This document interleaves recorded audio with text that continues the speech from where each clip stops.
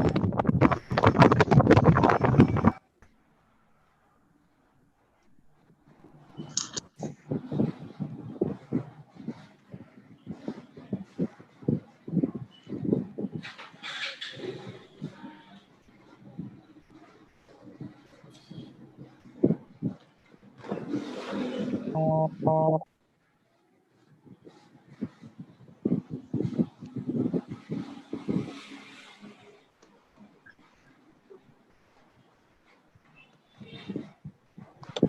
morning.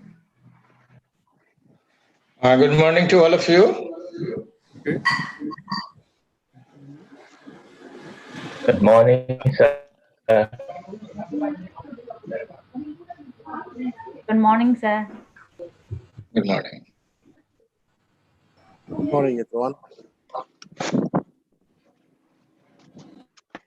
Good morning, everyone. Good morning. Good Good morning. morning. Hi. Good morning. Good morning.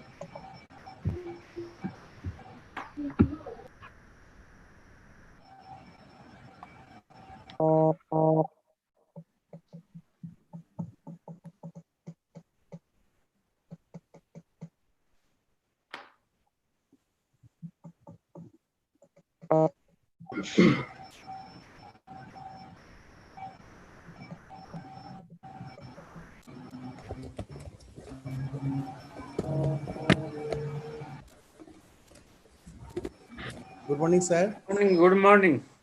Good morning to all of you. Yes, sir. We have Dato Same to you. with Morning. us, Morning. Professor Shopon, Morning, sir. Professor Morning. Monamdhar, and Miss Mai from Vietnam, Van Lien University, Rabu, all other from Good the morning. Myanmar. Good morning to all of you. Yes, sir. Same to you. Morning. Morning. Professor Shopon. Morning, sir. Dr. Sandeep, Yes, sir. you mute everyone and tell that whenever they want to speak, unmute. Yes, sir.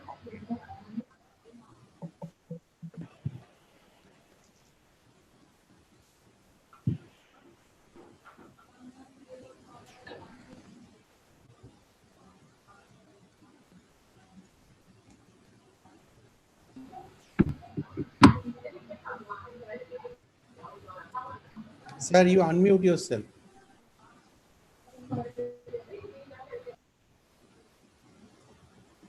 Yes, you can announce, Dr. Sandeep, Yes, sir. that those who want to speak, they can unmute and talk. And once they complete their discussion, they can mute so Yes. that we don't get any noise. That will be rules of the conference. Yes. So good morning to all of you. And Morning. we are going to start the event, today's event, as we are in lockdown condition.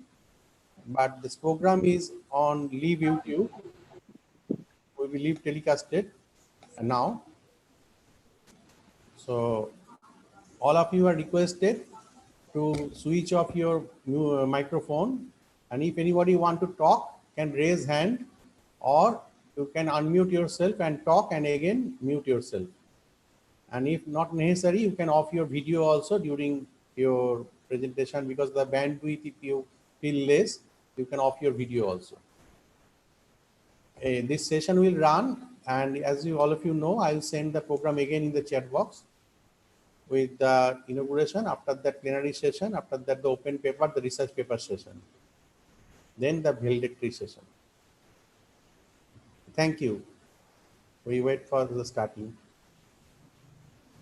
I check our keynote address speaker admin.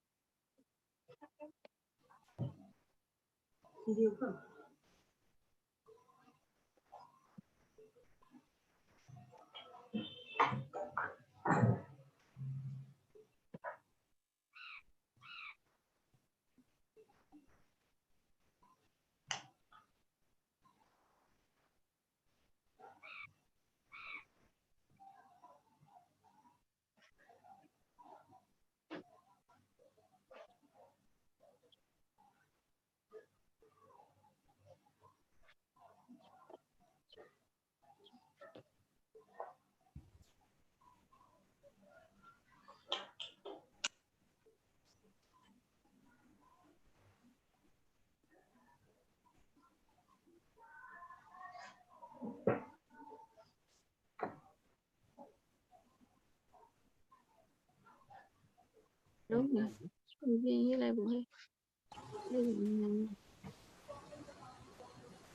aku suka video baita aku tahu.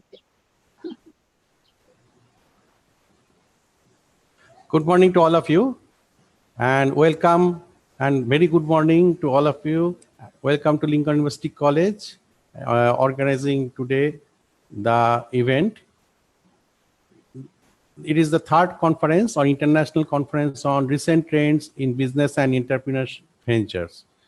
So all of you, many of you have attended the first and second one. This is the third one we supposed to do on physical mode, but as due to the COVID infection, we have to do this on online mode. I welcome you all, and first we start with Dua recital by, I request Professor Ali Amin. Dr. Ali, please.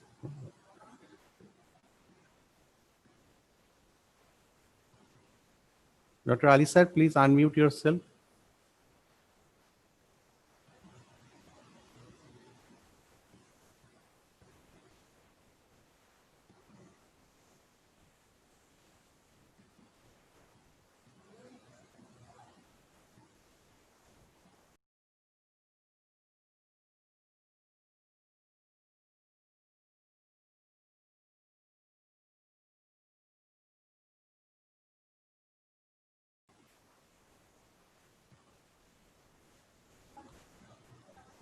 Ali sir, we cannot hear you.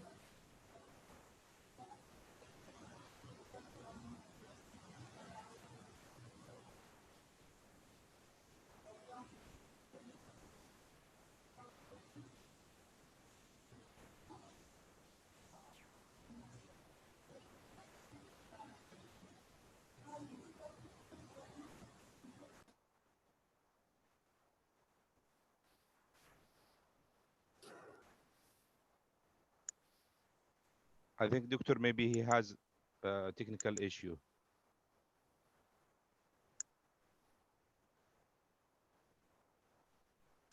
Dr. Ibrahim can do? Yeah, sure. Okay, sir. Thank you. Please proceed. Okay.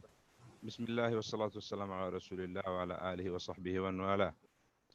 اللهم اهدنا فيمن هديت وعافنا فيمن عافيت وتولنا فيمن توليت وبارك لنا اللهم فيما أعطيت وقنا واصرف عنا شر ما قضيت سبحانك تقضي ولا يقضى عليك فلك الشكر على ما أنعمت به علينا وأوليت نستغفرك ربنا من جميع الذنوب والخطايا ونتوب إليك اللهم اجعل في قلوبنا نورا وفي أسماعنا نورا وفي أبصارنا نورا يا سميع الدعاء رب اشرح لي صدري ويسر لي أمري واحلل عقدة من لساني يفقه قولي اللهم ارزقنا فأنت خير الرازقين اللهم صل وسلم وبارك على سيدنا محمد في الأولين والآخرين وصلى الله وسلم عليه وعلى آله الطيبين الطاهرين.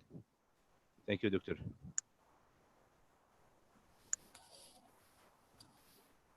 Thank you.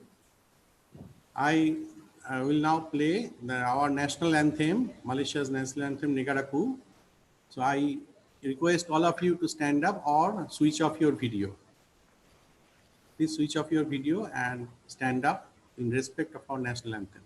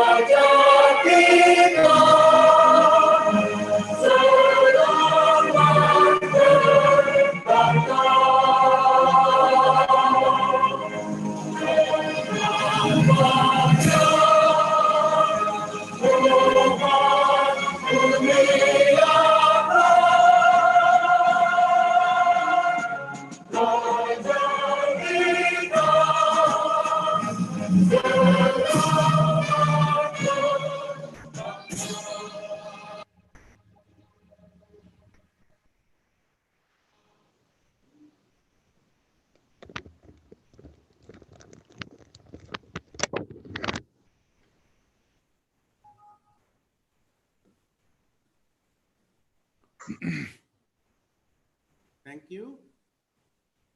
I now request our President and founder of Lincoln University College, Professor Dr. Omia Bhumik, to deliver his the inaugural address. Sir, please. Thank you, Dr. Sandeep. A very good morning to all of you from Malaysia, truly Asia.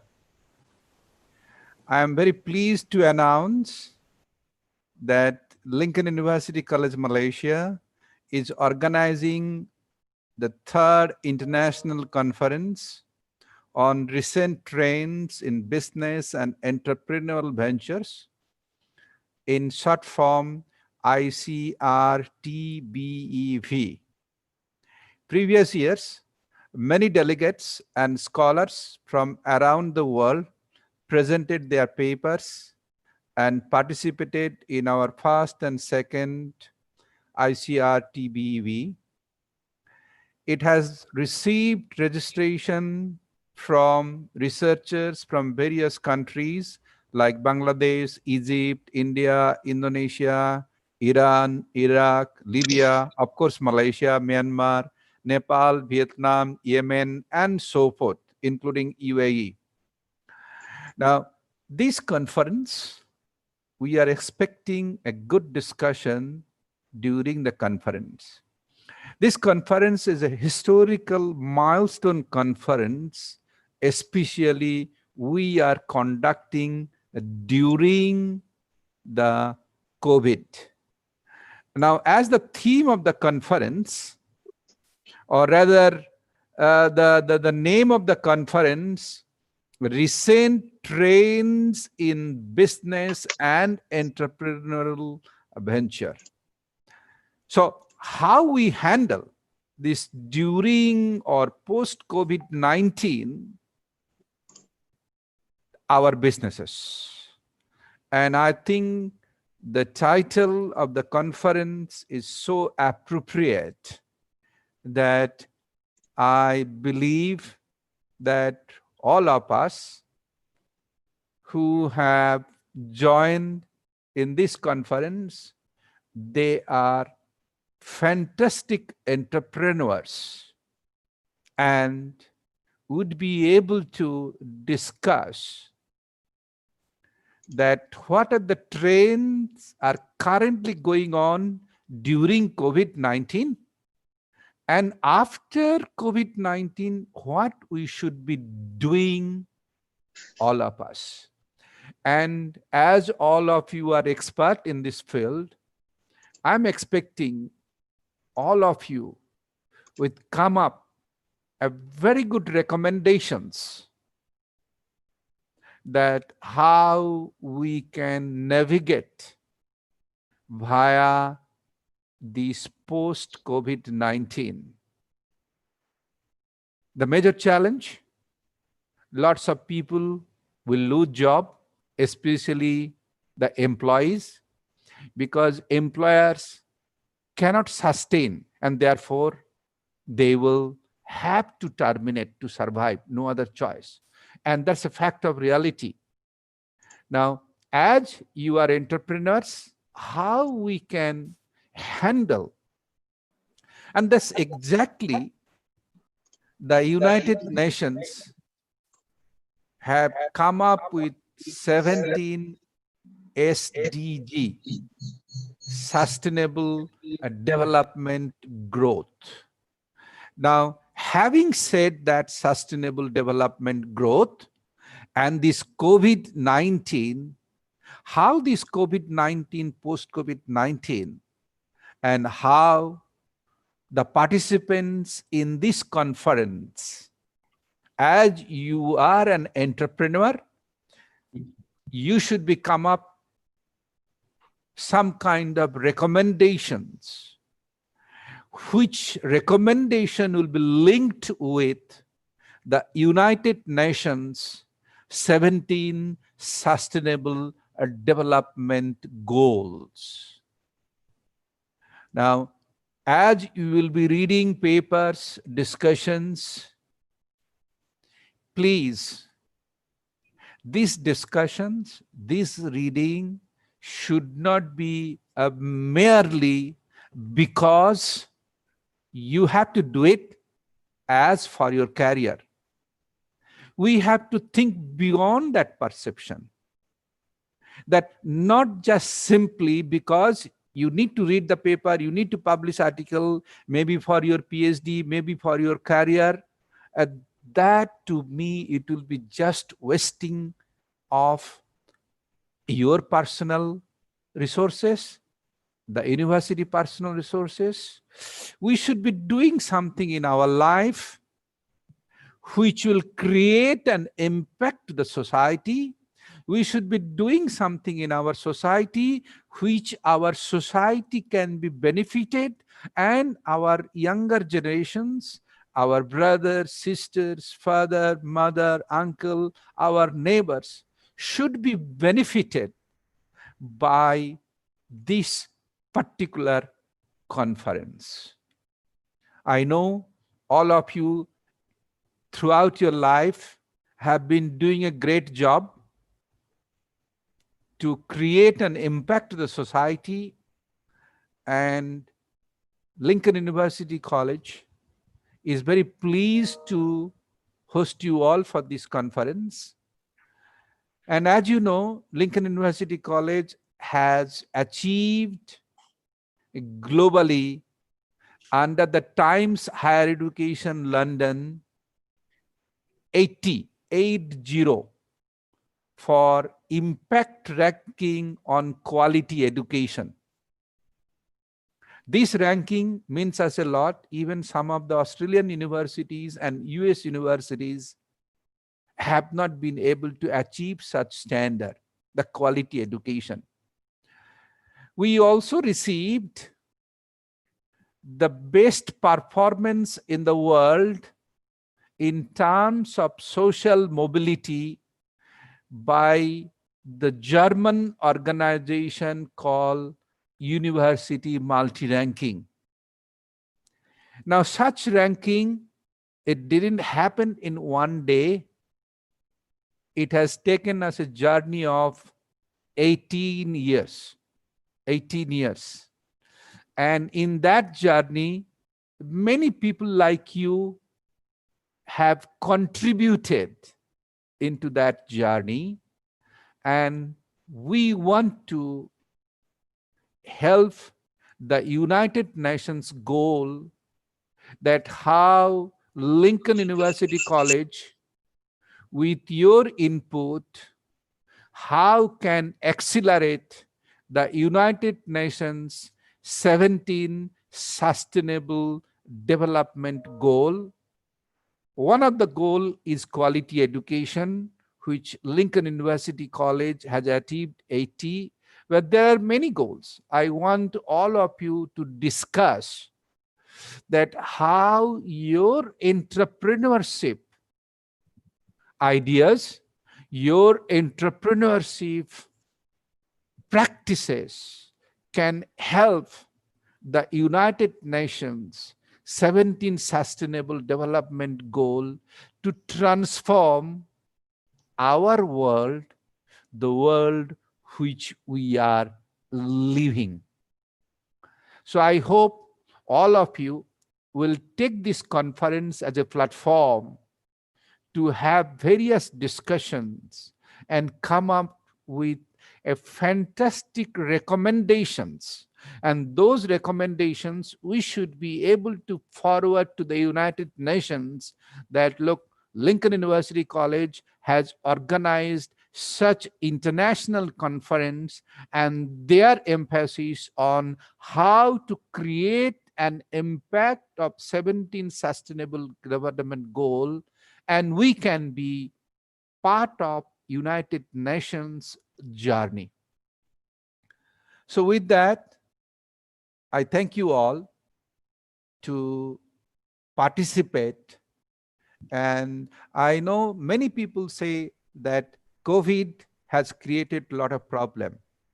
But as you are an entrepreneur, I am an entrepreneur, Lincoln University College is an entrepreneur, I do not say created problem, rather created a challenge for us to challenge such situation and how you are an entrepreneur win over such challenges. That should be the theme. So, and COVID has given lots of opportunity. For example, previously we used to have physical face-to-face conference. Now look at this. Today we are meeting 40 over countries participants with almost zero cost of traveling. Otherwise, we used to travel, we used to ask for holidays, leave, and so forth. And that's the biggest advantage COVID has given us. And that's the entrepreneurial thinking. Entrepreneurs, they never say that this is a problem. They never say, oh, I cannot do this because of this. The moment a person says, I cannot do this because of this, believe me, they are not an entrepreneur. Entrepreneur are the one, even I am dying right now, still I will say, no, I'm going to conquer the world.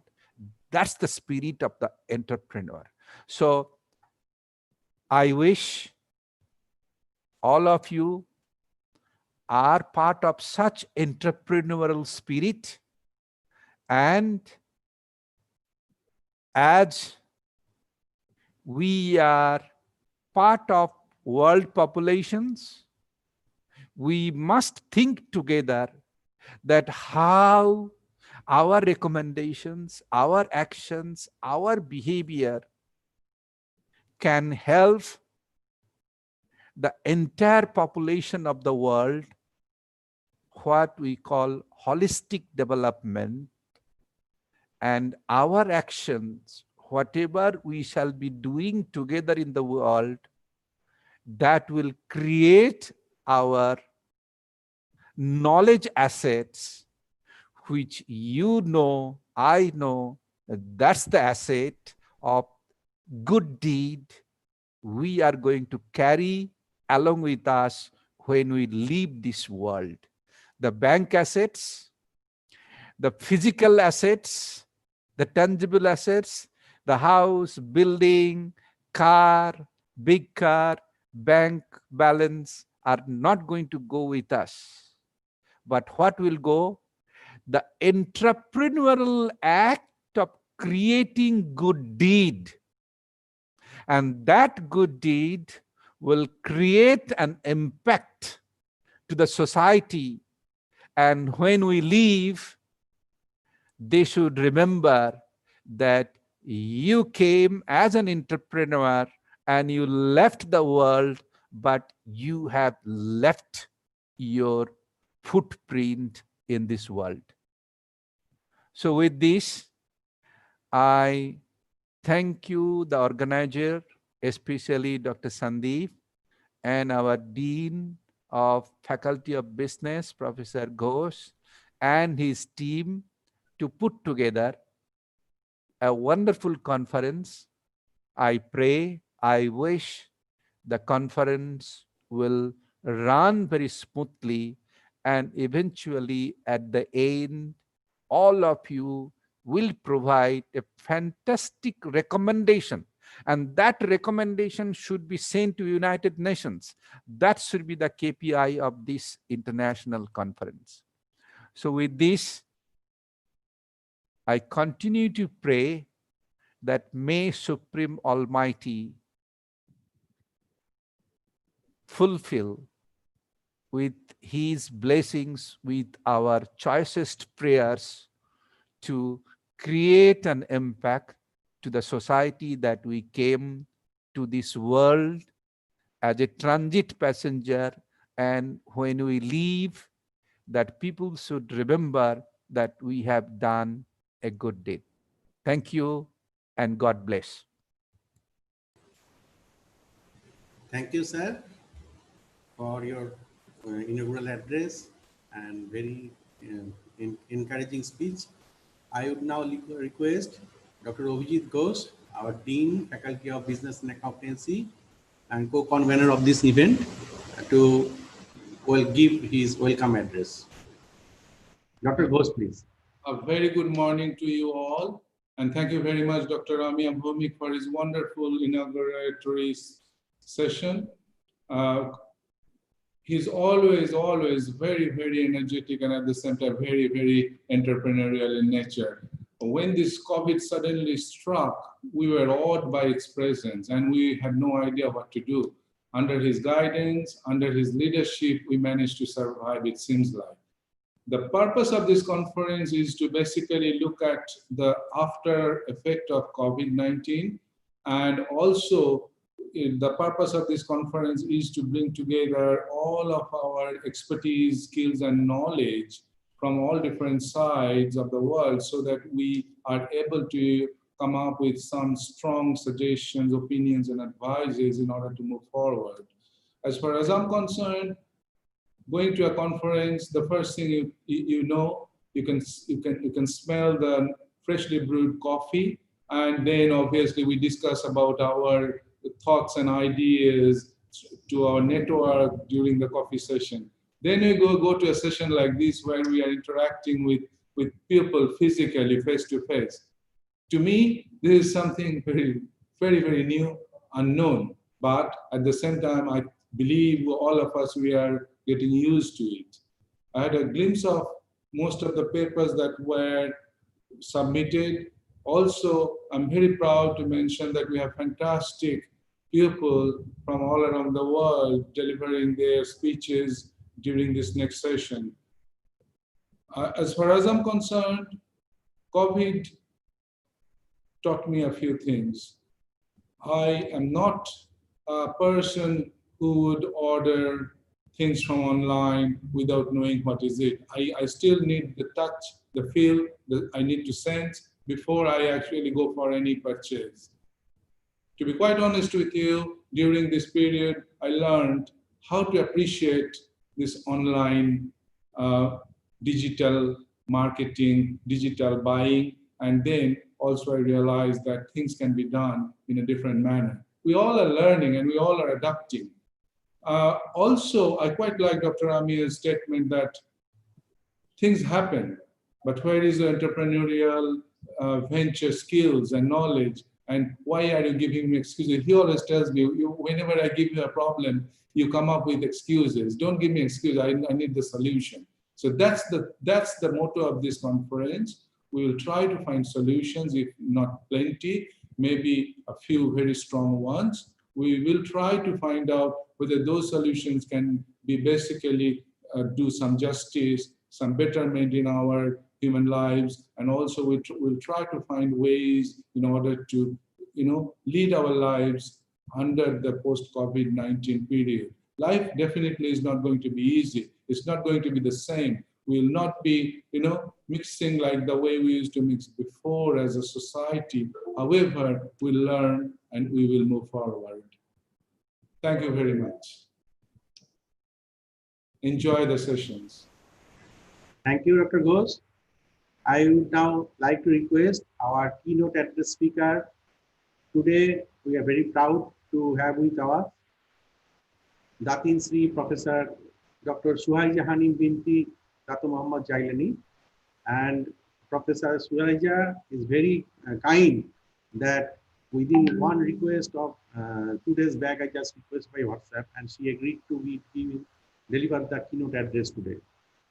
She is the professor of and Department of Operations Management and Information System and University of Malaya, and she has different memberships of different professional bodies like Malaysian Society for Quality in Health, Asian Academy of Management, Malaysian Qualifications MQA, Decision Science Institute, Asia Pacific Division Advisory Committee member.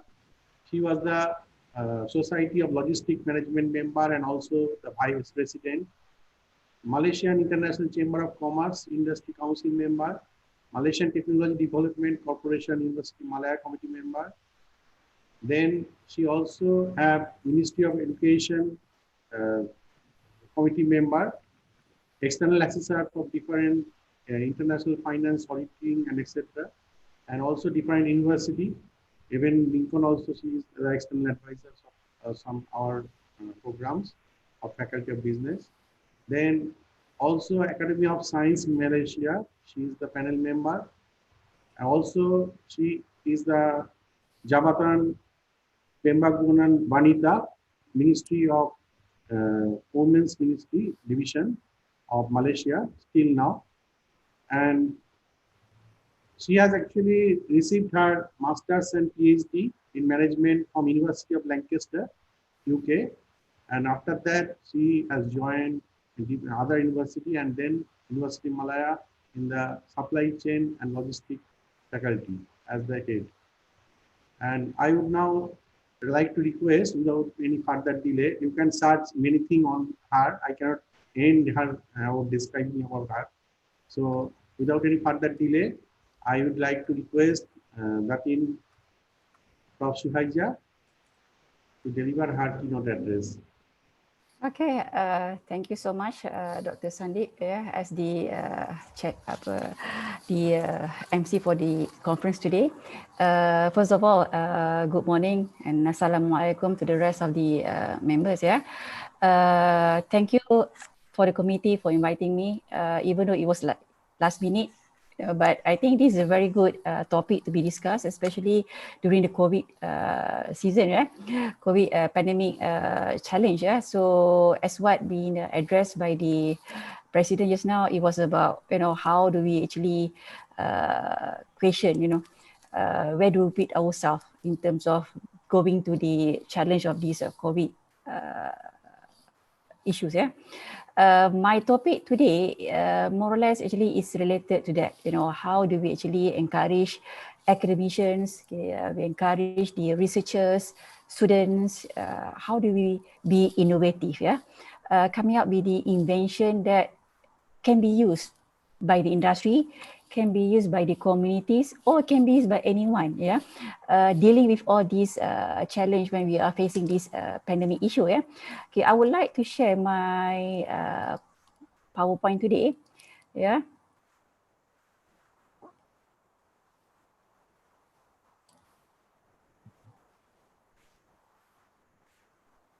Okay, can you see my slides today? Dr. Sandeep, you have to give Okay. the share screen. Can you see my slides? No, Prof, not yet. You have to click the share screen. Dr. Sandeep, have Yes, you sir. given? Please check Datin. Yeah, I already on my PowerPoints. Can you see my? Again, Prof. Again, share. Already in my PowerPoint. So can you see my screen? No, Datin, on the bottom, you will see the green button called share screen. Share screens, where is it? No, share screen. Yeah, The I already bottom. share. I already share through that one. Click again, once again. It's not showing. It's not showing? No. Okay. Let me. I share screen, Yes, click, and then there will be another small button, share. Yeah. And then open, Then don't see anything. Not yet. No. Dr. Sandeep, have you given her the Yes, share yes. host? I mean, On my side, actually, no, I'm bottom. I already shared. Yeah, I already click on that button, blue button. Is it? Yeah, there's a blue button. Share. Yeah, blue button share. Yep, share. And then allow. Yeah, Again. open. You are the host now, that thing. Prof, again do. Sorry. Again do now, because you are the host now. You can do again now, right? You click it one more time, that thing. I'm clicking that. Yeah, I'm now clicking. Hang on. You can't see anything from my screen, right? Not yet. Okay, I'm sharing now. Yes.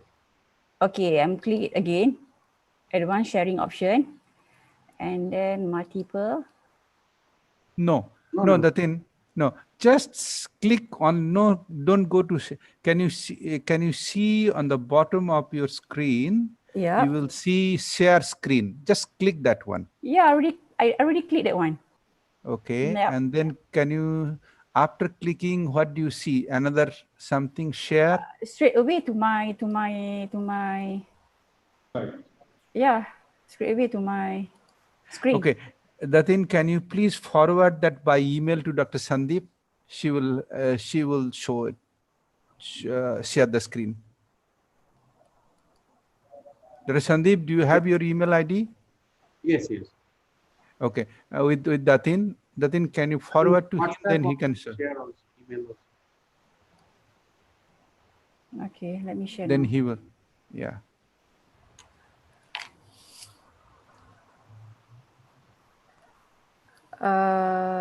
To my Dr. Sandeep, Yes. I'm attached to your WhatsApp. Okay. Okay. Dr. Sandeep, please, you go ahead and play the PowerPoint while Datin is Yes, going to come. talk. Have you received my? Come. Yes, come. Have you received Yes, my yes, PowerPoint? yes, yes, receive. Okay.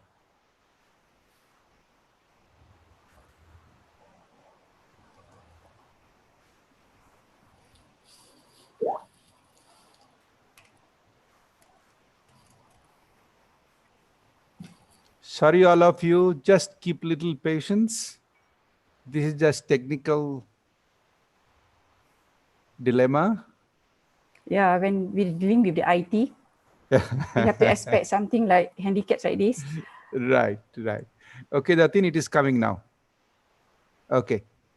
Dr. Sandeep, you put as a slideshow. Yes. Just one minute.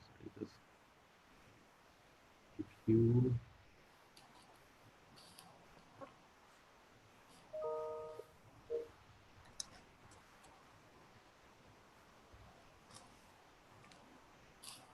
Going to just click the cup slideshow. Okay. Datin Sri, all yours. Yep. Thank you so much. Sorry for the handicaps. Yeah. Again, not really IT savvy person. Yeah. Okay. The topic that I'll be discussing today is on the arts of the research, innovation, entrepreneurship, and sustainability. I think what the Professor Chairman has mentioned just now, actually, these all four elements actually can be combined together. How do actually we be smart in tackling the issues of this COVID? Yeah, how do we survive dealing with this issue? Yeah, okay. Actually, currently I'm attached to the School of Business Management (ITB) Institute Technology Bandung. For a year because I'm doing my visiting professor, but again because of the lockdown and Indonesia is not yet in the green zone, so I'm not back to Malaysia. But we still communicate and I'm still having my classes, my seminars through online. In fact, one of the issues that we have been, one of the topics that we actually always discuss is about how do we actually encourage students to be innovative enough, coming up with these solutions. How do we actually face this pandemic issue? Dr. Sadip, you have to, because I cannot in charge the screens. yes. Yeah. Okay. Regardless, talking about who are you, whether we are academicians, we are researchers, or we are industry peoples, but normally we always need to do decisions. And how do we actually put ourselves in the manager's shoes? Because this pandemic issue, this COVID, we are not actually, it was not being expected in 2020. People thought that 2020 is the best year because the numbers is very good, 2020. And we of course, we're not expecting that something disaster will happen, but it happened. Yeah. Therefore, as a manager, so this is a very huge challenge that they have to face. Yeah. And because all the globalizations, all these uncertain demands and the uncertain environments, everything, again, managers need to face the challenge, how they overcome all these challenges and what made them to be sustained in the business. Yeah. One of the ways actually now we are more concerned is how do we train students so that they can help the industry to be more innovative in their business practices. Yeah, I think we can start from the research. And bottom line, where this research coming from? It has to be from the academicians. How do we train the students to be part of this research community? Yeah. Okay. Then next, Dr. Sandeep. Yeah. Then I would say in Malaysian context, if you're comparing the SMEs and also MNCs, normally SMEs, we a little bit like having a difficult time dealing with these challenges, yeah. Especially how they actually come up with these solutions to make sure that they can sustain the business. Therefore, they need to have more and more informations, how they can be creative, how they can invent something that make their business to be sustain, yeah. So as what we have the thoughts in mind that innovation is one of it, and innovation actually is a channel how to be a good entrepreneur. And once you be a good entrepreneur, you be a successful entrepreneur, then we'll make sure in a way that your business can be sustained. So now we have to make the mindset of this entrepreneur to be more open towards the innovation role. Yeah. Again, it's not about one-time kind of decisions. It has to be talking about the considerations of over the time, then when and how to start this innovation. Yeah, there are so many theories, there are so many kind of methods and how the managers can go about in doing this innovation. But again, because I'm as a lecturer, we are as a lecturer, even though in our teaching life, in our academic life, we hardly to absorb this innovation method. Yeah, but again, if we are only good in doing our research, if we are only good in coming up with the papers publication, but we're not able to translate the outcome from that research to be in industry purpose, then again, it will be useless. In Malaysia, one time we do have this, what we call as tripart, between industry, academics as well, the government. Because why? We don't want lecturers only like coming out the publications, neglecting the need of those outputs back to the industry. Yeah, I think in University Malaya, if talking about University Malaya, which is actually we are now almost the receive the top 50 in the world. Yeah, we are now 59 in the world, but again we are actually trying to get top 50 soon. Yeah, how good are we in doing our research? Yeah, I think we have more than 500 professors in University Malaya, but then what would be the benefit of these skills, knowledge, experts back to the industry? So we don't want that our findings, our outputs from the research only be stacked in our publications, only can be as a paper publications or book publications, but cannot be used by the industry. Because why? Industry people, they are more on the practical side, in doing a business, but they're not even have the knowledge how they can leverage this innovation to upgrade or to upskill or to sustain the business. So therefore, as academic, we have to help them from our own research. Yeah, I think like us from the business faculty, we are from arts, but do we have the skills? Do we have the technology? Do we have the product that we can help the industry? Some students or even my colleagues itself, we always wondering, how do we help the industry? Because we are only from our arts stream. We are not scientists. We are not coming out with any product. So how do we make sure that our research towards the end can go back to industry, and how the industry can use our findings to let them to be sustained? Yeah. So then we start to realize, nowadays that we also can be part of this innovation team. Yeah, we also can be part of this innovation contributor to the industry. So students must be aware that even though you are not from the science background, we also can be as inventor. We also can be as innovator. But how do we go about doing that? Yeah. Okay. Coming back to that. Yeah. Mentioned in 2015, we do have this tripart between industry, government, and as well the academicians, institutions, because we need to create a synergy between the three parties to help each other. academics do not do work alone. You know, it's a waste to the government, it's a waste to the country.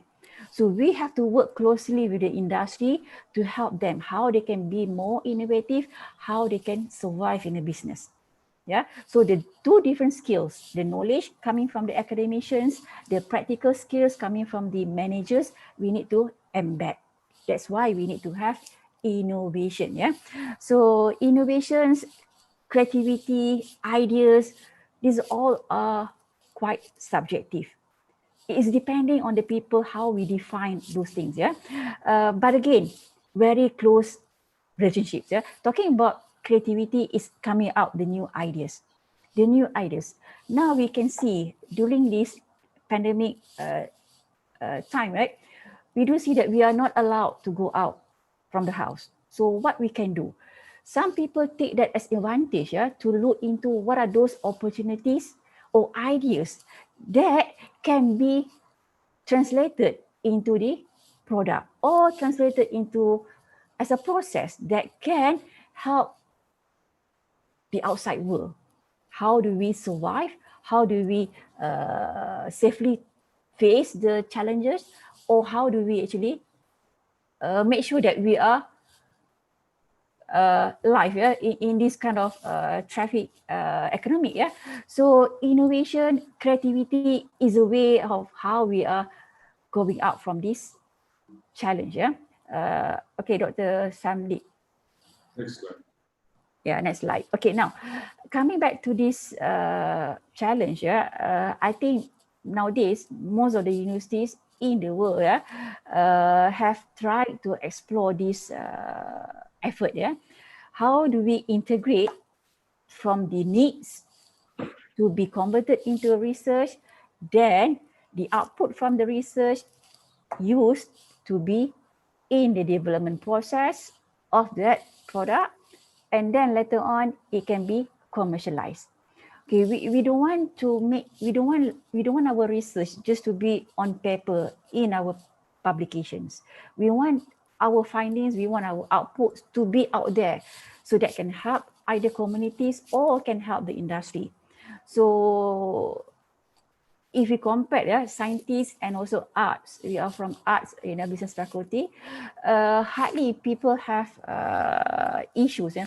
How do we actually go about to commercialize our product? Because we don't have the products. But again, this is very, very wrong. Yeah? I normally always advise my students, when you do your PhD, do not only stop doing your PhD. You have to go one step ahead from your PhD.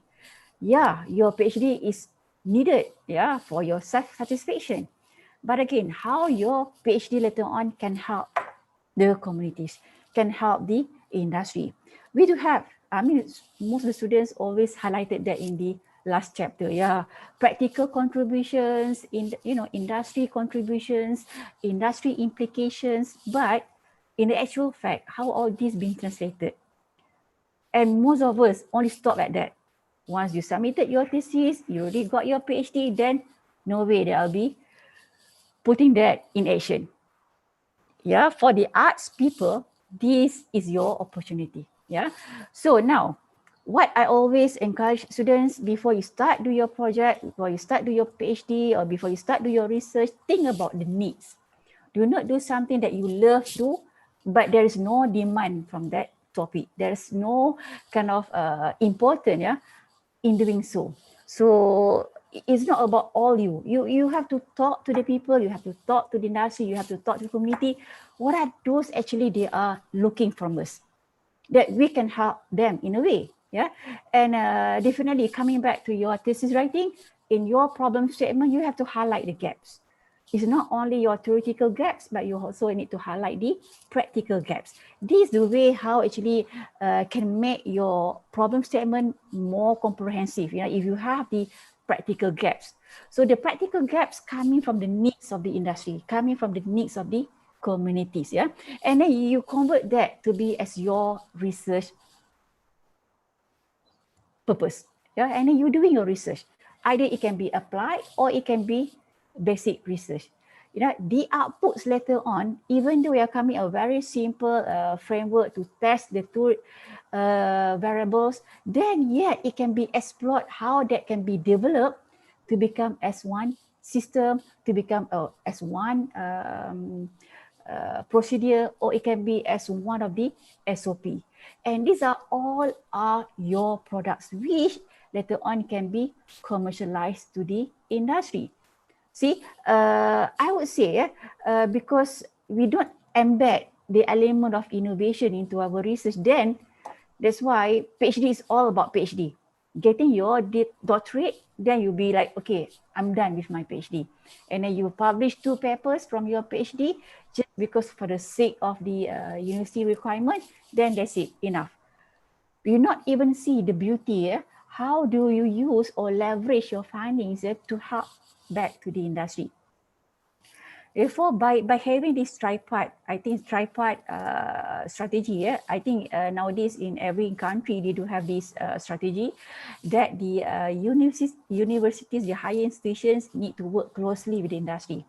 Because by working closely with the industry, then they know what are those needs, what are those demands, what are those requirements, that the managers, that the practitioners, that the entrepreneurs are looking from us. So we cannot work in silo anymore. Yeah, the industry and the academicians, we have to work closely, because why? We don't want to waste the government resources. We don't want to waste our country resources, because why? Coming up with the grants, research grants, is not our money. It's a taxpayer money. It's our country monies. It's our government monies. So we don't want to use that research grant just to do for the sake of getting a grant to do research, and towards the end cannot be used to help back to the country.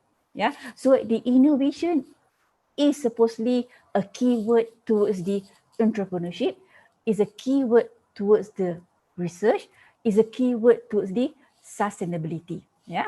So the concept of RDC now becoming important, but again, to look into on what kind of directions of the mission or vision of the ministry that you are working with. Yeah. Okay. Next. Okay, now, innovation, according to Edward Roberts, innovation is about invention plus with the exploitation. Again, you have invention, you have created something, you have invented something, but it's not been exploited. Then again, you don't have innovation. Yeah, like I said just now, students have invented the relationship between 2 variables in the PhD study, but they don't even know how to exploit that. They don't even know how to leverage that to become as innovation, which later on can be part of the product that it can be commercialized. Yeah. So now is a process of how do we instill the spirit that most of us, all of us, we are actually a creator. We are actually innovator.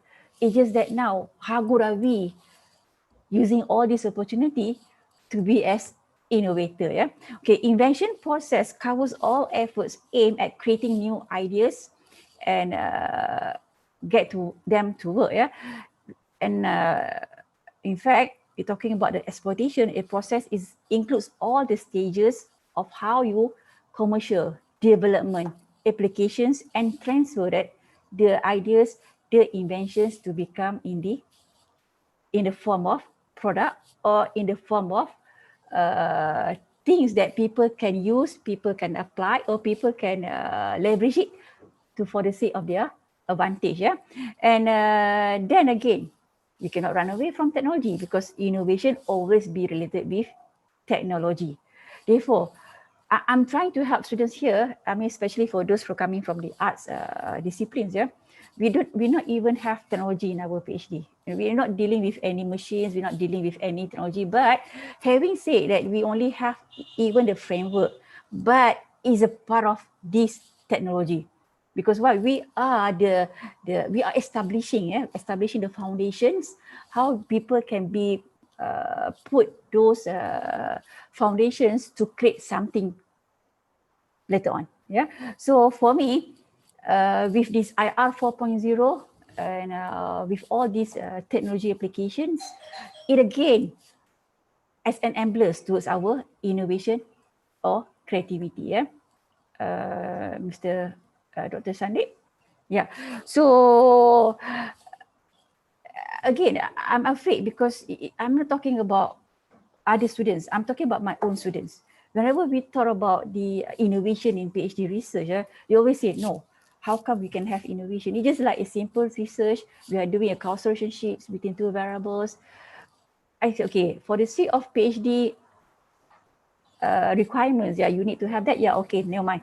Proceed, finish up your PhD. Then later on, we will take one step ahead to look into how that can be transformed. Yeah, okay. I will always highlight this. Yeah, that our research should be something that can have impact. Yeah, impact. So do not do something which that your research is only a research which don't have anything. It's a waste. It's a waste. You know, although you say that this is my university requirement that I need to get my PhD, only that, then I'll be as a lecturer, and that's it. It's a waste. It's a waste of money. It's a waste of effort. It's a waste of knowledge. Yeah, that has to be again bring forward to be as something that can impact. Even though if you don't say that, you say that I'm not good enough to help the industry, but just talk about your environment, your surrounding, your neighbors, your people, your community. That also something that you can help with, yeah, with your creativity, with your innovation, yeah. So put aside the ROI, everything, yeah. Now we only talk about the basic innovations or basic impact to the community. Here, innovation will have social benefit, yeah, social economic benefits. It drives to the knowledge economy, contributes to the nations and world's economy, create job opportunities, yeah. I would love to take this opportunity to little bit share my experience, because I was the director for the Entrepreneurship Center in Universiti Malaya. Yeah? I was there for 3 years. And I'm very proud to say that, you know, during my directorship, I managed to bring my center, I call it as UMAC, yeah, Universiti Malaya Entrepreneurship Center, to the high level. We managed to be recognized by the ACCSB, yeah, for the awards, the best 20 top entrepreneurship center. Because during my 3 years term, I have been dealing with all these innovations to our programs. Because I did mention to my students, now you are Gen Y. You are not anymore like our age that we are all the old people that we always think, okay, doing a business, we have to get our building, you know, set up the business in the building, get the loans, everything. You know, these all are kind of like conventional business people are doing. Yeah. Again, Gen Ys are looking something different. To attract them to be entrepreneur, we have to create something interesting. So what I did to be qualified as the top 20, yeah, entrepreneurship center, what we did, we have introduced the not yet, Dr. Sandeep. This is only my sharing session. Yeah, I introduced them with the green model of doing a business. Yeah, green model of doing business, which our businesses are not in the building anymore. We are creating a sort of like a new platform of doing a business. Yeah, one of it is online business, and then we do have these mobile applications, and then we do have these green businesses where we are coming out businesses using the container. Yeah, container. So we do have the food courts by using the trucks. Yeah, food trucks. And you can see in Malaysia nowadays, some entrepreneurs, they have involved with these food truck businesses. They have involved with these container businesses, yeah. Set up a small business in the container, very mobile, do not need to have a huge capital, you know, but again, you are there as a business. Yeah, students Gen Y, they love to venture new thing, right? And to let them to have a spirit, to have the interest, yeah, to be entrepreneur. So we did have one pilot project that we have set up our container and make it as our cafe container. Yeah, cafe container, which that cafe container business been run by students itself. Yeah, is only provided them with the capital to set up, as a open capital. But later on, the whole thing will be managed by our own students, talking from the upstream, taking the resources, getting the materials until it went to the end customers. And what happened to be surprising, students were offered themselves to be part of this project over than what we expected. At first, we thought that we hardly to get students that interested to be participated. But again, the numbers are so encouraging. We get more than what we expected. To that extent, one of our medical student, she's doing her medical degree. She was there as our counter lady. So I was like wondering, I did ask her, what makes you interested to join this project?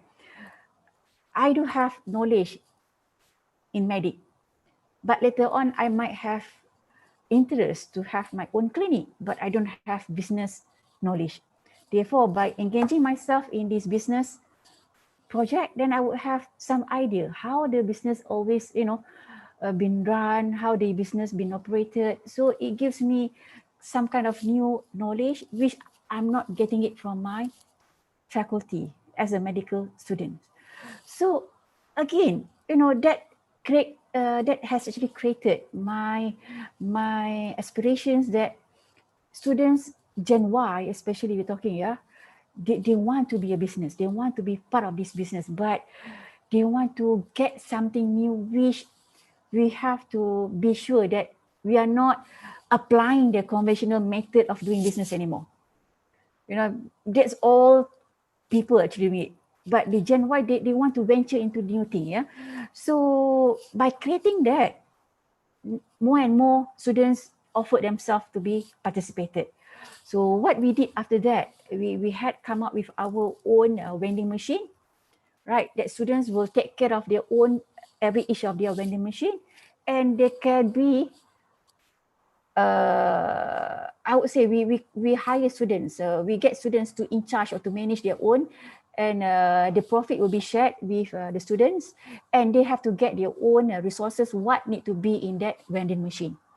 Yeah. So there are 3 projects that we have actually done as our pilot: the container cafe, the food truck, as well the vending machine. So the 3 projects that we had actually, I would say, is partly of innovation strategies. We use the green businesses because these are all the green businesses. And when we are moving along, when we believe that the feedback from students are very positive, then we start to think other projects, other projects. Then therefore we came up with the academic online business academy, and we do have mobile apps academy. So we have to take one one step ahead, how they can do the business online. Therefore, students can be anywhere. They don't need to have capital to do business online, but how they get the supplier for them to be able to be in the business online. So we teach them from zero to become hero. So why do I say hero? Because most of the students that have participated in our program, towards the end of the program, they manage to generate their income. The most they can get 10,000 within that 3 weeks project, 3 weeks program. 10,000 ringgit Malaysia, just to become as a dropship. Before this, they don't even know how to do business online. They have been dealing with all these online business. They bought the products online, but how do they actually involve as part of this supply chain. So what actually from this project, when our student managed to generate income 10,000, then we feel this is something good, because why? That student, he was not from the faculty business, he was from the religious study faculty. So now when we have all these new programs, which is, I would say, is quite kind of innovative programs, then numbers are there. Students that really excited to participate, students that really keen towards the end, I want to be entrepreneurial, to have interest to be entrepreneurial, it was actually increased. Something that which has never thought about this before, because as you know, all along the way, we only struggle for the reputations as to become the research university in the world. Yeah, so we were more on the publications, more on the research, more on the consultations, everything, but we put aside the importance, the element of this entrepreneurship away long time ago. So when I started this, when I stepped into this center, then I realized, has a brand, so we have to use that brand and leverage for another element or another skill, which we are not only provide the managers towards the end of our teaching, but we also provide out there those successful entrepreneurs. Yeah. So again, it's all about innovation. Right? Innovation, because to make your life to make your business sustain, to make your business different than your competitor, to make your business competitive in the business, in the global business, then you need to have this element of innovation. Yeah. So what I can conclude from the effort that we have done in the center, we are creating the job opportunities.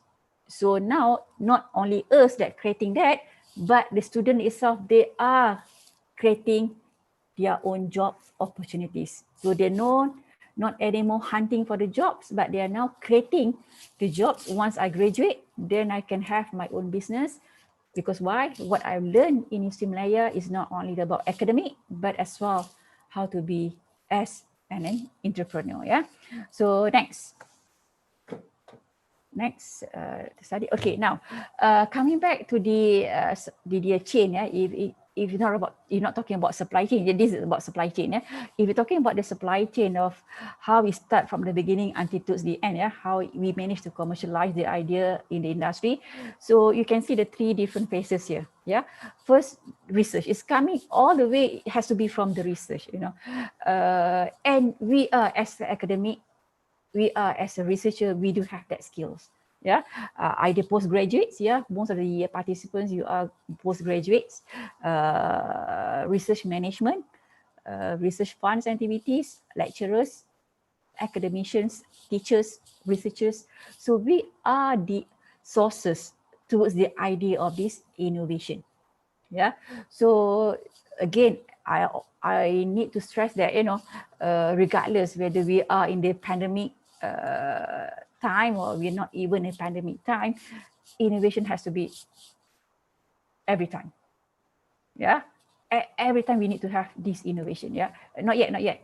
Yeah. So from this research, then move to the next stage is how do we create the innovation? How do we develop the innovation? Then the researchers need to be linked up, need to be working closely with the inventor, with the industry, with the technology transfer office, get the IP, get the prototype. Yeah. So if everything is in order, then the next stage is how you commercialize it.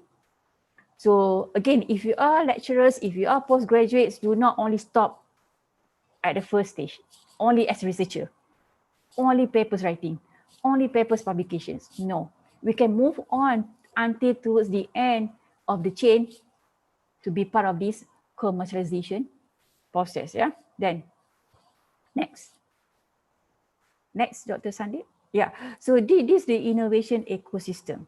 Yeah. So where are we as a researcher? Where are we as academicians? So we are here in the heart of this ecosystem. we are here in the heart of this ecosystem. Yeah. So in fact, we are the inventor, and at the same time, we are also as the user. So we can put ourselves in the shoes of users. We can put ourselves in the shoes of customers, because we are the innovator. We are the inventor. Yeah. But again, you have to understand, well, what are those ecosystems that has to be established? Yeah. When you talk about your own innovation. Yeah. Next. Dr. Sandeep? Yeah. Then this kind of step by step kind of, you know, you put the ideas into the research towards the end. Yeah. Okay. I think most of the students, they know already there are a few types of research that can be done. Yeah. If you talk about those related to innovation, you know, you can either start with the basic research. You know, either you use applied research, or you can use product experiment research, case study, or reporting, or market experiment. Then come back to the basic research. Okay, okay, now, where are we from arts? Where are we from arts? Not yet. Where are we from arts? We are not able to do design and product experiment because we don't have the product, right? Can we do applied research? Yeah, of course. But hardly that we can see our students really take that as a challenge to go for the applied research. Because arts, normally we go only basic research. Because why? They're afraid to step into industry, to work with industry, to come up with something industry needs is not easy. Yeah, even market experiment also not our students. Yeah, so coming back to the arts mindset, we only do basic research. Is a waste. Is a waste. I tell you, all the students, is a waste. You have to change that mindset that although we are in the arts, we can go all out. Either doing the applied research, case study, reporting, market experiment is another example. Everything that we can do. Yeah. Next. Yeah. Next. Yeah. Hello. Yeah. Next. Okay. So this is the process. Yeah. This is the process. Okay. If you're doing PhD, is only at the top. Yeah, you're not talking the whole process until bottom. Yeah, because to go for this level, you need to take one step ahead. Yeah, not your PhD. You have to go beyond your PhD. Next.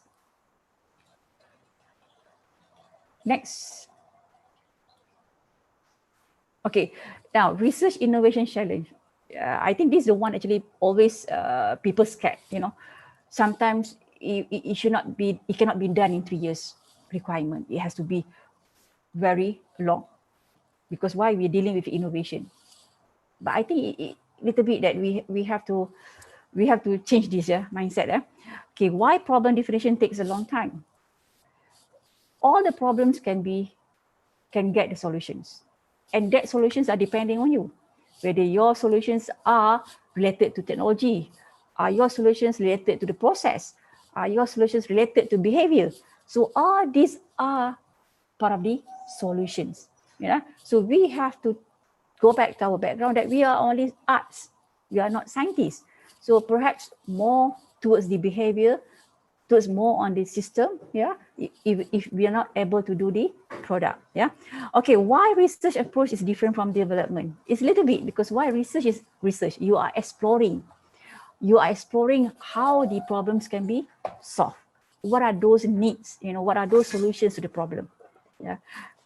Development is different. Development is one step ahead than that. From your findings, from your conclusions, from your discussions, how that can be developed, something that can be tangible, and that tangible product later on can be commercialized. Yeah. So again, if you're able to complete the whole chain here, then I would say you are about to be considered as the good researcher. Yeah, I think to put this in the students' shoes a little bit hard. But as a lecturers, as the academicians, as academic, I think this is should be compulsory. Yeah, should be compulsory. And I would say that now, most of the higher learning institutions, now we are more looking at how you actually establish or completing all the steps in the chain. Yeah. Okay, now next, Dr. Sandeep. Yeah, no mind, it's okay. Next. Yeah, okay, now doing a research, it can be A to Z approach or Z to A approach. You know, some people think about things what they want to do. So they are digging out what are the gaps, they're digging out what are the needs, you know, then later on they establish it. But some people are looking for the gaps first, you know, they are looking for the solutions first. So it's derived, then come back. It is like you're working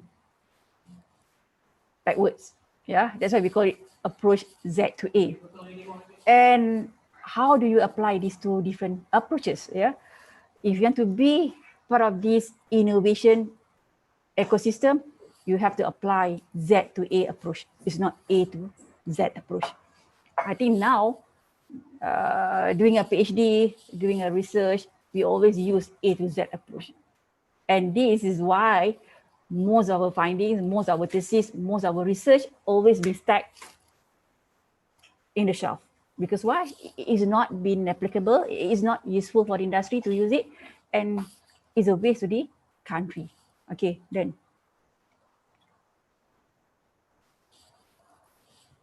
Okay, I think this will be basic, very, okay, then next. How to choose a good scientific innovation problem?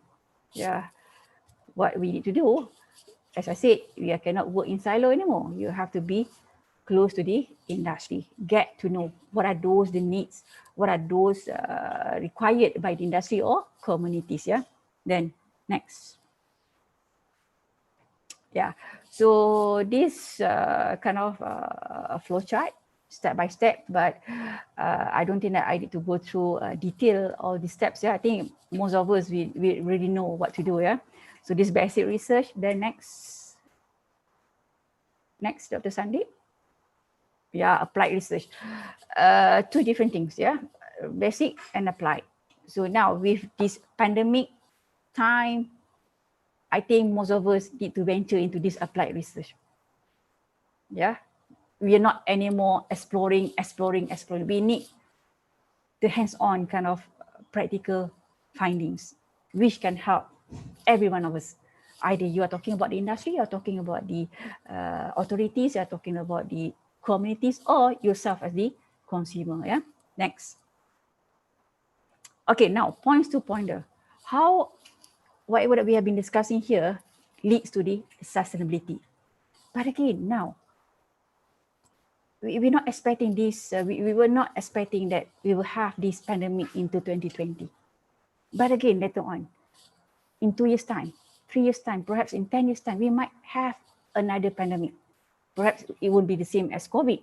You know, if happen to be that we have another pandemic. So how do we sustain? We should learn something what we have now to be carried forward if that will be happening again in the future. Yeah. So the innovations that we have created from the research that we have done, it can be help industry, it can be can help the communities, and how do we actually use it when if the issues again come in the future. Yeah. So this all leads to the element of sustainability. I think nowadays people always emphasize, you know, the importance of sustainability in everything that they are doing. Again, we're doing this innovation is not for one time agenda, has to be for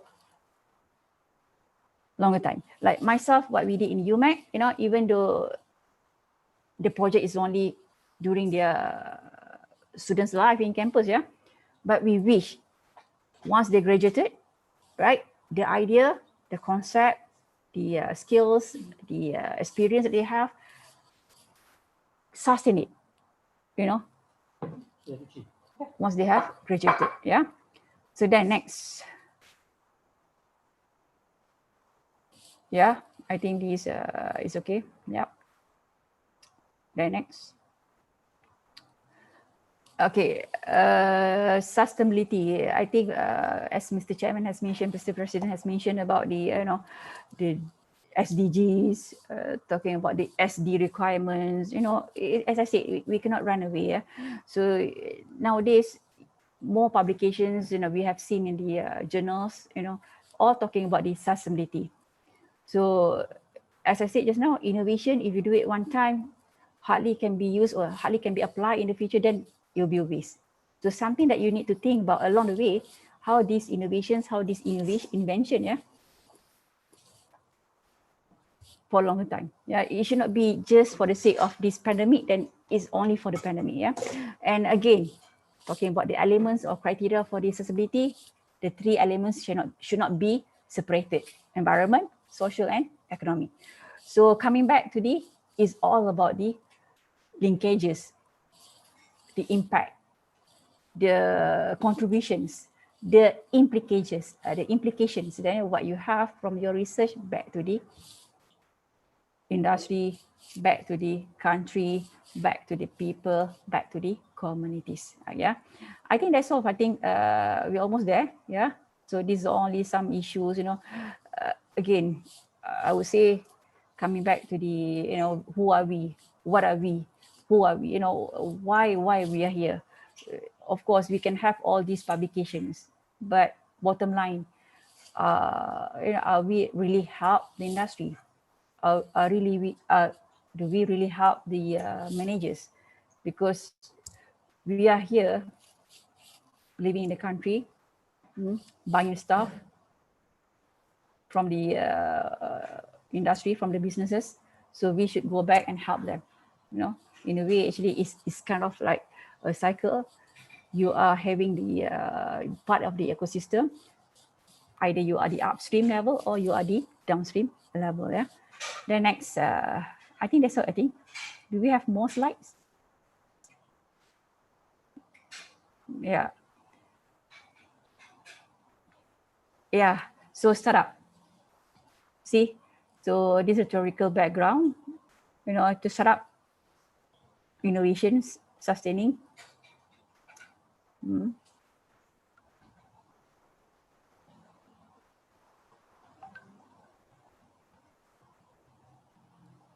Yeah. Okay, big or small, they need to work on innovation. And we love to see more startup from our own students. Yeah, but how actually they're able to be to have their own startup? That's why we have to inculcate the culture. We have to develop the understanding. We have to provide them with the some experience, during their students' life in campus. So this is what actually UMAC has done to the students. Yeah, sadly to say that UMAC now is closed due to the new management of IMSI Melaya. So we cannot sustain all the businesses. Yeah, hardly to say. Again, it's all authorities' decisions. Is a management decisions. So, but we're proud to say that we have actually produced lots of entrepreneurs among our students from this innovation businesses. Yeah, that's it. Okay, I think that's all. I would love to talk more about this innovation in the business. Yeah, how to create these green innovation businesses. But again, because of time constraint, I think I have delivered more than 1 hour. Is it? Okay, Prof. No problem. No problem. Okay. Not really related to pandemic, but again, this I think can be shared with all of us. How do actually we deal the issue of the pandemic? Yes, Prof. Thank you. Thank you so much. Yeah. Any questions? I'll take from them after. Any question the participant are request to put in the chat box. So later on we can go to Prof and Prof will give the reply to us. So thank you, Prof. And Dr. Ghosh, you must thank the Prof, I think. Thank you, Professor. for your wonderful speech. At the same time, I truly believe that your area of expertise, that's where they're flourishing big time now during the COVID-19 and after. Logistics and supply chain management is here to stay. And a lot of researches are going on at this point of time. So big thank you to you, Prof.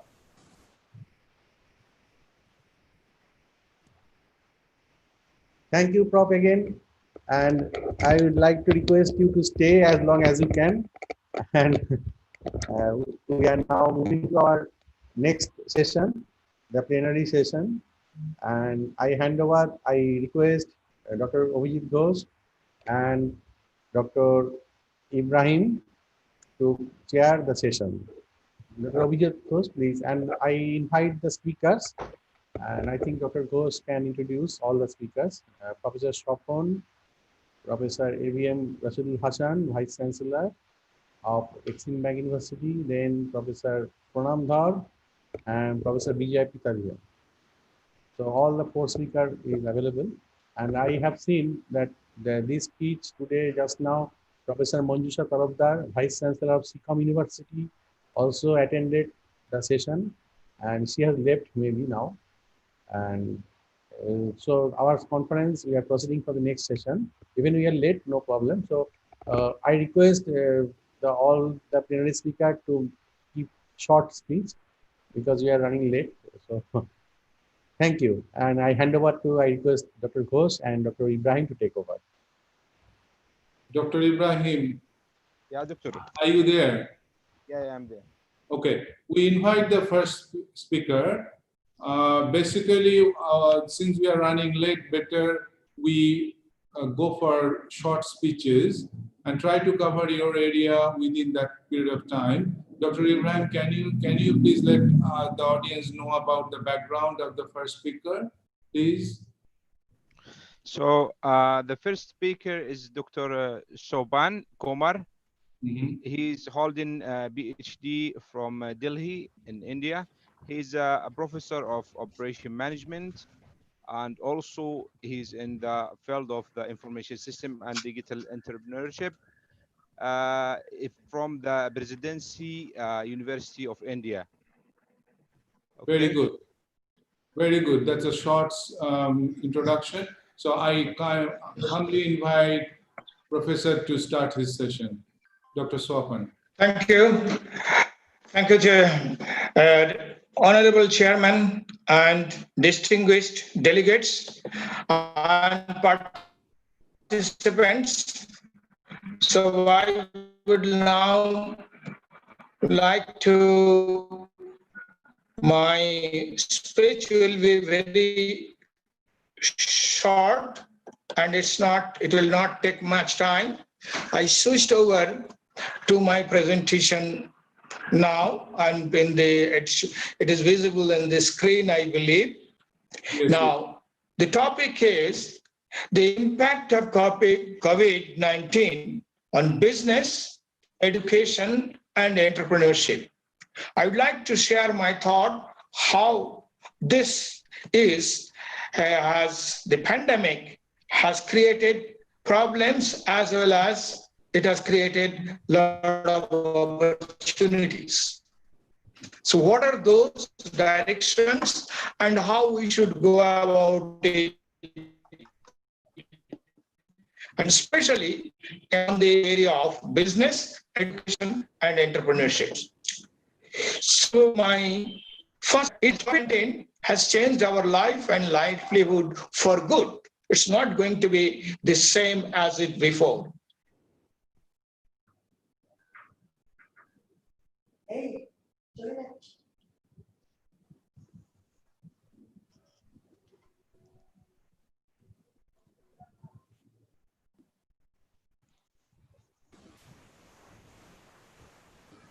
Sir. No sound. Yes. He disconnected. Suddenly his voice lagging. I think he has disconnected. Net problem.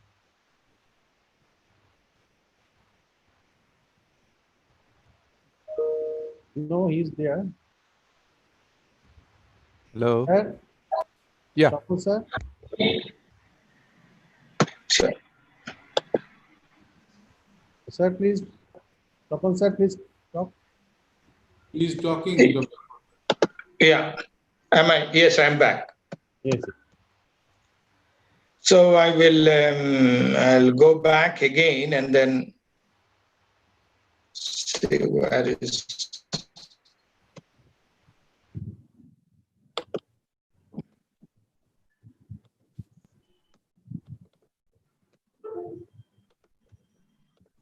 Okay.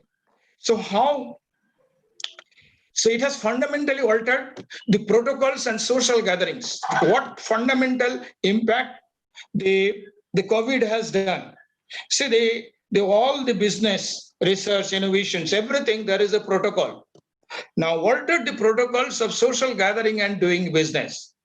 And it is compelling the customers, citizens, business houses, government, administrator to rethink and re-engineer their ways of doing business. It's not the same business as usual. So it has to be different. What is that portion now? It is coming to, sorry. Oh, it is. Now the next important change, it has three. Why it is? Sir, you please share. Not Yeah. shared. Yeah, you are not sharing. In case you cannot share, can you send it to Dr. Sandeep? I have done the sharing, but still it is not coming to the sharing mode. Okay.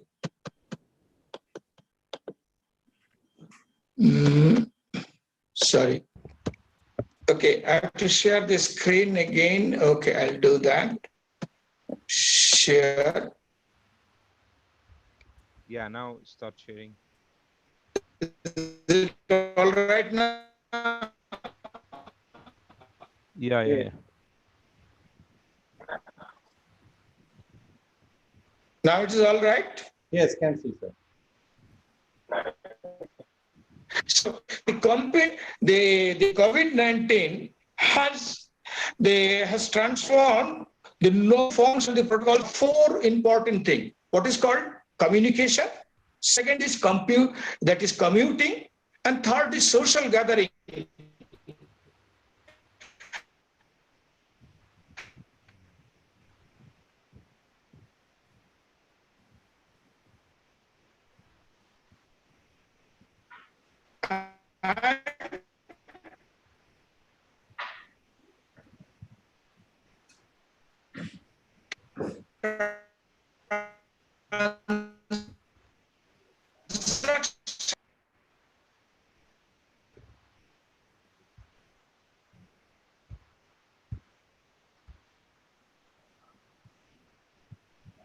I think sir have facing problems with internet.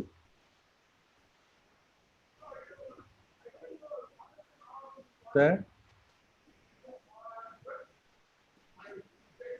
His internet problem.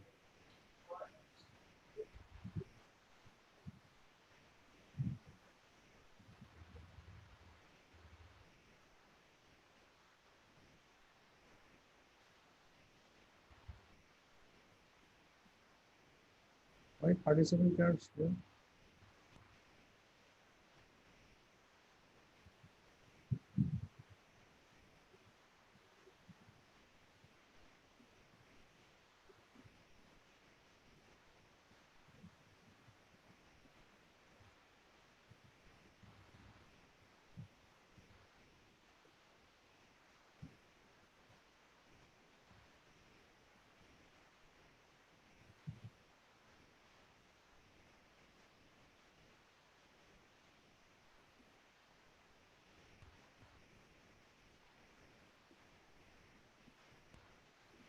Yes, sir, we can see your screen. Sir, please unmute.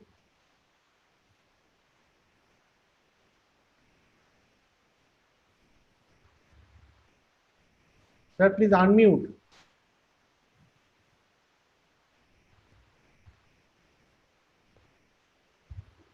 Sir, can see the screen, but We cannot hear you, sir. Unmute, sir.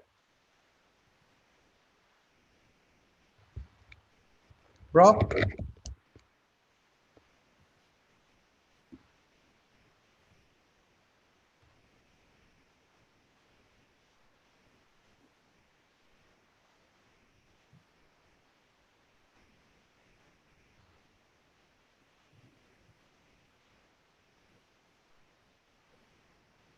Go at the bottom of the screen, sir, and unmute. Yeah, I know. Okay, okay. Again muted, sir. Yes. Okay, yes. Is it Yes, yes. now? Am I audible? Yes, audible and visible. Now? Yes, sir.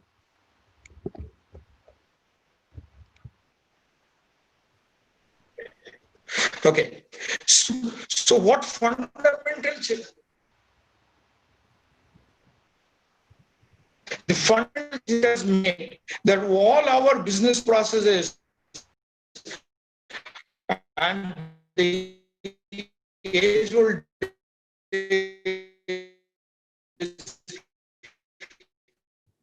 it based on face-to-face communication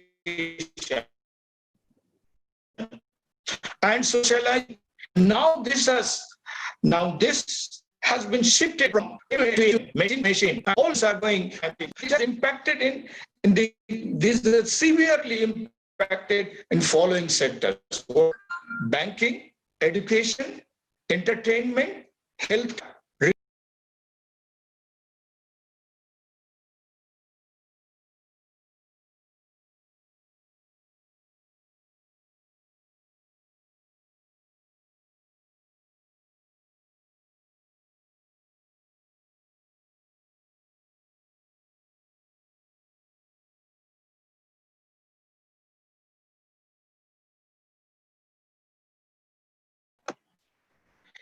This is the real problem I'm facing, and I know this is where our preparedness. So we have two options. Business and individual have two choices.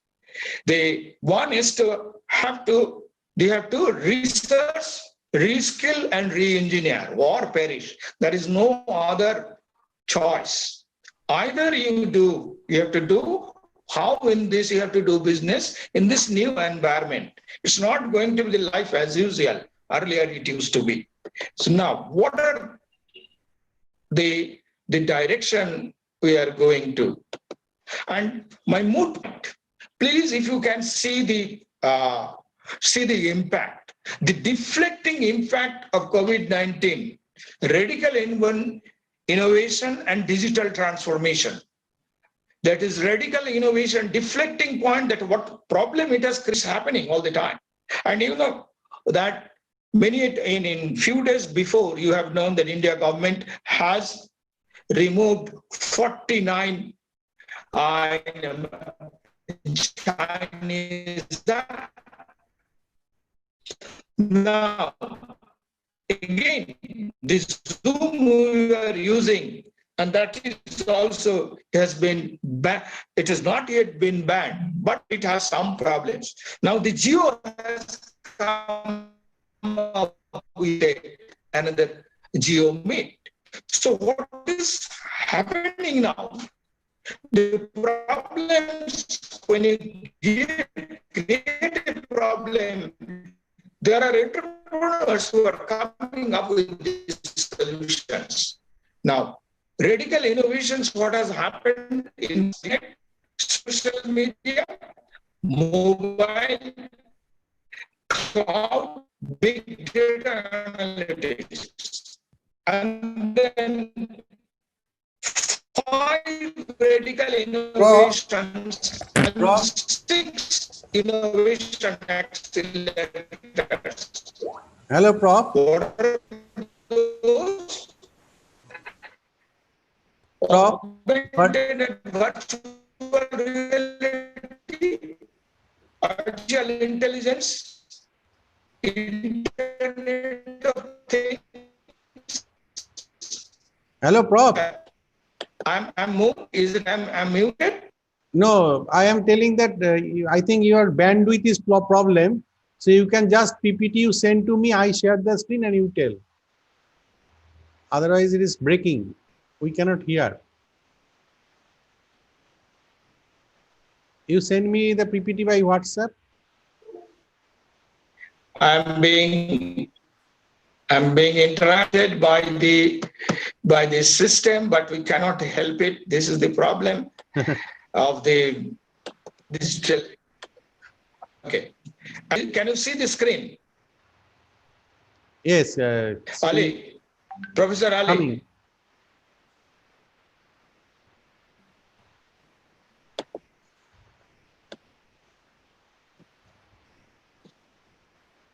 Not yet moving. Can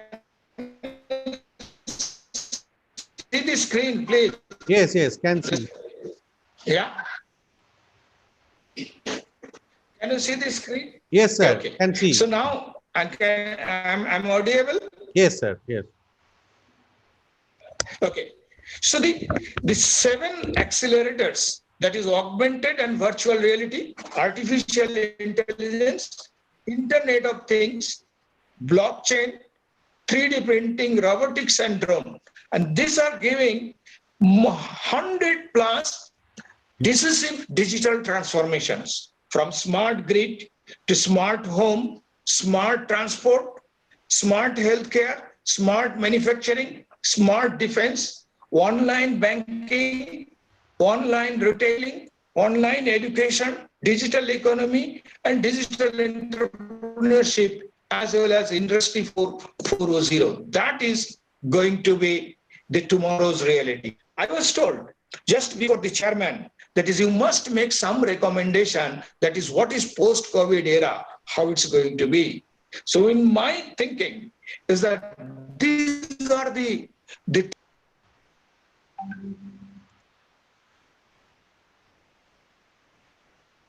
Very interesting topic, but we are getting distracted. Okay, I share the screen.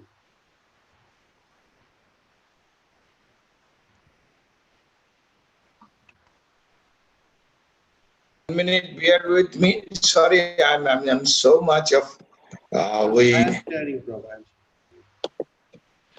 Okay. Yeah, I have mailed it to you also. So Yes, from Prof. Sandeep, you can also take it from. Prof, you can see? Yes, I can see the. Yes, yes. Okay. Yes, I can see. Please continue. Okay. Yeah. So see that this is much more better because from my side.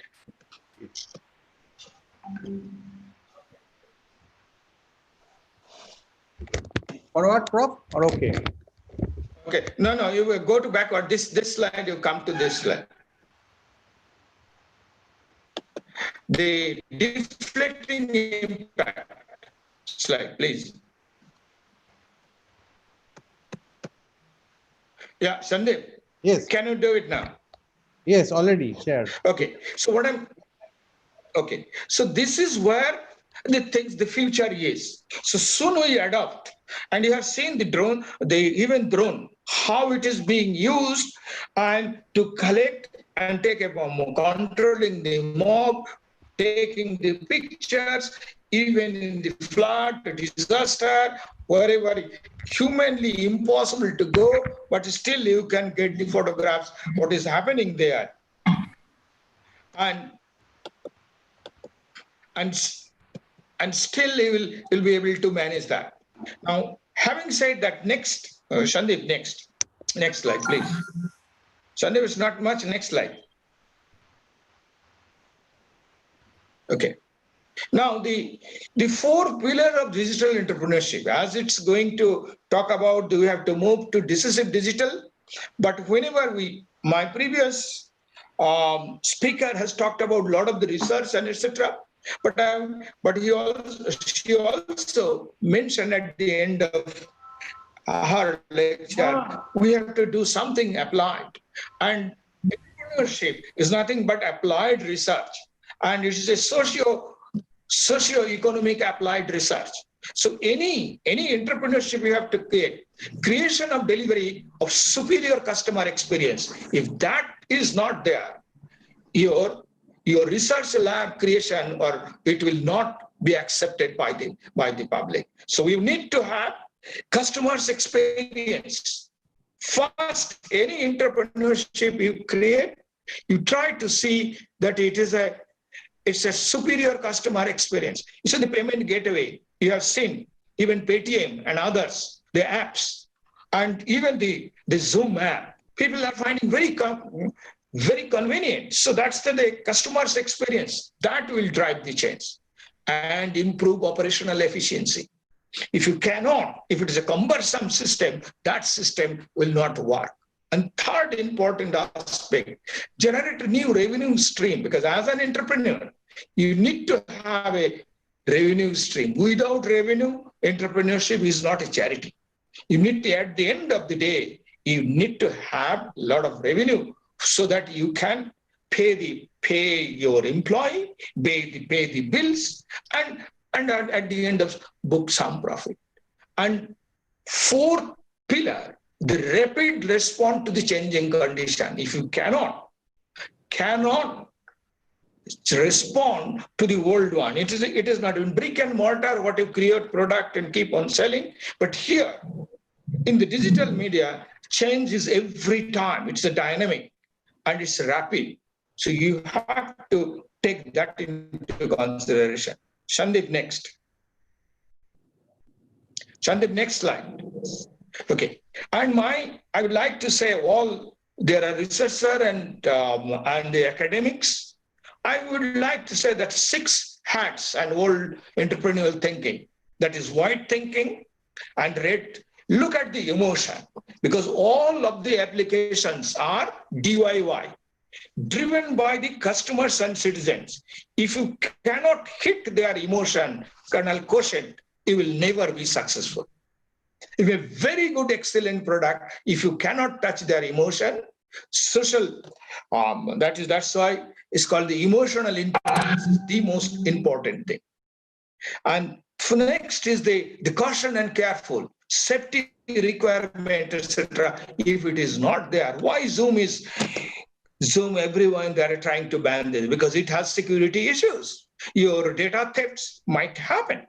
And of course, so these are if you don't have these systems, and that system cannot be used for business purposes. Yellow, that is hopes and positive speculation, leadership. And of course, the end is the green, the creativity, ideas, and that's it. And finally, that is the management thinking, that is called the blue, control and organizational thinking.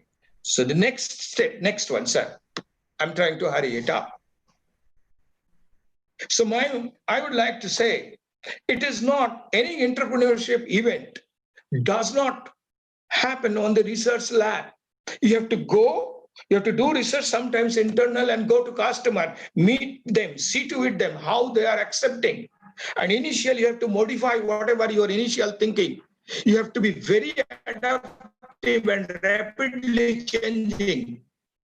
You might have done something excellent, but customers or the buyers who will pay for it, he or she may have a different requirement, cannot fulfill the need and aspirations of the customers and citizens. You, as an entrepreneur, you will never, ever be successful. And I would say, once is not enough. It is a repeated and continuous thinking. That's what I say. And it is a pictorial game. Never give up, never give up, and never give up. Small and large, never expect and convincing. This is how one has to go through. So it's not once, you have to try continuous. So continuous innovation, technical innovation is easy. What is most difficult? Understanding the millions of mind, how they are thinking. My product should be accepted by millions and billions. If my app or whatever I develop, but everybody has its own requirement, their emotion, the needs and aspiration. If that is not fulfilled, they will say, what for? What for? Why should I pay my hard-earned money to your products and services, which does not satisfy me? So that's why every time retrofitting, changing. Next one. Next that.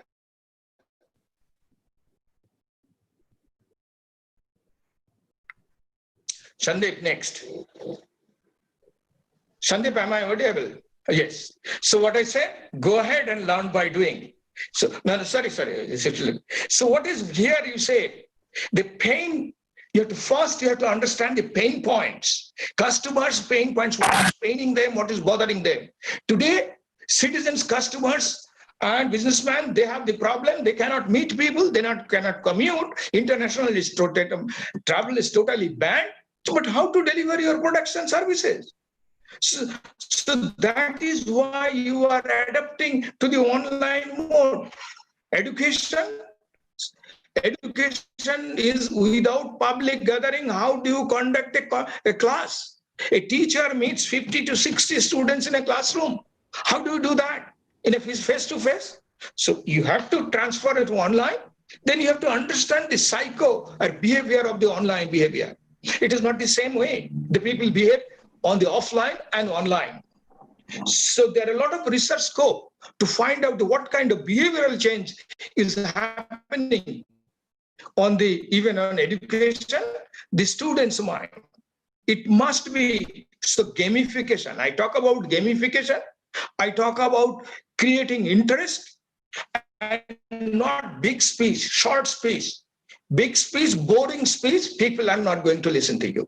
Short, precise, and get them involved and interactive. Now we are giving a monologue. Now this is what we are conferencing, we are monologue, but we are not being able to do the dialogue mode. But teaching and etc. it's a dialogue, always a dialogue. And your and picture-wise glue, whether you are getting the concept or not, every time is to be reinforced and taught. So the online education is not the same translation of the old thing in the new. You have to done totally differently. That is my be done in the online education. What is to be done in online business? So everything has a different ball game. So that has to be practiced. Now, next one, sir. Sandeep, next. So any questions I would like to take, one or two? Yeah, if no question, I would like to reiterate. Question, please. 4 fundamental change has happened due to COVID. That is your face-to-face communication. Tremendous change the mode of communication and protocol of communication, commuting, traveling, public gathering, and document, transaction documentation. And now, if we write to any kind of deed, will, etc., now we are doing an online. So all the transaction document business, without transaction documents, there is no business. How do you have a group discussions if you do not meet personally? So this is how, this is a different change, different mode of change. It is not face to face, it is machine to machine. So thank you all. And I hope there was no question. And if there is a question, still I can answer, sir. Any question? If there's no question, we move to the next speaker. Yes, and sir. I have given the slide to Sandeep, so that can be, anyone can take that. That's a point. And the moot point is that slide, how it is impacting. Thank you all for your patience, for your presence, and thank you, Sandeep, for giving me chance, and the Lincoln University. Bye. Have a good day, sir. Good day, sir. Thank you, Dr. Majumdar, for your wonderful speech. We learned a lot from it, and I'm really sorry for the technical glitch. Thank you once again. Thank you. Thank you very much. Bye-bye. Thank you. Bye. Bye. Okay, we move to the next speaker. Then Dr. Ibrahim, can we have the details of the next speaker, please? Yes, speaker is Dr. Abdul Rashid Hassan from Bangladesh. He has a bachelor's degree in commerce and also master's degree from the management from Dhaka University. He is holding also doctorate of business administration from Lincoln University College here in Malaysia. He's recently appointed, he's a vice chancellor of EXM Bank Agriculture University in Bangladesh. So you are more welcome, Doctor, to deliver your speech.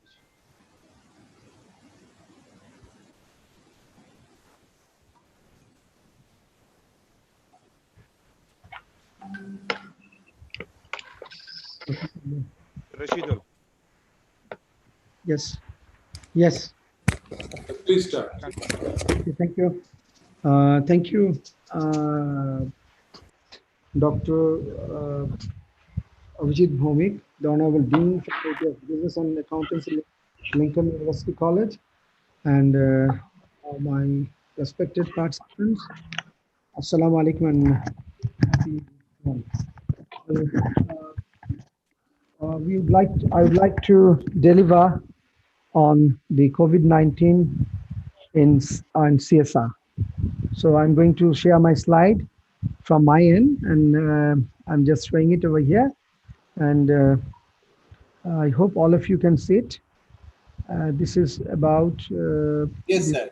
Yeah, I'm going through that, and this is about actually the concept of corporate social responsibility was introduced in 1950, defined CSR as the obligation of business to pursue their policies, for embarking their decisions, or to follow their lines of actions in accordance with the terms of objectives and values of society. And the rationality of doing CSR was to limit the business responsibility and their actions within the firm's direct economic or technical interests, but to contribute towards broader social ends. But as on the present situation, the COVID-19 pandemic has brought about multifaceted impacts that we are seeing on the economy, encompassing disruptions across the value chain in almost all the sectors throughout the world. As an economy with large-scale contributions from semi-formal and informal sector, the impact of this pandemic has disproportionately reverberated across the economy in terms of income and job losses for the informal sector workers that we are seeing that people are facing throughout the world. And economic and humanitarian crises are hard to tackle solely through government funding. Contributions from private sector enterprise are imperative for fulfilling the unmet needs of the economically vulnerability. Well, actually this COVID has given 3 lessons we have learned from this COVID regarding CSR. The coronavirus crisis should then be seen as an opportunity to think corporate responsibility. You see, the people talk about CSR. Everybody speak about it, that we know. But you see, after getting this effect, the impact of COVID has actually given us an opportunity to rethink, because we see what is going on. And because how can organizations contribute to stakeholders and as a whole society while maintaining relationship with them? How can they anticipate and manage risk? Here are 3 actual lessons that we have already learned from this COVID. CSR compliance is not enough, far from it, that we have seen practically. The first big lesson learned from this crisis is that CSR compliance is not enough for organizations, for the problems which they have faced had an effect on their operations and society in general. But we have seen for years companies have been comfortably playing with CSR and not putting much effort into it. This is not only a mere statement, but whenever this pandemic situation is encountered by different countries, now people can realize, I'm in the corporate world, and everywhere they can understand what is going on. Then they have seen it. And you see, though all the major companies, MNCs, and even the big companies in like Bangladesh and other places, some of them has a CSR policy, but they have developed it because of compliance, because of the compliance force to develop by this anti-corruption or other legal or regional laws. That's where they have introduce the CSR activity. Some of the companies, I'm not mentioning about the whole, and others have taken some sort of eye-washing step, which is far from the reality. These are the so-called cosmetic CSR initiatives that people are seeing. And another point, flexibility at work is not just an employee branding argument. It is a need nowadays. You see, people can't come because of the social distance that has to be maintained by human being, and that is imposed by the government in different countries. So that's why this is the corporate world and also the private sector or the government sector. They're giving opportunity to their employees to do their jobs from homes, from the arm length, not because they have created flexible working environment, but this is one of the issues that has to be addressed properly. Otherwise, this pandemic situation will create a negative impact on the whole society. People will be much more infected.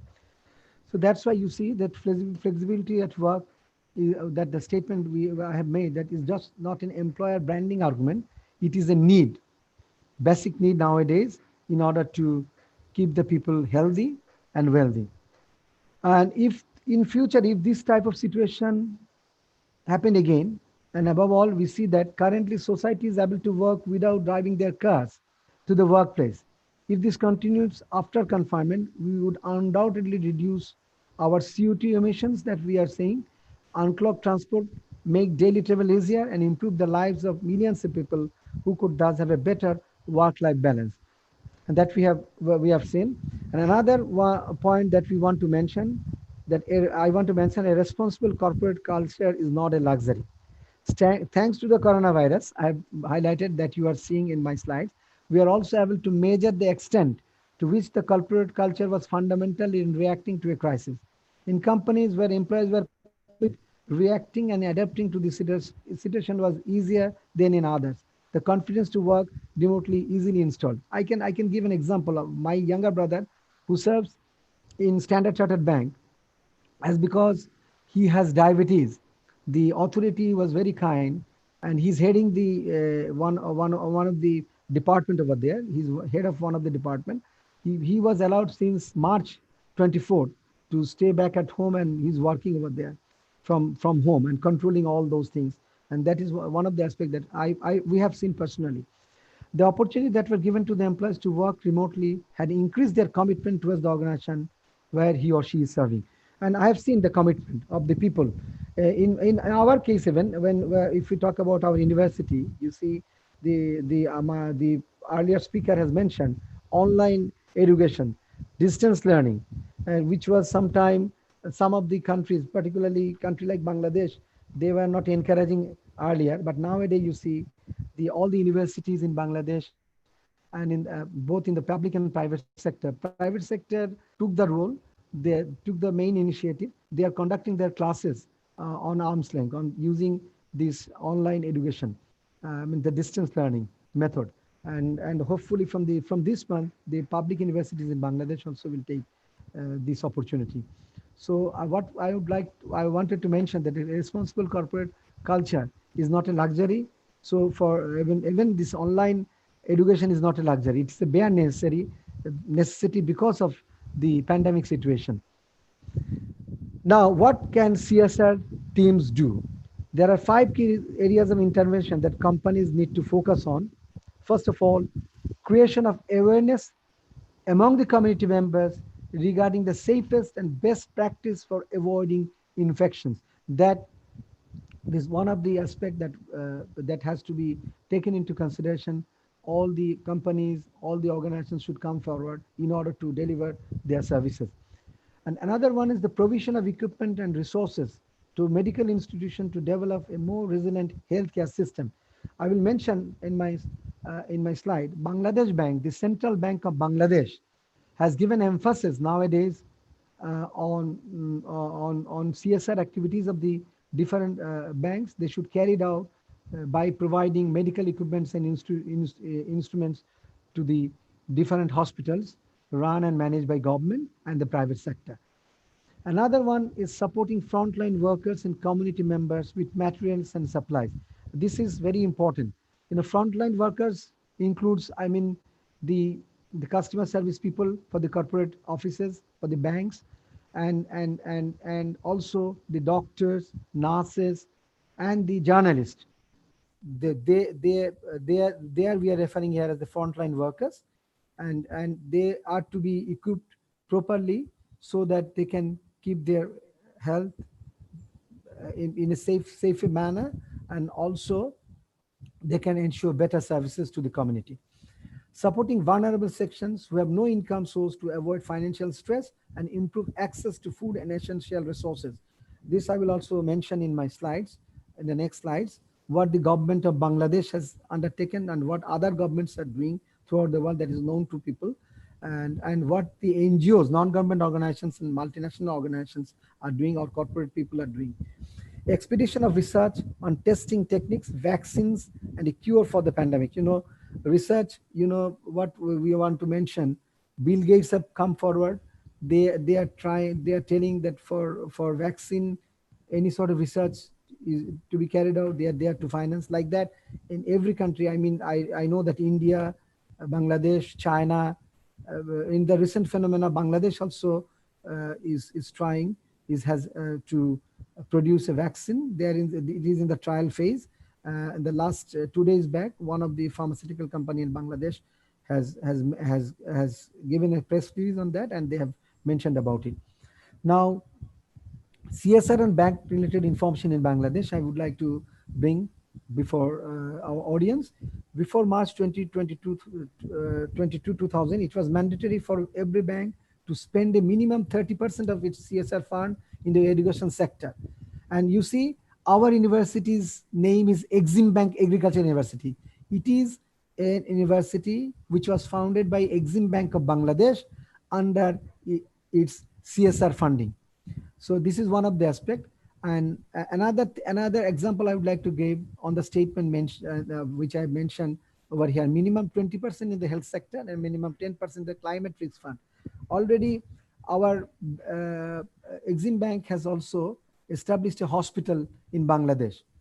It has, and it's also contributing in the climate risk fund as per the direction of our central bank. According to a central bank instruction issued on March 22, bank must spend 60% of its total CSR fund in the health sector. This is the effect of the COVID-19. Before that, before March 22, 2020, it was mandatory for every bank to spend a minimum 30% of CSR fund in the education, in the 20% in the health sector, and minimum 10% in the climate risk fund. After this COVID-19, our central bank has instructed all the banks to come forward to spend 60% of its total CSR fund in the health sector to provide healthcare facilities to the government and private hospitals. The remaining 30% and 10% can be spent in the irrigation and climate change sector respectively, the 40%. So there is a change, there is a way around. In the circular, last circular, the Bangladesh Bank said that bank could provide PCR machine, ventilator machine, oxygen cylinder for treatment of the coronavirus infected patients from the CSR allocation for the health sector, and advised bank to expand their CSR support to the district level. Not to keep it centrally, not to spend those for capital places or divisional headquarters. They have asked to send it to the grassroots level also. And this is about the total scenario that you can go through. But here I would like to say, because of the CSR activities that were carried out by the banks, if I just tell you to audience here, in 2019, banks spent taka 2,043 crore on disaster management and taka 177 crore in the education sector, which was 37.48% and 27.26% of the CSR expense respectively. For the health sector, CSR expense was taka 73 crore, but the figure was taka 33 crore in the environmental sector, taka 28 crore in the cultural sector, taka 1.37 crore in infrastructure development, and 93 crore in other sectors. Before the circular, the present circular that was given after March 22, 2020. Private sector tackling public crisis through CSR. The coronavirus pandemic has mobilized funding from governments and corporate sector, corporation across the globe. Bangladesh too has seen some tremendous response from both private sector and NGOs alike.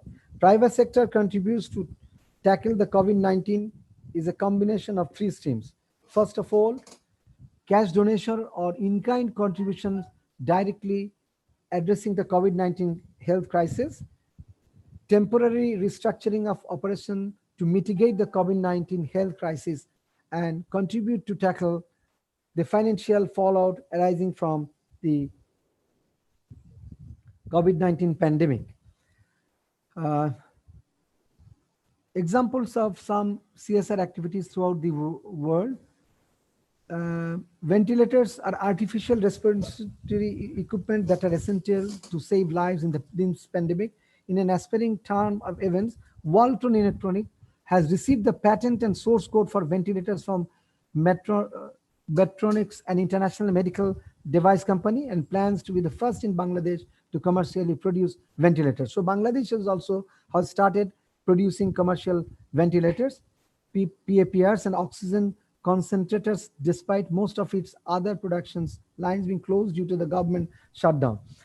You see, and also the BGMA, our Bangladesh Garments Manufacturer Exporter Associations and Mark and Spencer have begun to produce large volume of PPE locally that are needed to arm the frontline health workers. This is one of the things that we are bringing before your notice. Otherwise, companies have been adjusted during this crisis, include Caruan Company and local distillery, which has shifted its resources to produce hand sanitizer for sale at fair price during this time of acute shortage. And online meal delivery service such as Food Panda have also reformed their operation to encompass retail shop in the hopes of minimizing customer external contact and help enforce social distancing. This has also been a time for technology companies to step out their game. Internationally, several remote communications and file sharing companies have offered free products at reduced price to support people who are working from home and students in remote learning. So these are the examples, a lot of examples that we can give, and some of the examples that I wanted to share with you. These slides is available with Dr. Poddar. If somebody is interested, you can take it from his end. In Bangladesh, the focus has been primarily on the manufacturing industries, where working from home is not a pragmatic option. An idle production line can translate into layoffs and unpaid salary. 40 small and medium-sized local foundation and NGOs have engaged in activities related to financial assistance and delivering food, hygiene products, and protective equipment to vulnerable community in Bangladesh. You see, NGOs and side by side with the government has come forward to help the poor and distressed people and to jobless people so that they can sustain in this situation. And a lot of examples that you can see. Way forward, in general, there is no clear guidance for CSR spending and disclosure.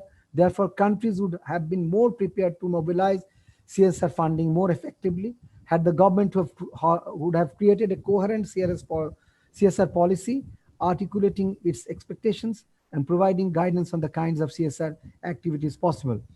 Though at the moment, the government of Bangladesh largest CSR initiative is the PM's Relief Fund, Prime Minister's Relief Fund, where companies are contributing, but donation is not mandated by law.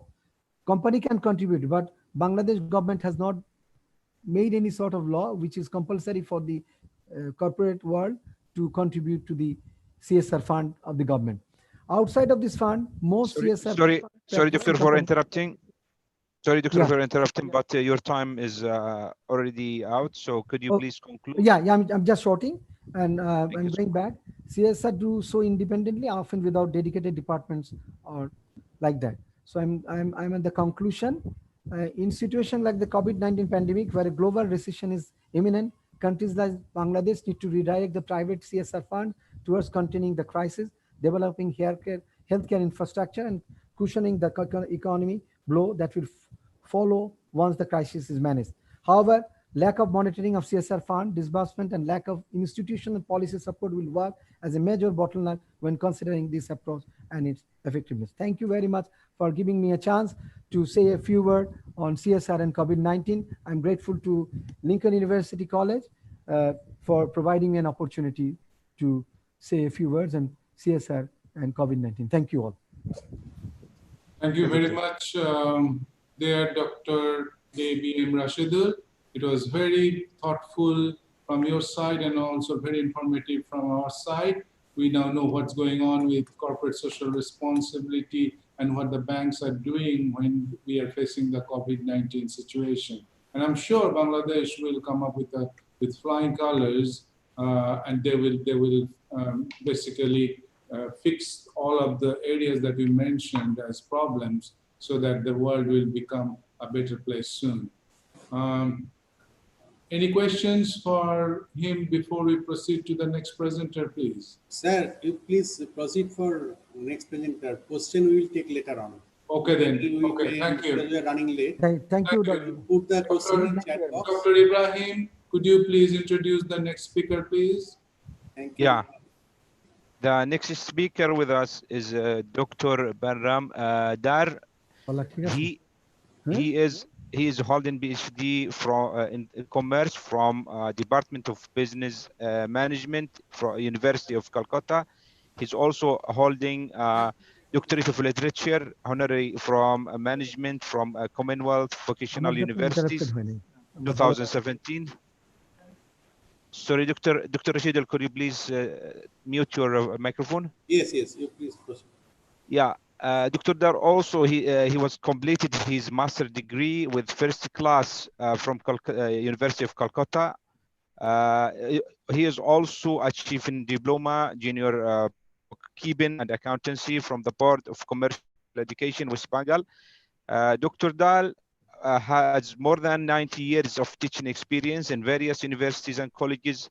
He's also chairman and postgraduate board in commerce and management, and undergraduate board in commerce and management, and undergraduate board in commerce. Please, Dr. Dar, proceed with your presentation. And most important, good morning. Very good morning to everybody. Am I audible? Yes, yes. Oh, thank you yes, so sir, much. You're audible, sir. Thank you so much, and very good morning. And my respect and gratitude to respected Professor Romeo Bhaumik, Honorable Vice Chancellor of Lincoln University College, and Honorable Chancellor, respected Dr. Sandeep Poddar sir, respected Dr. Abhijit Ghosh sir, and all the learned colleagues and dignitaries from different parts of the world. Very good morning. Although we are not safe, we are at home, but still we are trying to do something. So I convey my heartfelt gratitude to the authorities of Lincoln University College, Malaysia, for this noble initiative. And from here we can start, and let's start without wasting much time. Let's start my screen, and I think I have started sharing. Could you see my screen? Yes, sir. Please proceed. Okay, thank you so much, Dr. Poddar. And I'll be limiting myself to the banking and financial sector only. And today my topic of deliberation as a part of plenary address is banking and financial sector, pandemic and post-pandemic India, challenges and recovery. Now to start with, the COVID-19 pandemic in India is the part of the worldwide pandemic of coronavirus disease 2019 caused by severe acute respiratory syndrome coronavirus 2, that is SARS-CoV-2. The first case of COVID-19 in India, which originated from China, was reported on 30th January 2020.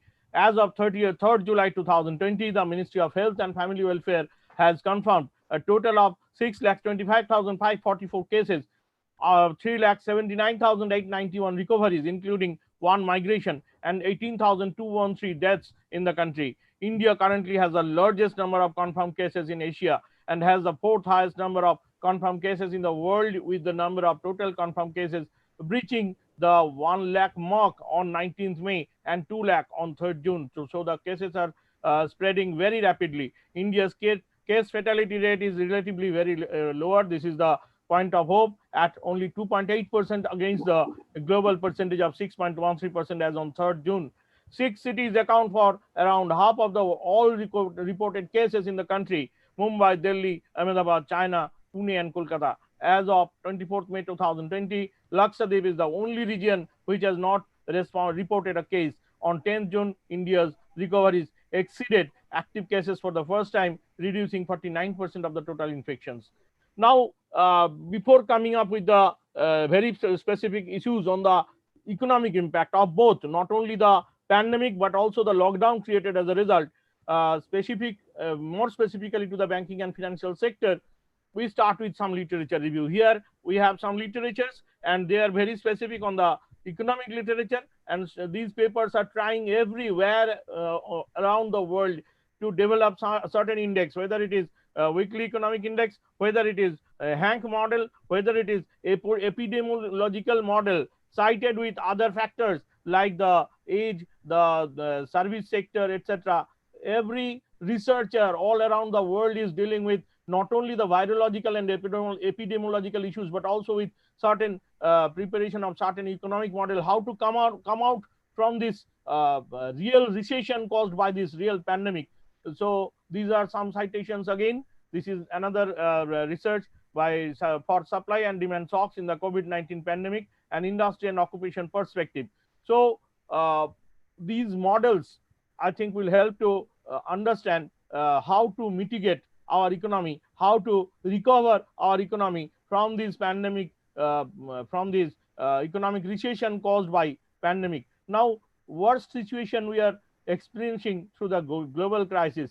The global crisis, it is truly a global crisis, as no country is spared. Countries reliant on tourism, travel, hospitality and entertainment for their growth are experiencing particularly large disruptions. Emerging market and developing economies face additional challenges with unprecedented reversals in capital flows as global risk appetite wanes and currency pressures, while coping with weaker health systems and more limited fiscal space to provide support. Moreover, several economies entered this crisis in a vulnerable state with sluggish growth and high debt levels. For the first time since the Great Depression, both advanced economies and emerging market and developing economies are in recession. For this year, growth in advanced economies is projected at minus 6.1%. Emerging market and developing economies with normal growth levels well above advanced economies are also projected to have negative growth rates of minus 1.0% in 2020 and minus 2.2% if you exclude China. Income per capita is projected to shrink for over 170 countries. Both advanced economies and emerging market and developed economies are expected to partially recover in 2021.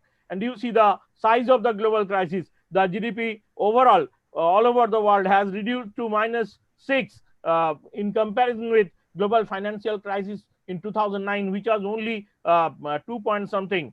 And now you see the global lockdown, and especially in India, created a lots of mess in economic activity. Coming to that, India always projected as at a better off even after this pandemic, although the GDP slowed down to minus 6 all over the world, and that all the developed countries, the definition has changed. They are in more crisis because of the more spread in pandemic and mortality rate. But India is having in a better off position. It is projected that in 2020, after the pandemic, the projected GDP will be 1.2, and now it has been certain better off. And in 2021, it is projected that it will recover to 7.4. And what is the post-pandemic economic impact all over the world, assuming the pandemic fades in the second half of 2020, and that policy actions taken around the world are effective in preventing widespread farm bankruptcies, extended job losses, and system-wide financial strains. We project global growth in 2021 to rebound to 5.8%. This is the version of IMF. This is the version of Capgemini and the other broad agencies. This recovery in 2021 is only partial, as the level of economic activity is projected to remain below the level we had projected for 2021 before the virus hit. The cumulative loss to global GDP over 2020 and 2021 from the pandemic crisis could be around $9 trillion, greater than the economies of Japan and Germany combined. So coming specifically to Indian crisis, you see the size of lockdown. India having the highest lockdown, we don't have to think in terms of days only, because India is having one of the largest populated country of the world. So if you measure the population size along with the number of days of lockdown, India is the largest country India is the country having largest lockdown all over the world. And so these lockdown definitely have an impact specifically on the economic activities. We are vulnerable as India moves towards lifting lockdown and resuming normal operations. It is this vulnerable population that needs protection. Nonetheless, it is easier said than done. Understanding the existence and condition of the defined vulnerable group across states would be the first step to creating effective post-lockdown strategies. Additionally, the recovery of economic activities should be boosted up along with the health safety measures. You see the size of the lockdown. I am not repeating it. The PPT is already shared with Dr. Poddar, and if he thinks fit, if the authorities permit, it can be shared in the group. Now, concerning Indian economy, the economic impact of 2020 coronavirus pandemic in India has been largely disruptive. India's growth in the fourth quarter of the fiscal year 2020 went down to 3.1% according to the Ministry of Statistics. The chief economic advisor to the government of India said that this drop is mainly due to the coronavirus pandemic effect on the Indian economy. Notably, India has also been witnessing a pre-pandemic slowdown, and according to the World Bank, the current pandemic has magnified pre-existing risks to India's economic outlook. Now, the world ratings about Indian economy, the World Bank and the rating agencies had initially revised India's growth for financial year 2021 with the lowest figures India has seen in 3 decades since India's economic liberalization in 1990s. Major output losses amounting to rupees 688 lakh crores in Indian currency and about 9 trillion US dollars had been the output losses due to this pandemic. And this COVID-19 has emerged as the black swan event of the century with significant macroeconomic impact both globally and in India. Now, duration and scale of the COVID-19 pandemic will determine the economic impact. And you see the India having macroeconomic impact like the slowdown in urban India, short-term demand supply impact, job losses to informally employed people, temporary disruption to disbursals and collections in highly impacted affected sectors, curtailed operations, and there is medium-term disruption also relating to slowdown in urban India, slow U-shaped recovery, and low demand and production, and so on. And there are long-term disruptions also, like prolonged recession with slowdown in urban and rural areas, decline in production capacity with permanent impact, large-scale unemployment, steep fall in rates due to influx of deposit and drop in credit demand, stress in banking due to a strong industry downturn, and business closures. So lots of implications are there, and you see from agriculture sector to automotive, energy and power, healthcare and pharma, infrastructure, metals and metal products, retail, travel and hospitality, and especially the banking and financial service sector, all are having this short-term, medium-term, and long-term disruption as a result of this long-spread pandemic. For banking, a short-term disruption is likely to lead to accessibility concerns in addition to scaling down of SME or corporate customers and increased defaults by retail customers.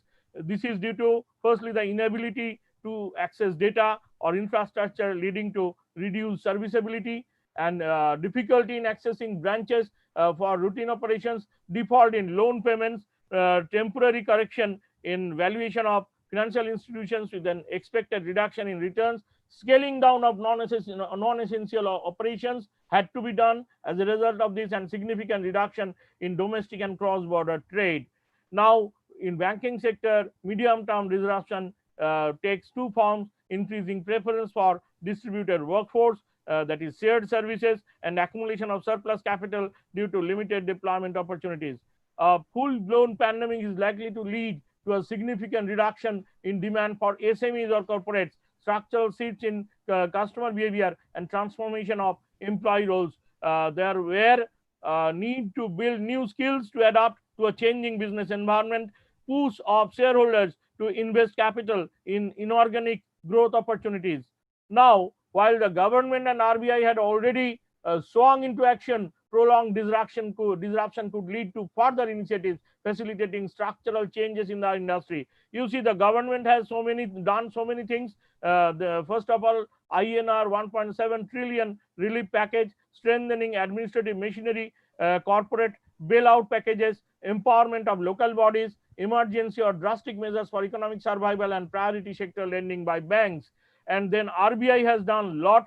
Firstly, 3-month moratorium for term loans, reduction in repo rate by 90 BPS, liquidity infusion through INR 25K crore, long-term repo operations, and relaxation of asset classification norms, further repo rate reduction, and so many.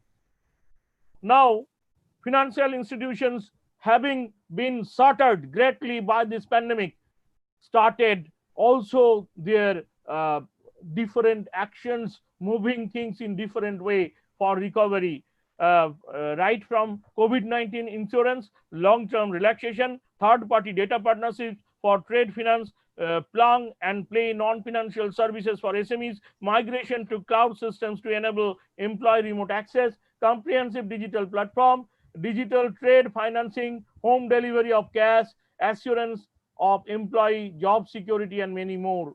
So things are coming forward, things are coming up. Every sector is trying, among them bank and financial sectors are trying very hard to recover, and these are the responses for the employee engagement. Not going into the details due to lack of time.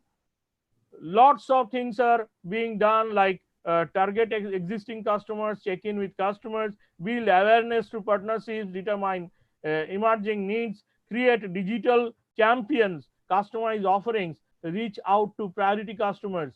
Lastly, all the measures have been taken, but how much we could fight, we don't know, because the pandemic has not yet slowed down.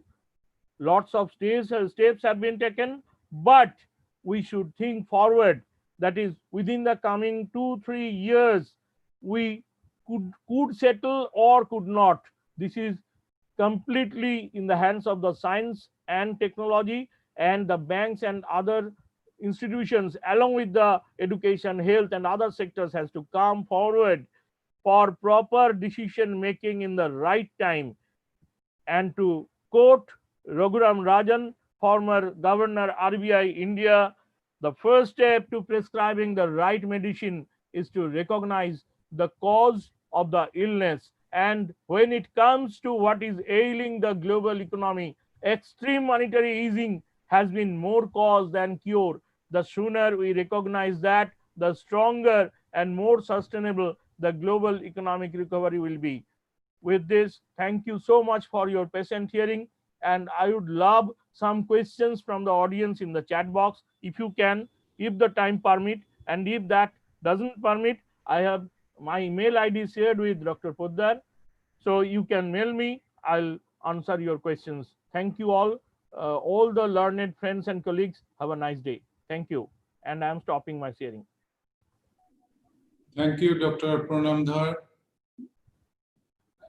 Like always, excellently done. We now know what's going on in India with the pandemic situation and how the industry, how the economy, and especially how the banking sector is trying to survive. Thank you very much once again. Thank you so much, sir. Thank you all. Thank you. And for everyone's information, Dr. Pranamdhar is a strong supporter of our conference over the years, and I'm pretty sure that we will survive the pandemic and we'll continue meeting in here, Dr. Dhar. Thank you again. Thank you, everybody. Thank you. And my respect and gratitude to all. Thank you very much. We move to the next presenter very quickly rather than going for any questions. And if you may have any questions, please feel free to write directly to Dr. Dhar so that he's able to answer. And also please feel free to tap into the PPT slides that without further delay, we move to the next presenter, if we may. Dr. Ibrahim? Yeah. So our next presenter is Dr. Vijay Bithidia. Dr. Vijay Bidhedia, he's obtained his electronic technician qualification from Industrial Training Institute. He holds 2 master degree, one in the commerce business from the Department of Commerce and Business Administration, the other one in human resource management with first class. He is holding also PhD degree in the management. Recently, he is the director of MBA college in Mahalia College, Amirali. So he has working experience within almost 18 years of teaching and 6 years in industry experience in the electronic and engineering managerial areas. So without any further delay, I would like to welcome Dr. Vijay to deliver his presentation.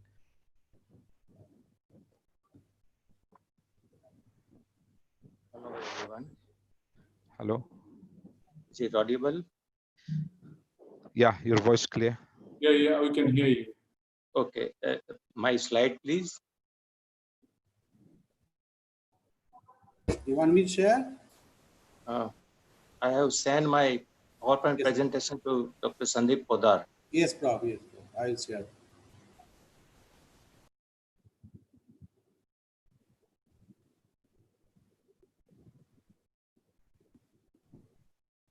Up till now, I would like to start. Honorable Vice Chancellor, Honorable Chancellor of the Lincoln University, President Professor Dr. Amiya Bhaumik, Dean Dr. Abhijit Ghosh, Director UMEC, Datin Sri Professor Dr. Suhaiza Hanim Binti Dato Mohammad Zailani, respected professor from plenary session 1, 2, 3, Dr. S.K. Majumdar, Dr. ABM Residual Hassan, Dr. Pranam Dhar, and knowledgeable participant, faculty, research scholar, etc. from more than 12 countries. Today's my topic directly concerned with knowledge management, a study of applicable aspect. And in this session, earlier I had done some minor research in the area of knowledge management and how it could be helpful in early phase. Once the knowledge management introduced with the concept. So here in initial stage, knowledge management is often seen as a problem of capturing, organizing, and retrieving information, evoking notation of data mining, text clustering, databases, and documents. So here, knowledge management directly concerned with the usage of information technology and usage of particular computer science, etc. The term knowledge management, next slide please. Term management, knowledge management has become a key issue for government, industry, certainly information technology executives. Several magazines have knowledge management in their title and the number of books is expanding. Organizations are becoming increasingly aware of the importance of knowledge management like other asset to improve the competitive advantage. Yet there is a still disagreement as to vision and definition of knowledge management. Knowledge management is not a technology, is a given discipline. So in a particular ones, when we would like to use the knowledge management in any organization, whether in the case of a government organization or private organization, knowledge management is only a perspective for implementing organizational change concerned with leadership transformation, etc., which is gets people to record knowledge and then share it. So here the sharing the knowledge with the number of people in this arena is very important. Think of knowledge management as a form of change theory. Knowledge management will leverage the Army's intellectual capital. Earlier slide, please. Earlier. Next slide. Okay. knowledge management versus information. Change the knowledge management is to determine what information within an organization qualifies as valuable. All information is not knowledge. So in this mind, we would like to just see that what is the information and what is knowledge. So in this regard, there is one of the things utilized in information technology. The people say that I have a lot of information, but at the same time, once when we say that there is a vast difference between knowledge and information. And here, if you say that you are having a number of knowledge and you are having number of technique to analyze the number of information, but this is not a knowledge. So to go with this, I had done some minor research in the area of knowledge management discovery database. So this is another point, but here in knowledge management, it gives something more than information management. As information is not knowledge and all knowledge is not valuable. The key is to find the worthwhile knowledge within vast sea of information. Knowledge management is about people and directly linked to what the people know. So in this regard, and how what they want know can support business and organizational objective. It draws an human competency, intuition, ideas, and motivation. It's not technology-based concept. So again, here, once when we say that knowledge management, this is somewhat relates with the human side and not a technology side. Although technology can support the knowledge management or to utilize the human's knowledge for the betterment of organization, it should not begin there. So in this regard, here, knowledge management is orderly and goal directed, and it's a intractability try to the strategic objectives of the organization. Again, next is knowledge management is ever changing. There is no such thing as immutable law knowledge management. Knowledge management is value added thing in any organization. It draws upon the full expertise, relationship, and alliances. Organization can further the two-way exchanges of ideas by the brightening the expert from the field to advise or educate managers. So here in two-way ideas, managers and those are the experts can share their view concerned with the particular problem or concerned with the certain ideas, and they can also highlight concerned with the topic. Here knowledge management is visionary. This vision is expressed in strategic business terms rather than technical term. So here strategy and here vision of the any organization is evolved with this knowledge management. Knowledge management is complementary and it can be integrated with the other organizational learning initiative such as total quality management. So again, once when we think to improve in any organization, here the TQM concept, total quality management, also gives certain idea.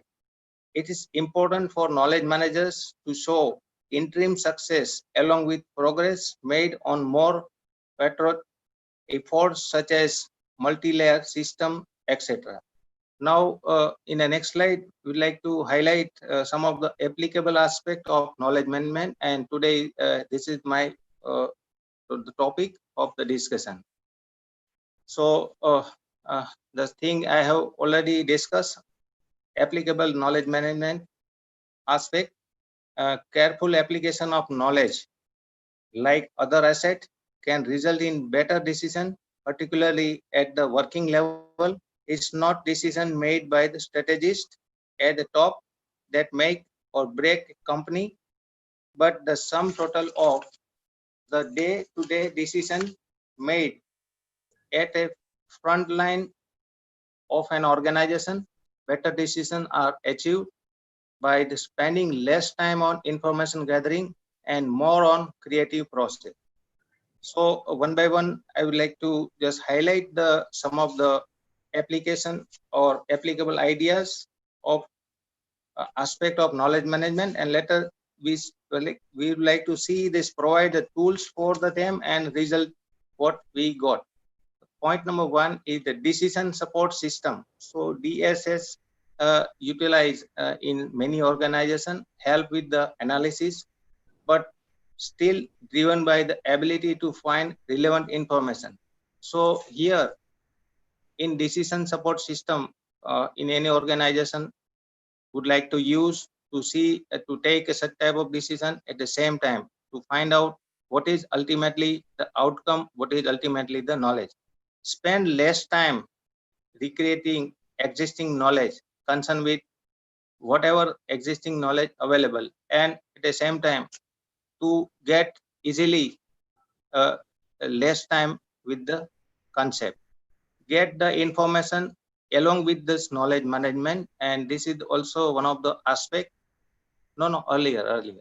Get the information also very important, because through the information, employee or those are utilizers are the particular users of this such type of ideas or technology. They can see what is description in the manual, etc. Make fewer mistakes, concerned with zero errors or near to this zero error concept. So through this knowledge management, make fewer mistakes is also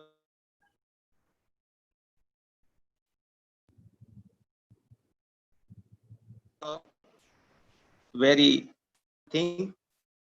And again, here in a standardized process is also a part of this decision knowledge management application concept. If the thing is standardized, and at the same time we can see that two number of things with this in particular format. And in the next slide we can see provide better service to employee. Next, provide better service to employee and customer at the same time through the proper knowledge, through the utilization of proper knowledge management in any organization, can get best services, can get best customer satisfaction, etc. Groupware, here this is the software used in certain knowledge management application, and facilitate collaboration and sharing information, organizational information. So there are a number of software available right now from different research scholars, and a number of companies they are offering. There are certain free software groupware available, and there are some of the chargeable. Let us see what type of software available and what are free.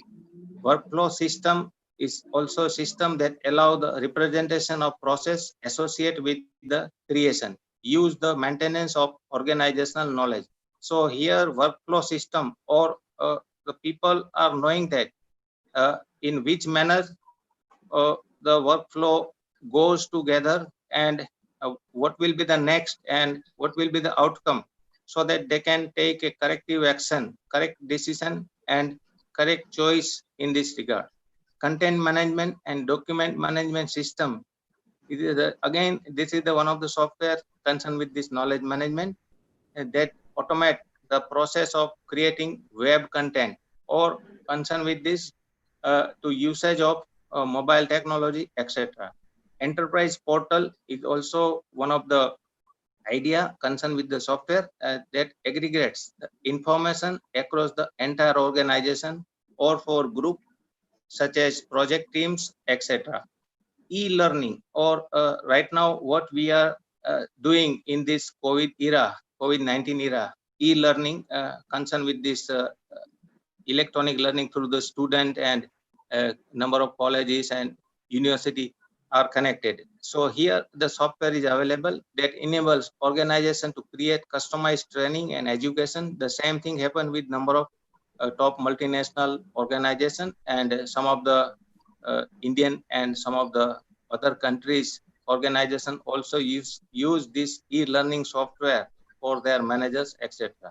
Planning and scheduling software for to automate schedule creation, maintenance, and planning aspect can integrate with this project management software. So again, here to utilize this knowledge management with this, the help of this technology can helpful in this regard. Next slide. Telepresence, the software that enable individual to have virtual face-to-face meeting. So today we are having this international conference with this Zoom, one of the technology application, without assembling at one location. So in telepresence, this is the one type of knowledge management application. So in this regard, we can say that this is also utilization of knowledge in this regard. Semantic technology systems that encode meaning alongside data to give machine that ability to extract the inner information of the particular subject and to give the details in this regard. So up till now, we have seen that the application thought, applicable concept of knowledge management, and now I would like to give or provide the tools, and through that what is the after utilizing of tool and what will be the ultimate outcome. Increase relevant information access. So the people, those who are working with the organization, the access of information is somewhat important. If information cannot easily accessible by the users of any, either in organization or either in college or either in university, then it's worthless. Facilitate collaboration and knowledge sharing. Again, here the main aim of certain types of technology tool is to facilitate knowledge sharing with the others, whether either region level, local level, or at international level. Retain institutional knowledge should be also, we can say, add here to maintain institutional knowledge for further development purpose. Overcome organizational and geographical boundaries. So again, here, if you like to use this such type of tool, and at the same time, there is no geographical boundaries for knowledge gain or knowledge sharing, and shorten life cycle time. Particular, we have seen that here in PLC, product life cycle, or we can see that the life cycle of any, either marketing life cycle or any economic life cycle. So if we are having particular types of knowledge, and we can also shorten the cycle time and to save the ultimate time of such type of process. Or in the next slide, we will see how this tool can be helpful or what will be the resulting in. Next slide. Resulting in the lower cost of doing business. So again, every time I am just doing some of the consultancy, and at the same time, the chairman of the private company always ask me to think about the lower cost to do a business or concept. Whatever I suggest to do such type of advertisement or such type of new innovative ideas, every time they say that the lower cost is somewhat important, because of nowadays there is insecurity in a business, and to spend money in R&D too much, it create number of other problems in organization. Higher quality products, decision and recommendation, also the result. If we like to have certain knowledge management, knowledge concern with this product, then we can generate the good or superior quality of product. Again, we'd like to take a decision and recommendation to the others. Increase productivity of the entire organization, and ultimately it's also support the TQM activity, total quality management. Again, all these things in knowledge management is interrelated. More time analyzing versus data collection. So whatever data available, whatever data is there, but to analyze the such type of data required, here having more analyzing time so that the ultimate outcome of data analysis can be better. compared to earlier. And now I would like to conclude my topic. Next slide, please. The most important aspect of knowledge management systems are that it becomes what we have termed a knowledge community, a place within which people discover, use, and manipulate knowledge.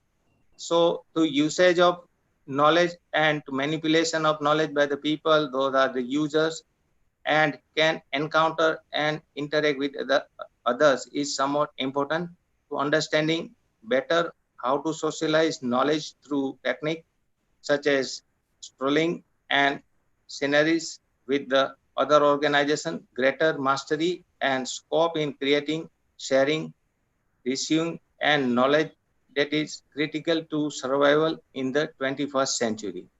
Thank you very much for providing me time by the professors from Lincoln University. This is the bibliography. Uh, uh, if any participant would like to ask the question pertaining to topic, you can also send to me email. My email ID along with the Professor Sandeep Podar. I will definitely support you. Thank you very much. Thank you. Thank you. Thank you very much for your wonderful speech. We conclude here this session, is it? Yes. Okay. So we come back what time, Dr. Putta? No, we are continuing with the open paper session, and thank you all the plenary speakers, and I think Prof. Suhaija also there, that is Suhaija, to listening to our speech, and I personally thank Dr. Ghosh and Dr. Ibrahim to chair the session and conduct the session nicely, and all the learned speaker, Professor Shopon, without his permission, I also, Dr. Professor Vijay, without their permission, I take them in my committee and tell them, ask them to speak on their, share their experience.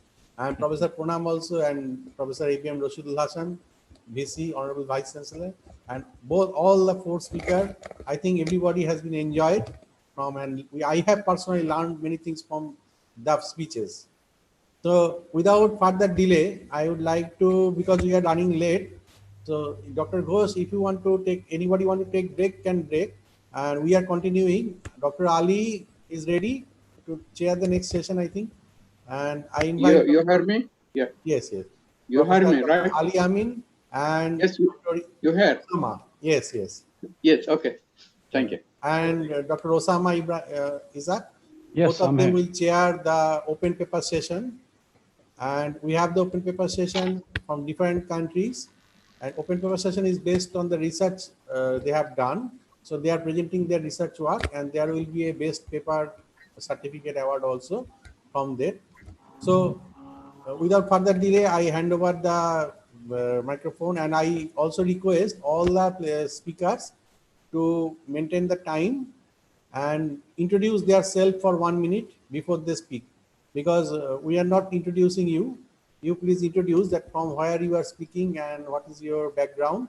Then it will be helpful for all the audience. I think it is from my side is okay. I think Dr. Osama and Dr. Ali will allow for 5 minutes speech plus 2-3 minute question answer. And also I am giving 1 minute extra Dr. Osama and Dr. Ali that to introduce themselves. So I hand over the microphone to Dr. Ali and Dr. Osama. Thank you. Okay, before you hand over the microphone to Ali and Osama, let me mention who are these people. Dr. Osama and Dr. Ali, they are the strong members of the Faculty of Business and Accountancy. They are very strong in their research abilities, and they're constantly helping the research scholars at Lincoln University's Faculty of Business and Accountancy to move forward. I humbly request all of the scholars who are with us today to continue supporting these two, and also Dr. Ibrahim and myself, so that we are able to move forward. And Dr. Poddar, thank you very much. We will come back again to strengthen further our relationship. And also my special thanks to all the plenary session speakers. We meet again very soon. Okay? Yes. Thank you. Actually, I have not introduced Dr. Ghosh also that way. So he has also a master's degree from Calcutta University. After that, he has worked long time and taken nationality of Australia. around 16 years. After that, he joined as a dean of Lincoln University College. And then Dr. Ibrahim also, long time he is in Yemen. After that, he completed his DBA from Malaysia. And a few years back, he joined with Lincoln. And also now, Dr. Ali and Dr. Osama, they are the two pillars of another faculty also. Dr. Ali also handling computer science, Dr. Osama also handling that, and other research area also. So without further delay, I would like to hand over the chairmanship to them. Thank you, sir. Please take over. Yes. Thank you, Dr. Budar. Thank you, Dr. Josh. I'm very glad to be here to contact all of our participants in this conference. And also, I'm very happy to share our knowledge in this session from different countries and also from different area of research under the management. And also,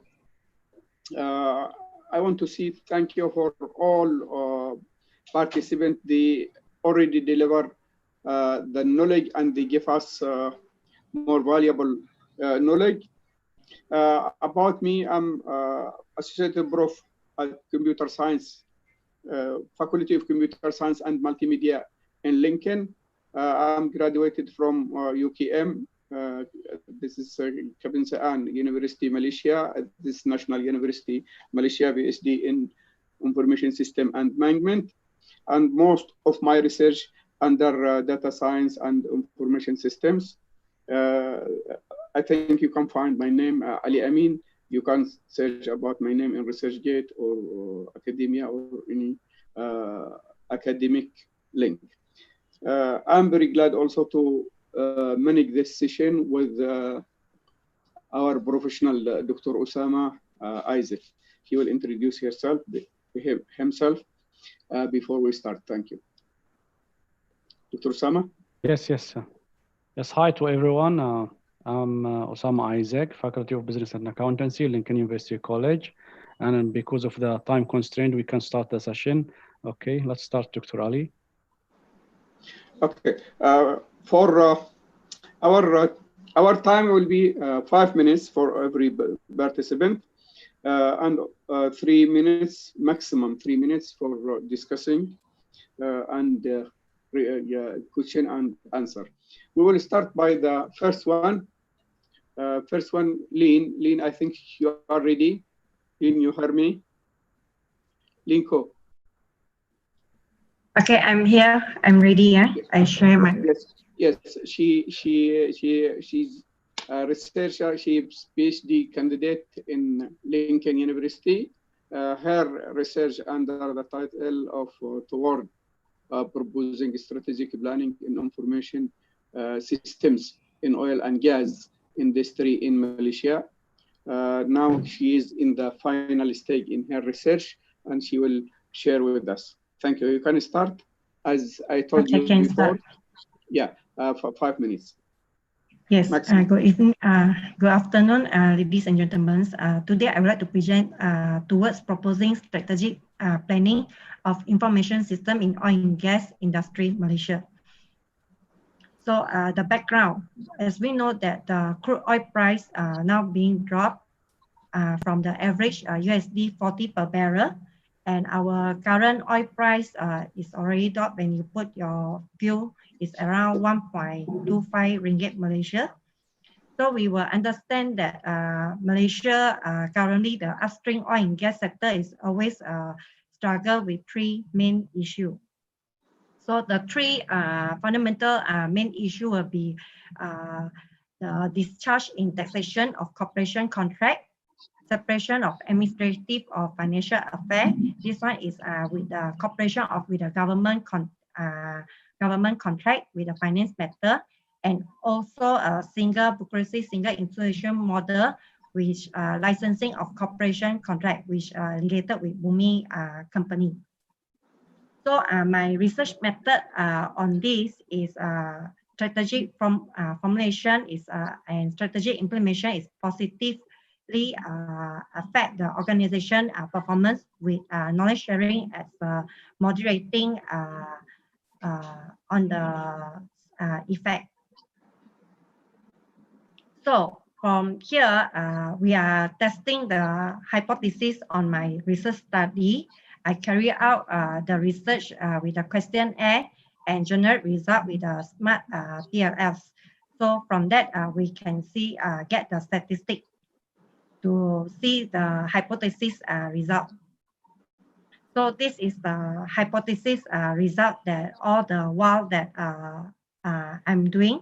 Then I hope that I still the software keeping improve on the result numbers.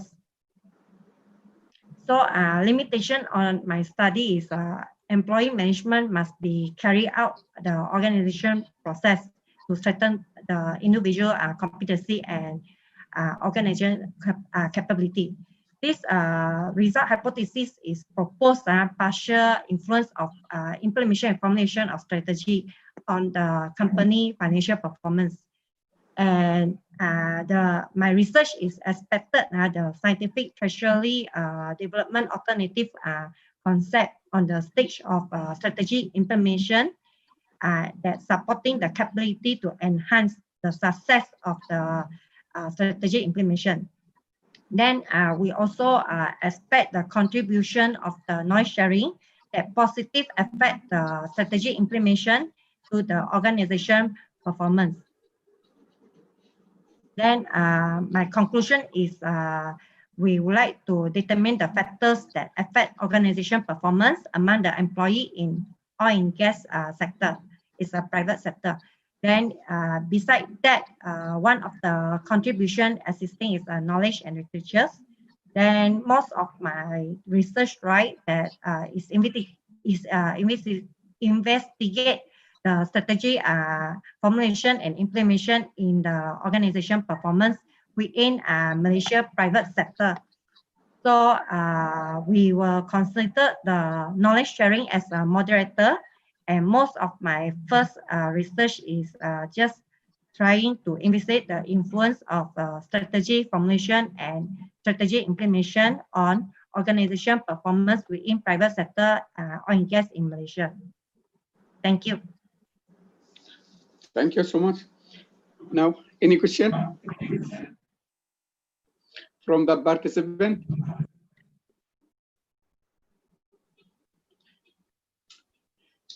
Any question?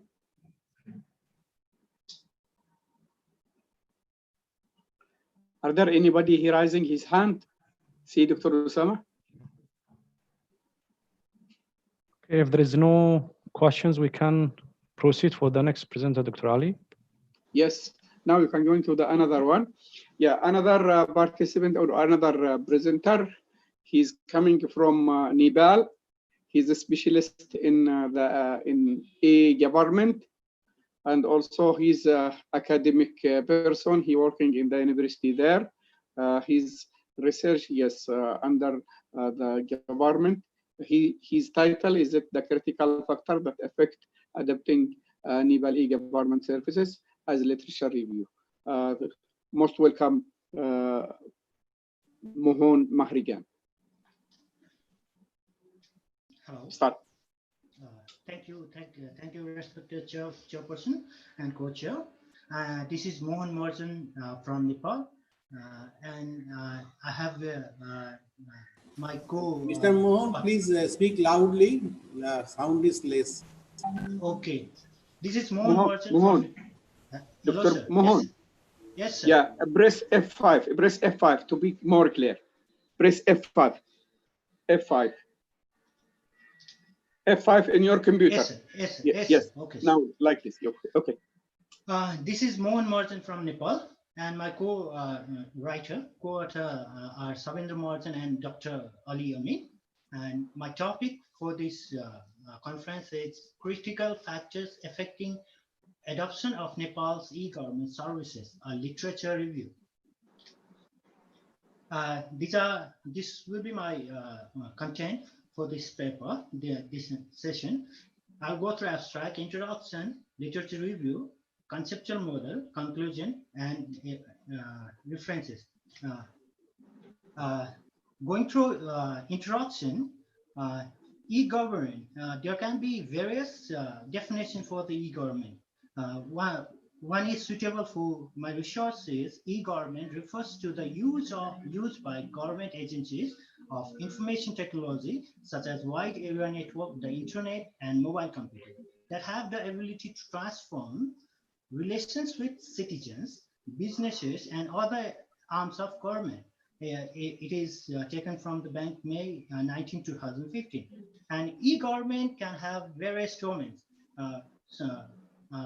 Some of the domains are government to citizens, government to business organizations, government to government, and government to employee. And this paper is based on the government to citizen. And going through the e-government, most of the people, most of the researchers, or most of the laymen, they thought about the e-government as only fulfilling the forms and downloading records, but it is not up to fulfilling forms and downloading records.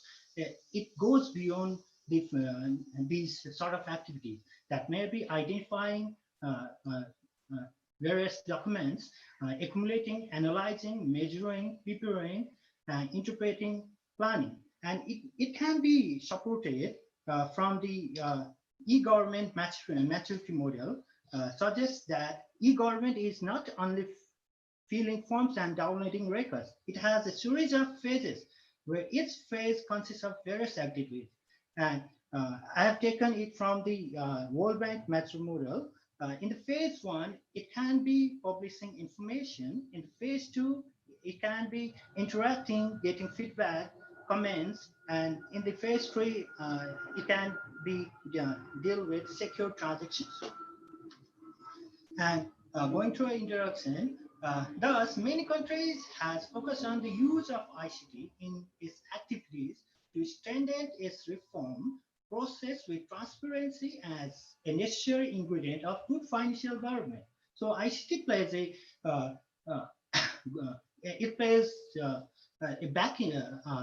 good backend for developing e-government. So going through the e-government in Nepal.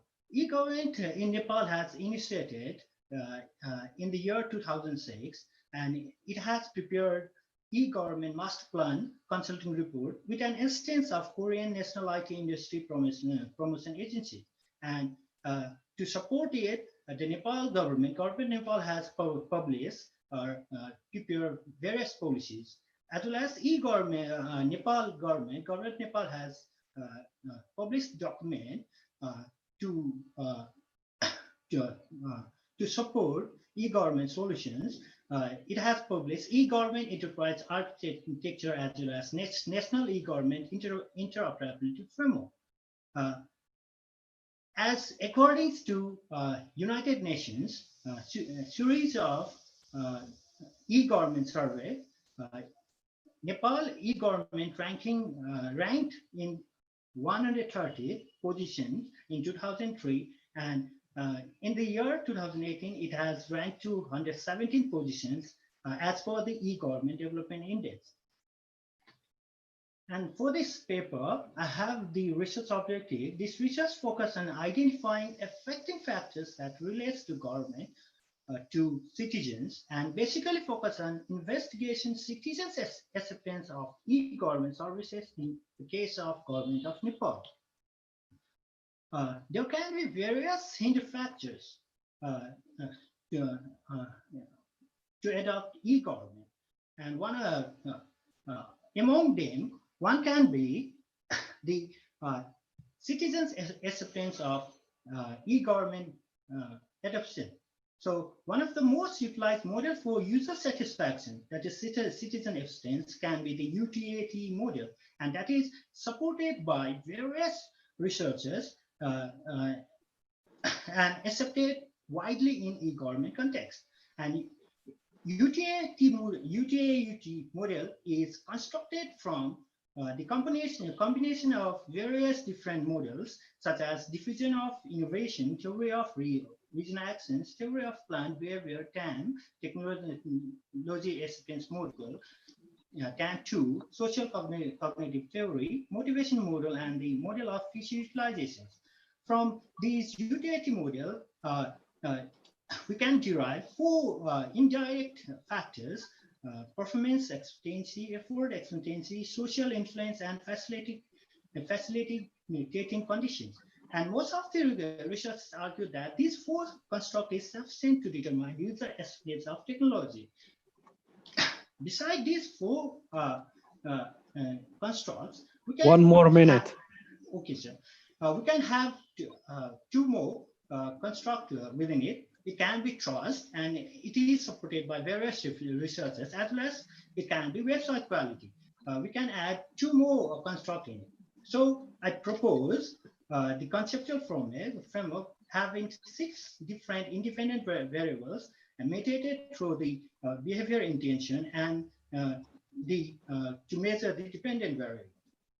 And thus, I conclude that utility model with trust and website quality can successfully measure the user acceptance. So it can be implied or applied in the case of Nepal. And these are few references that I have gone through. Thank you.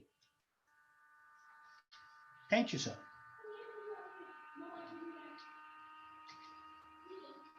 Okay, thank you for your presentation and for the e-government. And I recommend you just to include the smart government also in your literature to compare between e-government and the smart government.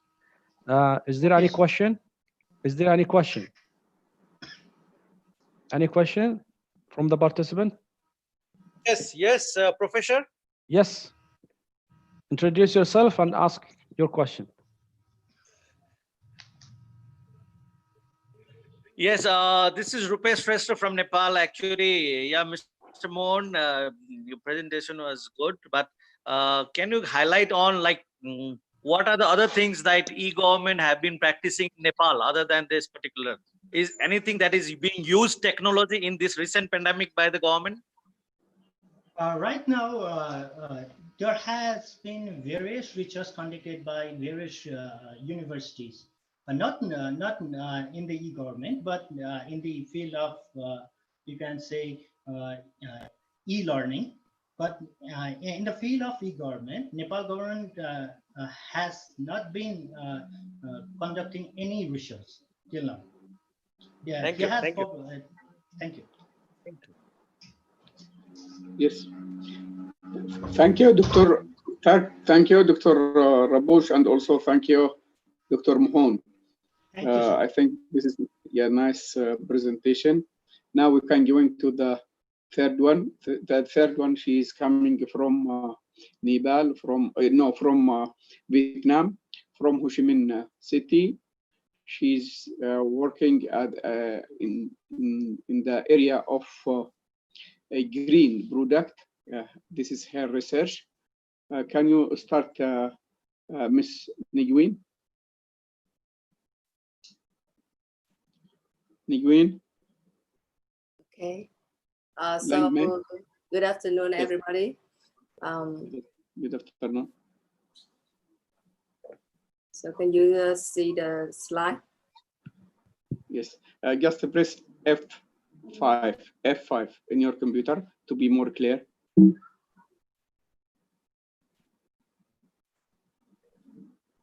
F5, yeah. Full screen, yeah. It's okay. So I have good afternoon, everybody. So my name is Mai. I'm a lecturer of the Faculty of Public Relations and Communication from Văn Lang University, Vietnam. My topic today is factors affect young customer green purchasing intention towards green products in Ho Chi Minh City, Vietnam. So my point is the green purchasing is an emerging trend in many countries in the world, including Vietnam, especially the young generation and young consumer. They demonstrate very highlighted through the concern of the environment to purchasing this product. So we conduct this quantitative research to examine the factors that affect young Vietnamese consumer purchase intention by applying a theory of plain behavior. So There's 4 main factors here: attitude toward the behavior, subjective norms, perceived behavior, control, intention, and behavior. So the literature reviews, we are talking about green purchasing, green products, the theories of playing behavior, and the proposed research model. This is our proposed research model. We have developed the model from Asian. To this, we add the factors of environmental knowledge and green product availabilities. And this is our hypothesis.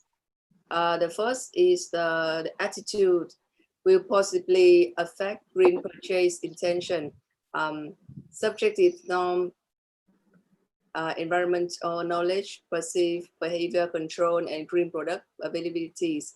And the final hypothesis is the green purchase intentions will positively impact the green purchase behavior of young consumer. So to conduct this research, we have examined the online survey of more than 300 university students in Ho Chi Minh cities on December 2019.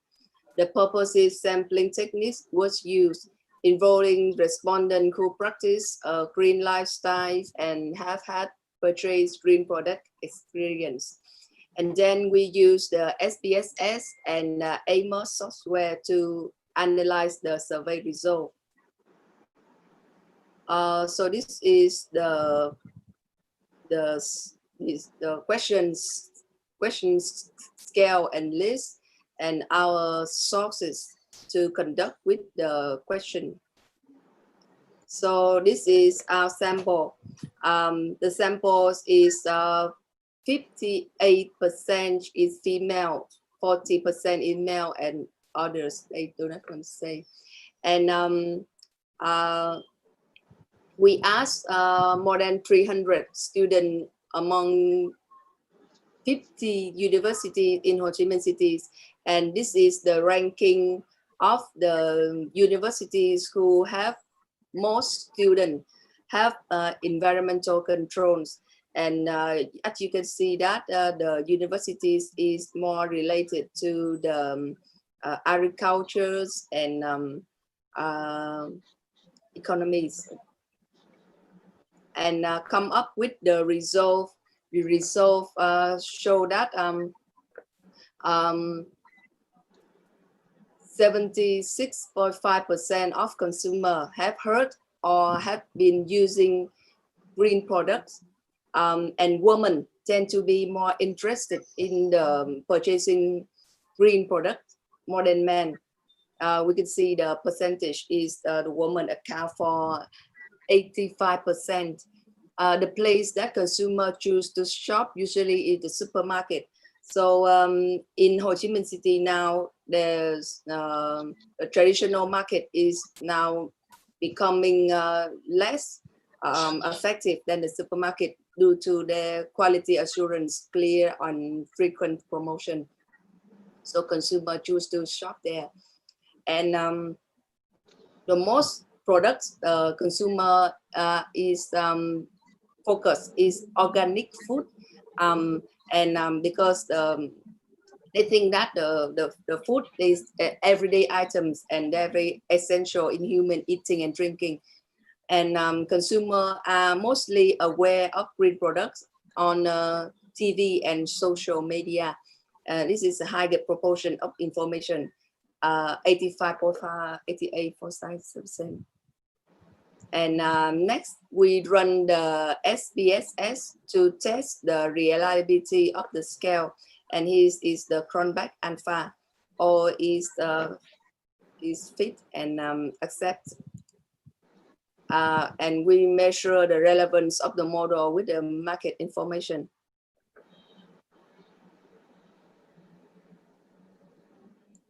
This is the reliability of the scale we access with the AMOS.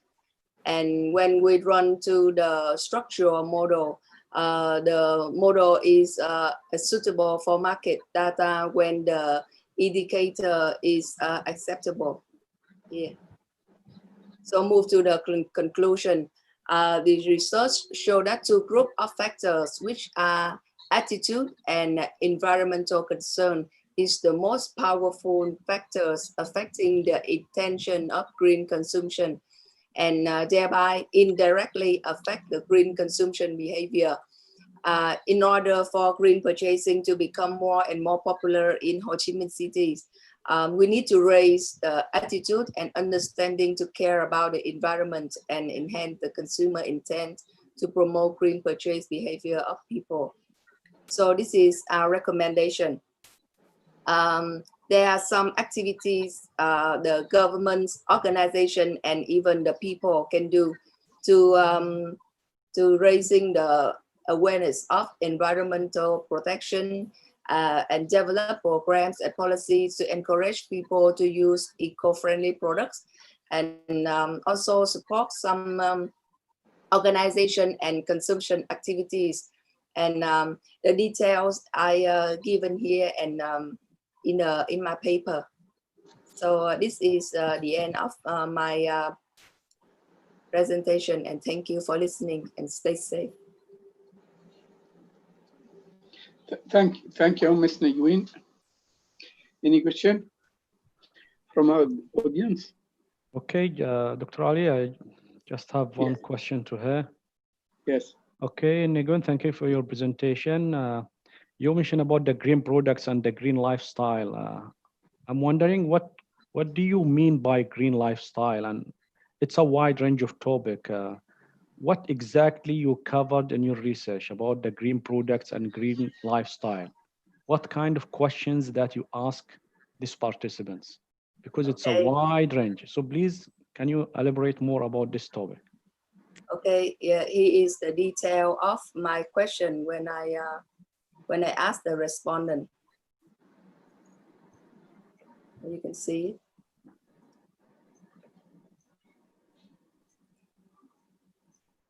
Such questions like modern development is destroying the environment. I am very concerned about the environment pollution issues. I myself have time to learn, consider buying green products or common products. I can buy green products if I want. Question for the availabilities of green products. I find it inconvenient to find green alternatives to convenient products. Green products are not available at the regular store when I shop. And the question for green purchase intention is I or my family will buy green products because they are less polluting. So the question is about the green lifestyle. The green lifestyle is the people who are choosing to purchase green products, although they are maybe more expensive than the normal products. And the people, they have environmental knowledge, such that they care about the environment, and they participate in the environmental protection campaign. They buy the green product, etc. So is it my answer to your question? Is okay? Yeah, it's okay. Dr. Ali? Yes, thank you. Another one? Any question more? No. Now, yeah. Thank you so much, Ms. Nguyen. Now we can go into another participant from Kolkata, Budhan Bhadia. You can start by your presentation, please. Very good afternoon, Honorable Vice Chancellor, sir. And I would like to thank Professor Ghosh, sir, Professor Sandeep Poddar, sir, and my research guide, Professor Pranamdhar, sir, for giving me a chance to present my paper here. So without wasting much time, I will start my presentation.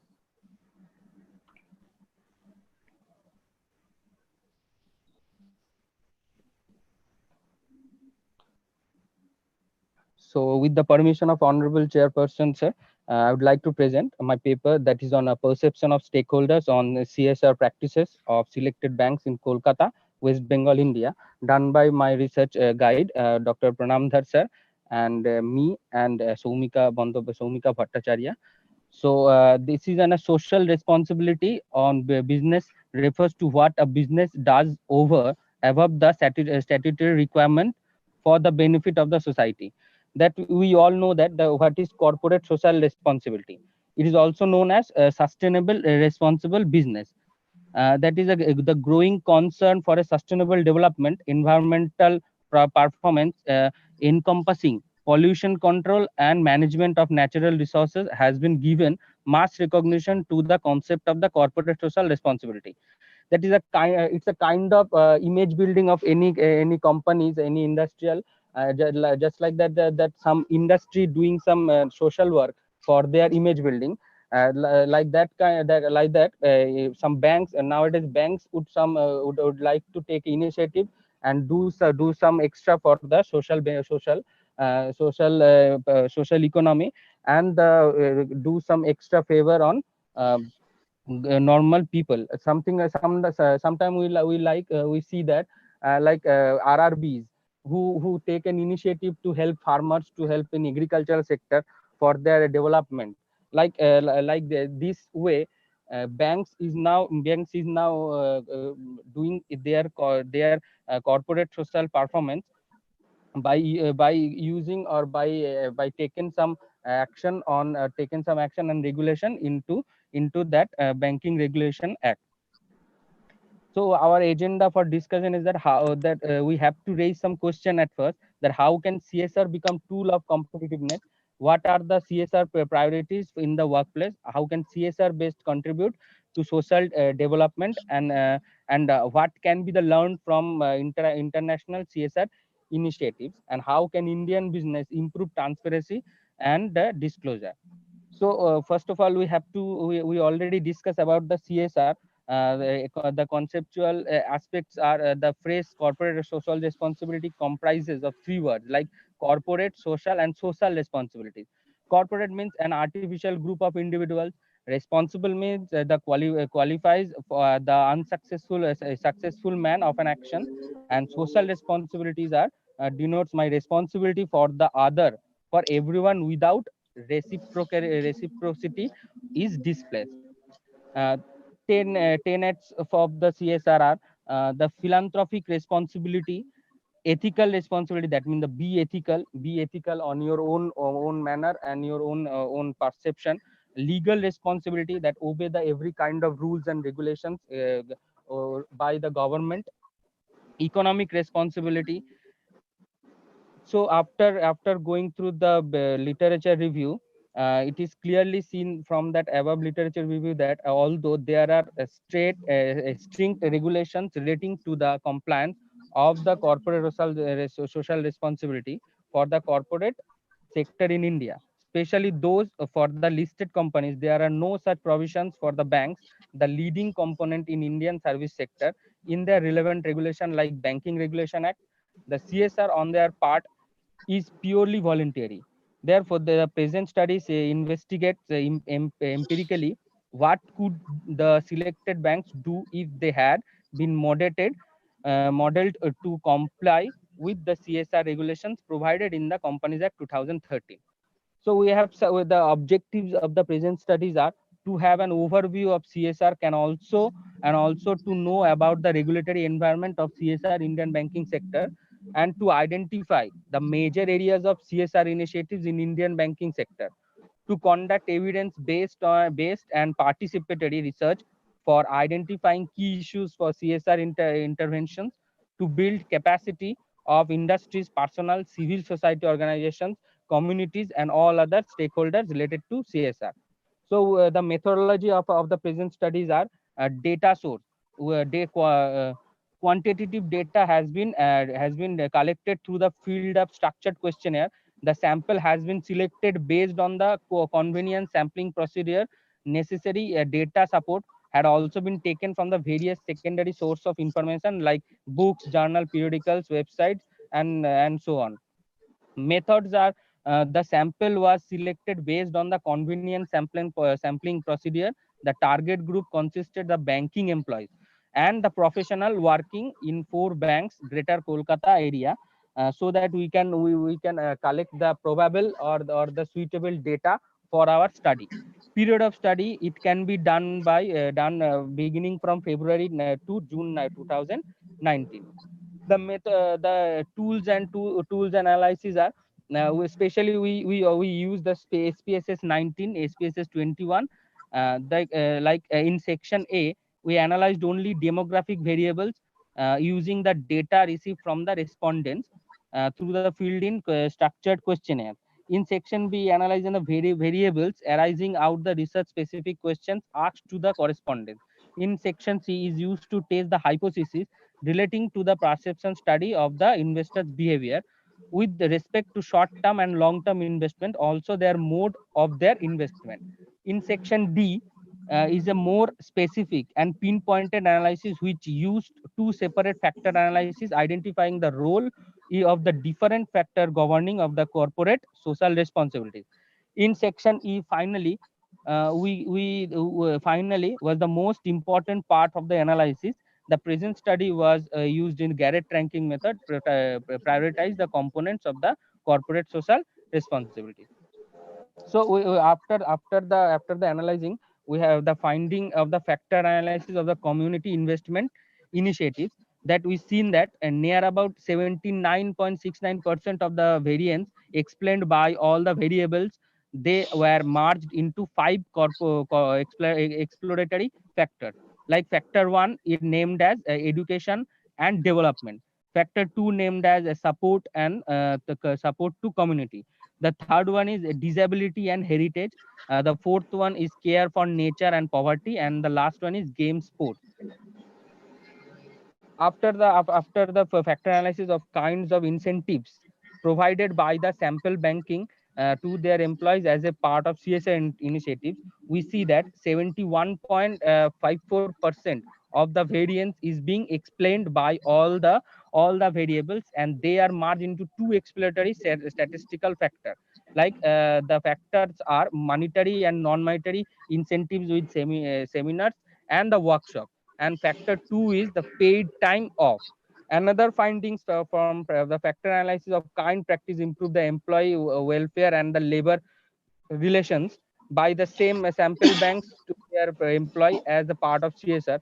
So we see that the 59.23 of the variable explained by all the variables. Those variables are customers, suppliers, employees, investors, and community. After the factor analysis of communication part to the policies of the stakeholders by banks, sample banks in their employees, like we see that about 67.36% of the variance explained by all the variables, and it merged into 2 exploratory factors, that is customer and supplier, and factor 2 is investors and community. And the next factor analysis for adoption and CSR practices, like we see that here competitive market advantages and CSR increased in financial efficiency. The variable presence of the stakeholders is declared having negative value. The finding of the factor analysis relating to the benefits of CSR. Above analysis, we explained that exploratory factors that are benefits of CSR provided sample bank. We use the exploratory factor analysis using the principal component method. Yeah, Here bro. Yeah, we see yeah, yeah. here we Now, see yeah, near you about you have. 79.44% of the variance explained by all the variables merged into 5 exploratory factors. The first Excuse one me. is avoidance of the excessive regulations, excessive relation and employees, greater efficiency, less waste, invest in a good quality and product of services. The next the factor 2 is support work life and the balance. Excuse me. One more Excuse me. minute. Sir. Yeah, one Yes, more. sir. Yes, sir. Yeah, Yes, you sir. exceed your Yes, sir. time, but Within a please. minute, I'm near to end. So Okay. after the factor analysis, I'm going I'm going to conclude that after the above analysis, it can be concluded that CSR activities in the banking sector can be broadly divided as a strategic CSR, which aims for increase the company's competitive advantages. The responsive CSR, which constitute the company response outside pressure. It is also observed that CSR is sometimes chosen by the companies as a tool or to respond ecological criticism. It helps the companies to expand the field of their prerogatives by assuming the environmental responsibility along with their responsibility to the stakeholders. In this way, the top level management finds themselves in a pivotal position in the face of double external constraints, namely the shareholders and the environment. Any organization has to balance the economy philosophy along with its moral philosophy, had a harmonious balance of the two opposing forces, gives in a healthy and prosperous sustainable direction. Thank you so much, sir. Thank you so much. Any question? Any question from the audience? There is no questions. We can proceed, Dr. Ali. Yeah, we can proceed to another one. Yes. Now for another one, Mr. Muhammad Yunus from Malaysia. Mr. Muhammad? Hello, Dr. Ali? Yes. I think yes. Dr. Jaber is not around yet. Not around, okay. He told that after 15 minutes will be coming. So you can proceed to other, then he will find, then he will. Okay. Now we can go into BEV. Yeah, the impact of migration from Nepal now. Number 6. BEV. BEV. Next speaker. Yes, I think he's not here. He joined to Prof. Satis, I think. Okay. Now we can go into the next one, to Dr. Rabush.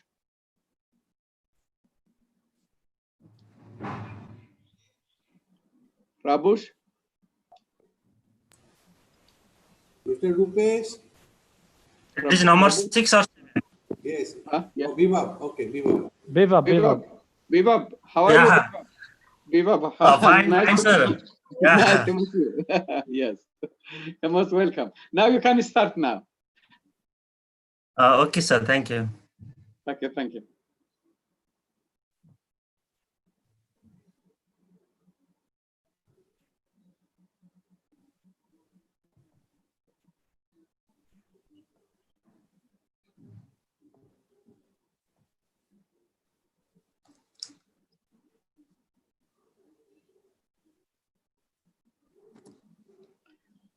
Yes. Yes, yes, sir. Yes, now it's clear, but please press F5. F5. Okay, sir. Yes. Is it fine? Yes, now it's clear. Okay, okay. Respected chairperson, co-chairperson, respected professor, and respected participants. Good afternoon from Nepal. On behalf of me, Bebab Neupani, PhD scholar, Lincoln University, Malaysia, Professor Dr. Satish Kumar Oza, my research supervisor, and Amia Bhomik. And my topic of this study is impact of migration and remittance on households' investment on healthcare in Nepal, a quintile regression.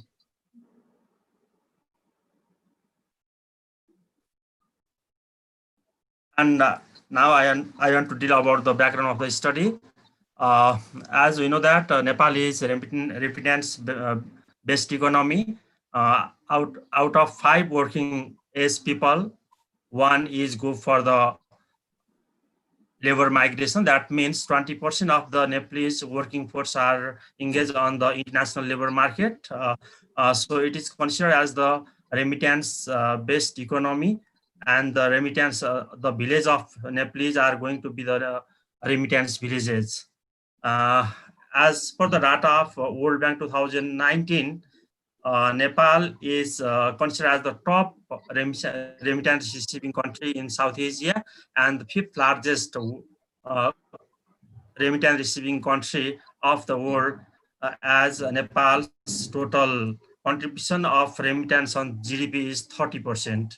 And we can say, as compared to the female, male are more participated on the international labor migration in Nepal. That is about the 80%. And it is also consider that most engagement of the Nepalese people are from the poor and low income households, and the Nepalese migrant labor are considered as characterized as in the 3Ds, and the trial 3Ds means diminishing, dangerous, difficult natures of work, and trials means the low skilled, low pay, but long time working hour, skills, manpower are characterized of and they are temporary, strong transmission tie, and the main purpose of the international participation on international labor migration is for the family livelihood strategy. Now I turn to the objective of study. The study aims to investigate the linkages between migration, remittance, and households expenditure on poor and low income households in Nepal. And here are some examples of the review of literature, some from the national context and some from the international context. There are so many mushrooming types of numbers of work has been done in the international context, but in context of Nepal, there are limited number of literature which are available during the time of review of literature, and there is the very much contradiction in the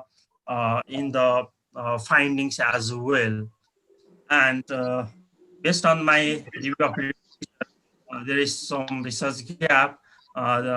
One is there is the contradiction in the findings on the previous work. I already said there are some work found that there is very strong relationship between the volume of remittance and the human capital development. Some finding shows that there is no impact of the remittance on the human capital development, and some suggests that there is the moderate level of contribution of the remittance and the migration on the human capital development, especially for the healthcare and the education.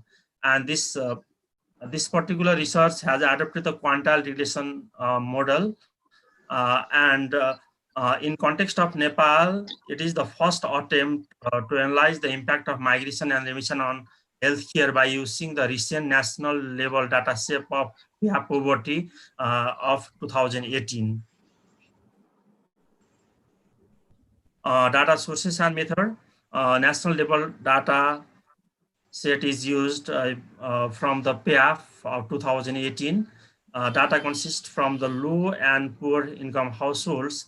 Firstly, we estimate the OALS, ordinary least square, and then we go to the quantile, having the 25 quantile, 50th quantile, and 75th quantile as lower, middle, and upper. And our model is the ordinary least square model. That is, the health expenditure is dependent variable, and there is independent variables remittance. It is the first model. Remittance is the key interest variables, and there are so many other variables relating to the socioeconomic, demographic, ethnic, access to information related control variables as well. And the second model is based on the migration and remittance and the migration and household health expenditure. First model is based on the remittance, and the second model is based on the migration. Here also health expenditure is dependent variables, and the migration dummy is key independent variable, and there are so many control variable which is also related to the socio-economic variables, same as information related variables, ethnic variables, etc. And this is my result. I hope you can see. The key interest of variable is migration, remittance, which is positively and significantly, which is positively and statistically significant. That means there is the positive and significant impact of remittance on the human capital development, especially on the health expenditure. And there are so many other control variables, which are most of the variables are statistically significant. We can see about the number of rooms, roof is galvanized, total expenditure, developmental region. It is statistically significant at 1% and 5% level of significant. And then we move ahead for the quantile regression model. It has classified total expenditure into the low expenditure group, middle expenditure group, and the upper expenditure group, categorizing 25%, 50%, and 75%. And results suggest that there is the positive and significant impact of the remittances on the human capital development, especially the health expenditure for the lower and upper quantile. And we can also see there are so many control variables which are also statistically significant at 1% and 5% level of significance. For example, we can see the number of rooms, which is statistically significant at 1% level of significant at 75th quintile, and 5% level of significant in 50th quintile. And 1 minute. Sex of household head also statistically significant at 75% quintile at 1% level of significance. And likewise, this model is based. This model is based on the migration and the health expenditure. Migration, we can see that there is positive linkages between the migration and the household expenditure. If a household is migrated, then there will be the 951.9 unit more health expenditure as compared to the non-migrant. But migration is statistically significant, but it is positive. And there are so many other control variables, such as number of rooms, roof galvanized, TV, total expenditure, 1 minute, region, etc., which are statistically significant at 5% and 1% level of significant. And R square is also same satisfactory as 42% in the cross-sectional data. It seems to be a goodness of the fit of the model. And there is another slide regarding the quantile regression model of health expenditure and migration dummies. Here we can see that the migration, the key interest of variables, is statistically significant at 25th and 75th quintile, and there are so many other control variables which are also statistically significant at different level of. And now I would like to go through the summary and conclusion. Our results indicates that the log of remittance is significant in ordinary least square model, but have a statistically significant effect on the third quintile of the household expenditure only, while unexpectedly the migration dummies are not found statistically significant in the OALS, but statistically significant in the quantile regression model. It means we can say that there is the positive and statistically significant impact of the remittance on the human capital development, especially on the health expenditure, and the positive association of the migration on the human capital development, especially for the health expenditure in Nepal. Thank you so much. Thank you. Any question? Question? Thank you. Thank you, everybody. Any question? No question, right? Okay, Dr. Now- Ali, if there is no questions, just we can proceed because of the time constraint. Huh? Okay. So, Mr. Rabush? It's Rupesh. It's my time. Yeah. Rabush? Okay. Yes, I'm coming, sir. Yes.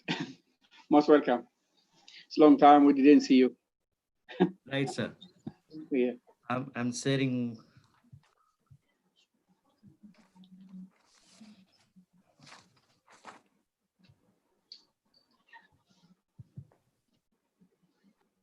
So can you see the screen, sir?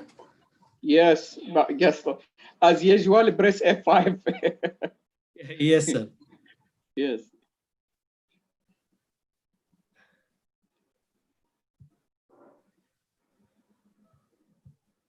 Yes, you can. Yeah. Okay. Continue. Okay. Yes. So very warm good afternoon to all distinguished professor, including our vice chancellor, my guru, my supervisor, Professor Satish Oja, and Dr. Ali, and all of you. Thank Very you so much. good afternoon. My topic for today, for the presentation, is employees' motivation, satisfaction, and productivity in Hotel Shangri-La, Kathmandu. I've taken one case study of the local hotel. The reason being is I'm also in the hotel industry. I'm working recently with the Marriott Hotel on these presentations. Right. Coming to the introduction part of my presentation on the employee satisfaction, as we all know, it is directly correlated with the employee satisfaction with the customer satisfaction, right? The customer satisfaction can only be possible with the relativeness, respective individual satisfaction of the employees, and which directly, in fact, correlate with the performance of the hotel. Right, as we all know, hotel industry is going tough time these days, but still there is always a hope in the days to come with more technology driven and contactless, right? Though it's a personalized service, but the contactless and the technology has really been a boon in today's context for the hotel industry to satisfy our customer, to make our customers very happy. Therefore, the human resources comes into play, and using technology to hotel to take to the next level has always been a part of the quality. And this is what the people remembers as per the literature 1983 from Paijam. And coming to the same, as we all know, service is a hotel's most important product, right? And I would say more than the service, it's a hospitality. If the hotel provides hospitality, I don't think there has to be the question of service. So hospitality is always on top, right? So good service does not have just happen because of, it's happened because of the people working in it. So it is a team effort, and customer satisfaction has been one of the essential part. And we can reach this employee satisfaction, we cannot reach this unless we reach the employee satisfaction first, which directly reflect in the quality of the service. My research objective will investigate the factors between the employee motivations and productivity, linking them, employees motivations, and linking between employee motivation and the satisfactions, which also gives rise to the research questions with aligning with my objectives. Coming to the review of the literature, as already said from the Chandrasekhars and Paijam, that the most important factors were work where opportunities develop, learn, and take part in the decision-making process of the management, which in fact takes a very crucial role in the play of the employees in terms of service and the satisfaction of our guests for a long term. Overall, hotel employees reported certain things that most wanted from the employees were good wages, job security, opportunities for advancement and development, good working conditions, which has been ranked for 4 by the respondent, and is another high potential motivators as per 1995. And the managers add more value to create happy environment with the jobs, customers, with the jobs, and customer can sense that, right? So these are some of the from the literature that we can conclude and go forward. The research, the reason the being doing this research and the gap of research is because, as you know, there not had been such literatures and such kind of research in Nepalese context, especially in the industry of hospitality.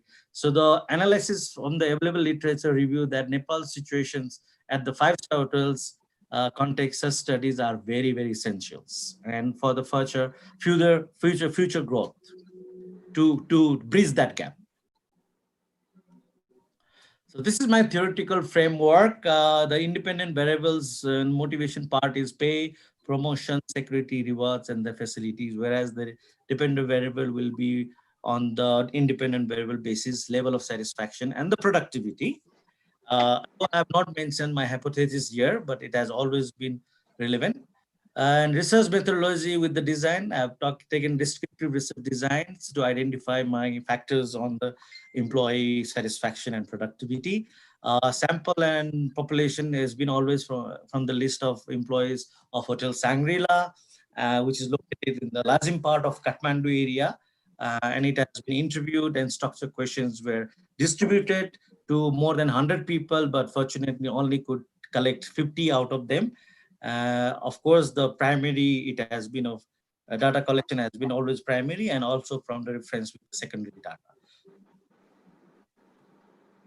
So my data presentations and interpretation as well as analysis from the data that I have presented based on the gender-based respondent, I could found that 90% of the male has responded, and among the total population, female 10% only in this that I have collected. As you can see here, table point 7.2 says that education level based respondent, a maximum of intermediate level. You don't find much of education or literate people at the hospitality in Nepalese context yet. So the masters at 10%, others 10, and bachelors at 30%. Whereas marriage based response, 100% married people were my respondent, no unmarried yet. So all are matured. As you can see, the monthly income based responses, 10%, 30 and 60%, 30% and above amongst the respondent were having 30,000 and above salary, whereas 10% is 20 to 25 and 25, 30,000. Work-based experience, 15 years and above, maximum is 20%, whereas 10 to 15 years is 40. So you can see the uniformity and the maturity level. As you can see, the maximum number of people working in the Nepalese industry is are experienced people, okay, who have joined from the very base. So, and they don't want to leave, as you know, they have not been very formal education in the past, which has made them there for a long time. And also very strong union in the hospitality of Nepalese context. So I have found out that strong trade union makes the workers' participation more effective is of 70%, and 30% says it is okay. So that shows the strong requirement of effectiveness of the management intervention to make it more effective and reduce the trade union effect in terms of positive sides. So with my analysis and further presentation, I can see motivating factors correlating employees to work. You can see high compensation and freedom to work has been the 30% amongst the other different factors that has made motivating for the employees, high compensation and freedom to work, whereas 20% is just reward and recognition, and 10% is job security, interesting and challenging work environment generally, rather motivate more than the less than the high compensation and freedom to work. Similarly, suggestion for improving productivity. Suggestion for improving productivity, as the find out we can say there's a zero. There's a motivation from the supervisors, peers, or the managers levels is zero, whereas they think effective involvement of top level management is important in improving the productivity, as well as training programs would help to taking forward the employees' morale. For the interpretation with the correlation, you can say make out a motivation and satisfaction correlations can easily make out with the analysis through the statistical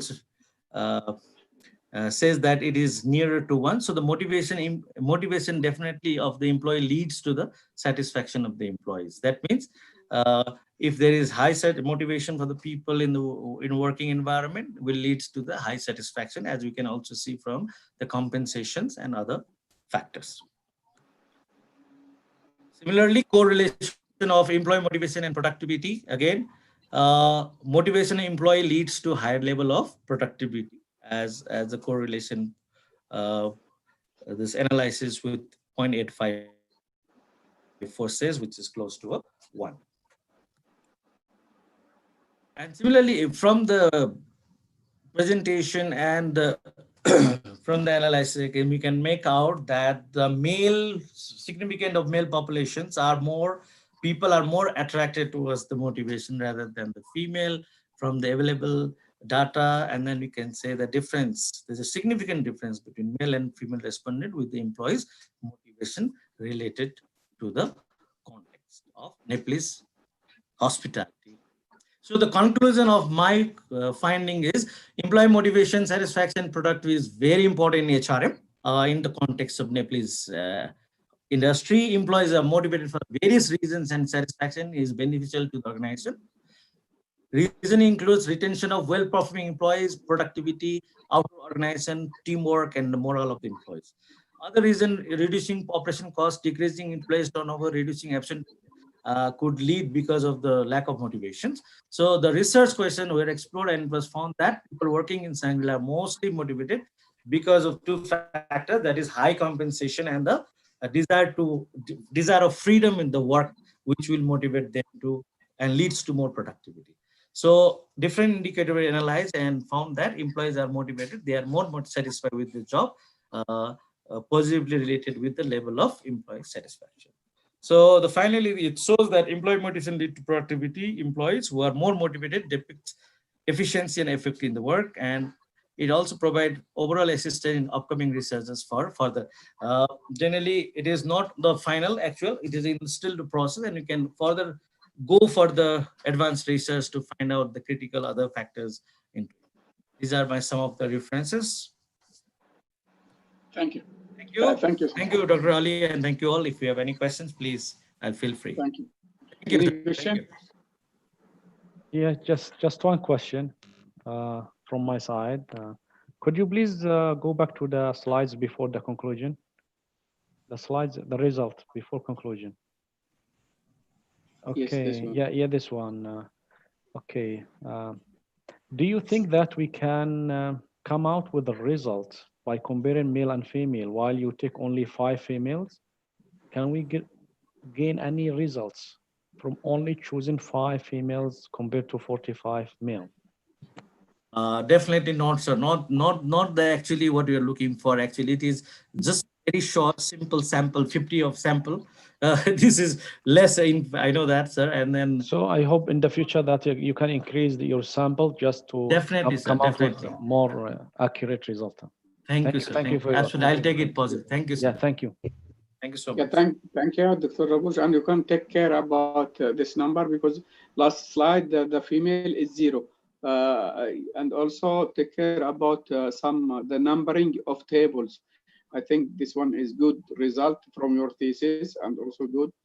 But also you have to follow the Lincoln University for the thesis. Yeah, this is good opportunity to tell you that I think this is good result and good research.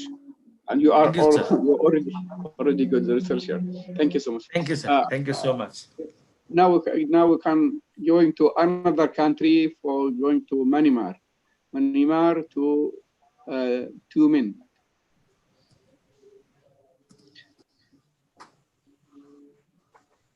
Human. 2 men. Mr. Toyment, are you here? Yeah. Toyment. I think he's not here. Yeah, he's not here. Now we can go into another one. Indrajit. Indrajit. Yes, sir.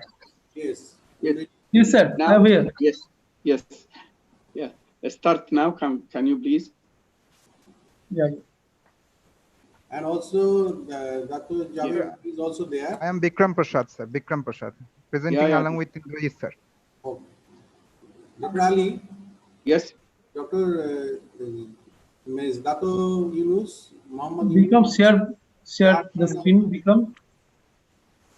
Sharing. So after him, Dr. Javed can present. Another one, yeah? Yes, he was not there previously. He joined. Okay. Okay, so can you go into another one? Is the screen visible, sir? Yes, yes. Yes. Arnab. Yes, Bikram, it is visible. Okay. Just back to the, please, thank you. And good afternoon to all of you. And good afternoon, all the dignitaries, participants, and all my research colleagues. Myself, Dr. Indrajit Ghoshal. I'm serving as an assistant professor in Amit University, Patna. In our paper, we have 3 authors. First one is Bikram Prasad, next one me, and the last one, the Dr. Sandeep Poddar. Yes. I would also like to gratitude to Dr. Sandeep Poddar, who helped to make this paper along with Mr. Bikram Prasad. So today, I'll be talking about the paper. It is very different kind of, because we have made a particular algorithm for that particular research paper. So the title of the paper is Predicting Consumer Behavior Using Artificial Neural Network, a Deep Learning Approach for Direct to Consumer Brands. Please, next slide. Yeah, thank you. As we know that, what is online shopping? But here we'll be talking about like direct to consumer brands. So what is direct to consumer brands? Direct to consumer brands are the brands that are that sell directly to their end customers without selling to a retailer, distributor, wholesaler, or other outlet. Because of the online like marketer, they are looking for this kind of product, basically just and they are targeting to the end users who will buy the product directly through online. That is the concept of the direct to consumer. It helps in building strong relationship with the consumers, helps the brands in direct connection with the consumers. Next slide. And now I'm talking about some examples of the D2C companies. Like number one is Away. Away is like mainly selling for the suitcase. And the next one is Beltology, who is basically selling the leather belt. And another one is David Kind, who is selling mainly glasses. And then another one is Bucket Feet, who is basically selling the shoes. Here we can like predict the trends of D2C brand and their share in US. Here we can see, like in 2017, the percentage of the like selling of the product is 12.6%, like, and $18.6, and the next one is 22.6. So you can see from that particular diagram, it is an increasing mode. Next slide, please, Vikram. From that particular research, we have collected some literatures. So few literatures I have given over there. So first one is King et al. 2020 depicted the importance of direct-to-consumer brands for public policymakers, consumers, and marketers. Next, in 2019, Theodore Carrier investigated a particular research about the importance of direct sale strategy and need to go beyond Amazonification. So few literatures, next slide please, Vikram. After got this kind of literature from the like different sources, we have made one objective for that. So in this research, we can see there is some gap between the algorithm model which is made that particular research area. So here we have made one objective to build an algorithmic model in order to predict the purchase intention, because we are looking for the purchase intention of the direct to consumer brand. So now the next slide, the rest of the slide will be talking about like Mr. Vikram Prasad, and you will be presenting the paper. So please, Vikram, go ahead. Thank you. Okay, thank you. Thanks to all of you. And under the guidance of Sandeep sir, we have framed a research objective. Actually, the framework was that we want to predict the consumer behavior for direct-to-consumer brands, and it will be done totally through a predictive modeling or predictive analytics. For this, we have searched a literature, but we have found that there is a dearth of literature. We can tell about the consumer behavior or D2C consumer enthusiast about their behavioral purchasing behavior. So we have started researching and investigating. Now let's build an algorithm model so that we can predict the purchase intention for the direct-to-consumer brands or direct-to-consumer enthusiasts. So in case of research methodology, we have used sampling method, that is convenient sampling, because we have chosen specifically the consumers, online consumers, who purchased their products specially from these D2C brands. And after that, we have used the artificial neural network to build the algorithmic model. So we have built this predictive model. So let's go background about this predictive model, how we have developed this predictive model. There must be some research process. So it's a basically artificial neural network model. It is also known as connectionist system. Okay. To build the predictive model, we have first churn out the key purchase intentions. For this, we have interviewed a few online consumers. And after interviewing, we have found 3 key purchase intention, or 3 key indicators of purchase intentions. One is safety, one is innovative, and one is quality of products. Okay. After that, we have, beside this, we have also collected their purchase intention and not purchase intentions. After that, we have tried put them in the algorithm models in the R software and developed these algorithmic models. So how we have developed the algorithm model? The algorithm process to develop this model consists firstly the randomization of data. So before randomization, we have also shuffled the data so that we can increase the randomness of data. So in this way, we have collected data from 100 consumers. Okay, and we have increased the reproducibility seeded value to 223. So what we have obtained up to this time, we have list of 100 consumers, their purchase intention, and their key indicators of purchase intentions. After obtaining this 100 data, we have divided this data into 33 and 66 variables. Because we know that artificial neural network means we have to build 2 types of data. One is training data, one is test data, because the test data will learn from the training data. So we have divided into 33 observations for training data and 66 for test data. After that, we have divided in the confusion matrix and develop a training model. And based on this training model, we have ultimately developed a test model. The test model, the key findings of test model as obtained are that they have given weightage value to these 3 parameters. One is safety. It have given them the value of 61.4471. For innovative, they have given the value of 12.7737. And for quality, they have given 0.255.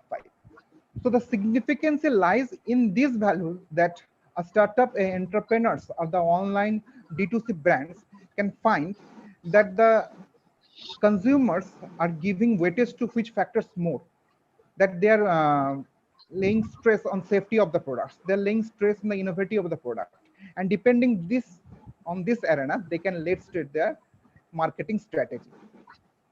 So this is the conclusion and managerial implication. It can help in predicting customer behavior, consumer behavior, and it's a part of predictive forecasting. Okay. Thank you, sir. Thank you. Thank you. Any question? Any question? Okay. Please, can I want to ask you only one question. Yes, sir. Yes, please. Yes. For your model, now you can your research to propose new model. This is what as recognition model, and he will help you as decision making. He will give you the decision which one you can choose, right? Yes, sir. Sure. Please Okay. stop sharing. Yes. Okay. I think better also if you give some detail about model verification. How can you what the data you can you can apply this data for this model. Okay. Yeah. Actually, I think this is done for the algorithm model. We'll share in the paper more, sir, in detailed way, sir. Actually, it has been done through algorithm. Actually, the literature are very few because of when we have collected some literature on the particular topics. Literature is very few. No. I think Now you collect data and you can you said the data is 100, right? Yes, 100. You can take some of this data and you can put it. You can use it as what as data verification. Yes. After that, you can see this model is already correct to running. Okay, sir. Okay. Now you can take part of this data, or you can ask. You can get another more of data, and you can apply this data to no need to go into that to training, because the model is already training, and also the neural all the cells is already training, and also the weighting is already listed in the matrix, right? So just only you can go into put this data to make verification for this one. Okay, sir. Okay. Thank you. Thank you. Yeah. Thank you. Next one, Mr. Kumar. Arnab Kumar. Organization. Yeah. Yes, sir. Hello. Yes, sir. Arnab Kumar is here. Sir, Yes. Sir, may I continue, sir? Yes. Okay. Am I audible? You are audible but Am not I? visible. You are not visible. Is it, sir? Now you are visible. Yes, please continue. Yes. I am his co-author. Sorry, very sorry, everybody. Sir, actually, I'm some problem in sharing the PPT. Actually, my mobile is not supporting to that. Let me continue by verbal way. So my topic is organizational culture and organizational culture and employee engagement and its role in building of job satisfaction among employees of the information technology industries in West Bengal. Let me start. First, I want to say the introduction. Hello. Hello. You have sent me the PPT, I think. I can share. Yes, but okay. Okay. Actually, my mobile is not supporting to that. Okay. So Sir, Okay, you may I continue? request Dr. Poddar to share, and you continue with Okay. oral presentation. Okay, sir. Thank you.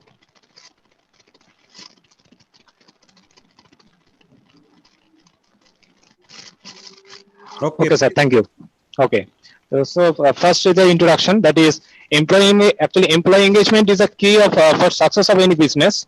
And engaged employee work with passion and feel a profound connection to their company, and they derive the innovation and move the organization forward. The progress of an industry depends upon the engagement of its workforce, and organizational culture is one of the factors that drive organizational drive the employee engagement. And the engaged employees will stay with the company longer and continually find smarter, more effective ways to add values to the organization. The employee engagement is a valuable resources that can boost employee performance. Positive workplace culture attracts the talent, drives engagement, and impacts happiness and satisfaction, and affects performance. And the job satisfaction can be increased by several ways, like positive working environment, rewards and recognitions, involvedness, and increase the employee engagement, develop the skills and potential of the workforce, and evaluate the measuring the job satisfaction So these are some the way so that the job satisfaction can be increased. Now the objectives of my paper, that is there are three objectives are there. The first one is to study the relationship between the between teamwork and the job satisfaction. The second one is study the relationship between the leadership and employee engagement. And the third one is to study the relationship between employee engagement and job satisfaction. So these are the three objectives. Now I'm moving to the next one, that is methodology part. The study uses for both primary data and the secondary data. The primary data are collected through the through a structured questionnaire, and the secondary data are collected through magazines, books, journals, and so on, etc. From the target sample, 330 were responded and returned the questionnaire. After the eliminating the incomplete responses, only 315 samples were obtained, and the conventus alpha was calculated by the statistical package for social sciences, that is the SPSS method. And next I'm moving to the concluding part. The managers or team leaders of the IT organization must have to take some measures for enriching the ethical activities inside the organization to foster the employees' engagement. And satisfied employees will work harder for the company and plan to stay at the company, ultimately reducing that.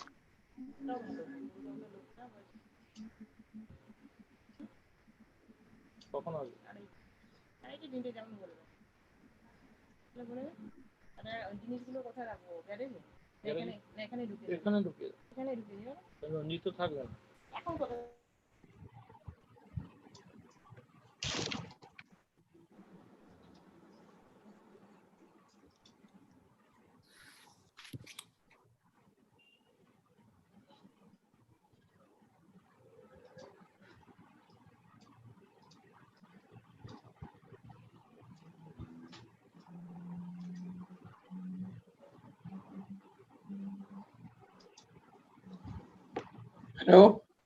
Hello, Arnab. Hello. Yes. Arnab, still. Arnab, agree. I think net. Yes. Dr. Budar, can we go into another one?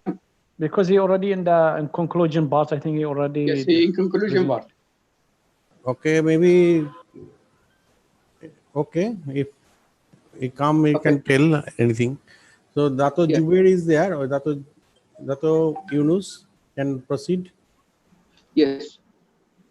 Now we can go into another one. Dato. Yes. Yunus, Dr. Ali, we have Muhammad Yunus. Yunus. Yunus now here? Yes, okay. I'm here. Can you hear me? Yes, most welcome. Most welcome. Assalamu alaikum. Alaikum salam. Let me try to get first time doing this online thing. Yes. Okay, is my slide being seen? Dr. Sandeep, do you have the slides of Muhammad Yunus? This one. No, he can share, I think. Share. You want to share? Dato? Yes. Yeah, I want to share this yes. point. There is a green button downstairs, down. Yeah, I click share, yes. Yes. Yes. You put the yes, done. There? Now? Done. Is it visible now? Yes, yes, we can see. Now, yeah, now you're okay. Yes, assalamu alaikum to everybody. Salam. I feel very left out because everyone is talking about business and I'm talking about terrorism here. So my topic is a little bit out of the conference topic. I apologize for that.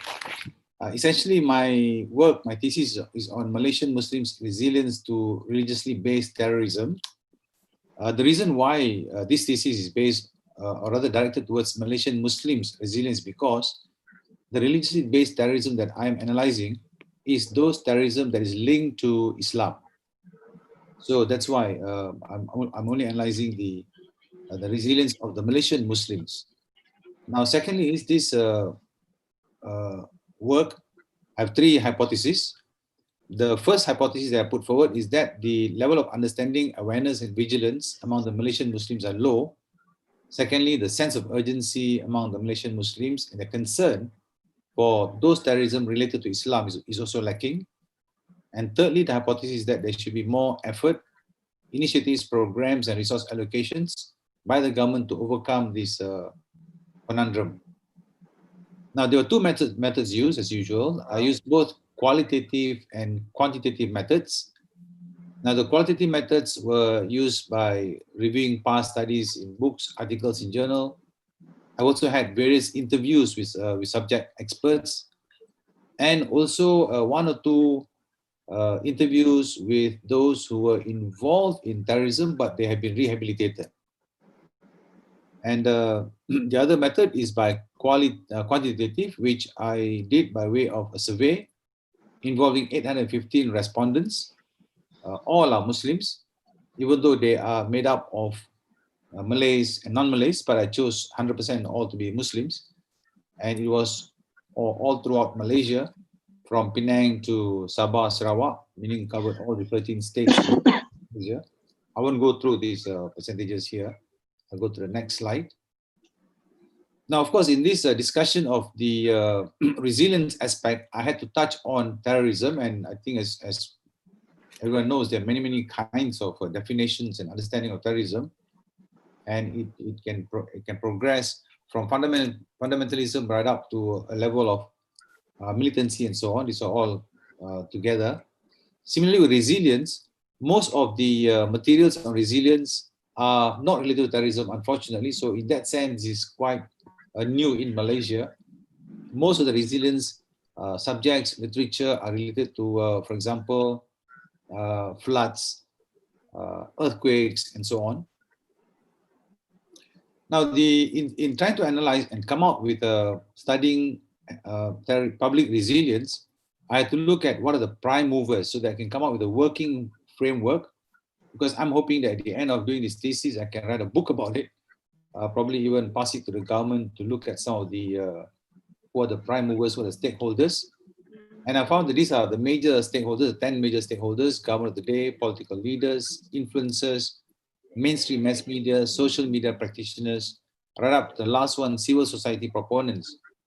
Now, in analyzing, in researching for this public resilience, I realized that the prime movers themselves are the solution to some of the problems that we are researching. There is a problem of how to increase public resilience in Malaysia. Now, with that, with analyzing this working framework, I came up with some strategies, and these strategies, I call them the 10R, because I realized that in Malaysia and human nature, they like this 5R, 10R, 6M, so it seems easier. So I've listed them under revisit, reaffirm, reform, revive, regroup, re-engineer, redirect, retain, and so on. Just to give you an example of what I mean, for example, when I say revisit, what I'm saying here is that we have to re-look at some of the strategies that we are doing today in Malaysia. There needs to be a reality check in Malaysia. My thesis found that the reality as far as terrorism is concerned in Malaysia is almost very low. Of course, my research found, the survey found that the resilience level is just above average. But the frightening thing is that Malaysians generally seem to think, the Malaysian Muslims generally seem to think that anything Islamic does not necessarily have or lead to extremism, then to terrorism, and so on and so forth. So we're seeing that we have to have a reality check. Just to give an example of reaffirm is, again, in Malaysia, there's a major problem. We don't have a big problem like some other Muslim countries, but it is coming slowly in Malaysia as well, where we have the variety of understanding of Islam is creating tension, and sometimes it does have a tendency to go towards not so much violence, but almost near violence. We have not reached a level of violence yet, but my research shows it's coming towards that. So to reaffirm Islam and so on and so forth. So all these are the various ways. I don't think I'm going to go through each one of them. Is it all right, Mr. Chairman? Hello? Yeah, we can hear you. Yeah, continue. Yeah. So I just hear you. go in detail on this one. Okay, and so from these are the working strategic approaches which I hope to give to the government once the thesis is completed. Now, the factors affecting degrees of resilience, I have a slight, I'm a lawyer by profession, but I have a slight mathematical interest. So I'm trying to, with the help of someone who's very good in mathematics, trying to put the entire words, here you have factors affecting degrees of public resilience, into an index. So that with an index, it's easier to be able to, for example, have a government policy. So some of the factors in the index would be things like what is the level of awareness of the threat? What is the interest in comprehending the threat? What is the desire to participate in eradicating the threat? For example, the desire to participate in eradicating a threat, I found that even at the questionnaire level, some don't even want to participate in answering the questions, even though we say that it is anonymous. So that kind of a situation. And then effectiveness of the preventive measures and so on. So all this completely, some of the factors which we try to design into a public resilience index. And what is a public resilience index? I'm hoping that this public resilience index will be taken as a measure of the strength of the population in the face of some hazard. In this case is terrorism. In other words, the higher the index, it will mean that they have a greater degree of public resilience to the threat. Lower the index will be a lower reaction to the threat. And this index will have all the factors which I discussed earlier, this section here, right up to the validators and policies of foreign powers and so on. So my conclusion in this is that, yes, the Malaysian Muslims' resilience towards the Islamic-linked groups were found to be moderate due to various reasons, because there's always a misunderstanding in Malaysia generally that anyone who looks Islamic must necessarily be Islamic. And that's one major issue. And also the media's role. Sometimes the media seems to overplay certain issues. At the same time, also it gives a wrong perception of what is actually happening on the ground and the family background. And in Malaysia, it's divided into generally largely into rural, into urban, and there are different responses to Islam as well. So lastly, secondly, this thesis argues that there should be greater efforts involving a wider spread of stakeholders. And this is the stakeholders are the ones that are involved, are included in the Public Resilience Index, which I showed earlier, Mr. Chairman. And the final thing is that a Public Resilience Index was formulated. That's all, Mr. Chairman. Thank you so much for the opportunity to present this. Thank you so much. Any question? Yeah, we have a question here. Yeah, Doctor. Okay, Muhammad Yunus, thank you for your presentation. Thank you so much. Actually, I am from Yemen. Actually, we are also suffering from this kind of issues. I want to ask you regarding in your point of view, how we are going to solve this kind of things. Is it part of government solution, private sector solution, non-NGOs? What do you think? How we are going to involve to solve these issues?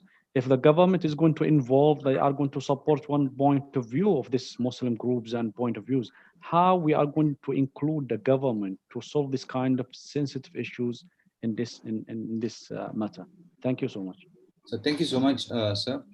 This is where in my presentation earlier, I don't know whether you can still see my slides, where I mentioned about the strategies in the working framework. One of them is the government of the day. But to be more direct to the question, one of the important points that I raised in this thesis, which I believe has never been done in this country, is the fact that Muslims themselves in this country must face up to the fact that there is a diverse understanding of Islam, which I find in my country, I know about Yemen, in my country, they are not prepared to accept that there is a diverse understanding of Islam. So once, my thesis also proposes that once we acknowledge that there's a diverse understanding of Islam, and there's an open discussion about Islam, then the chances of it going underground and becoming extreme, then violent, then militant will not occur. That's one of the ways. Secondly, Malaysia is a more complicated situation because in Malaysia, Islam is under the purview of the rulers, the sultans. And in Malaysia, each state has got its own rulers. Therefore, you find that Islam is also a political thing in Malaysia. Hence, you find that to have a general united national framework in Malaysia to have a certain position of Islam is going to be extremely challenging. So to conclude, basically, my view is until Muslims in Malaysia can recognize that it's okay to have different views, we're going to have this problem forever and ever. Okay. So how you are going to distinguish between different point of view of Islamic literature and the terrorist point of view? So as you mentioned, that we have to tolerate this kind of point of views and schools inside the Islamic culture. Yeah. How you are going to draw the line between this point of view to tolerate and the terrorist point of view of Islamic literature?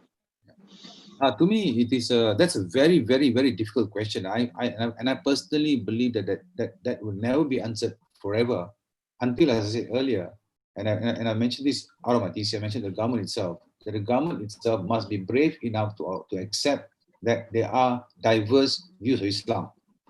And I can understand it's going to be very difficult to be accepted because there is a lot of academic writings on Islam, which adds to the problem.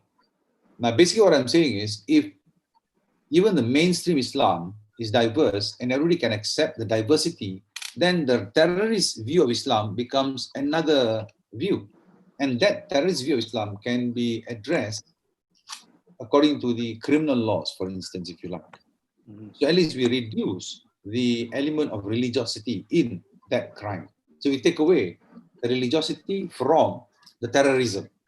And therefore it becomes like any other terrorism. So, okay, if I may be permitted to be very frank, part of my thesis got taken out because there are certain things that I can't put in, which I understand that it's not allowed. You know, so that's happening also in our country.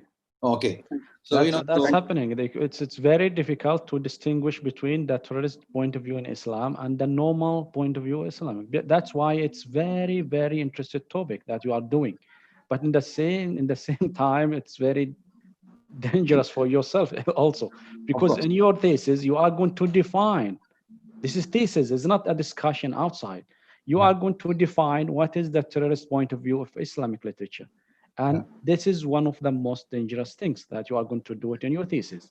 So be careful. It's an interesting topic.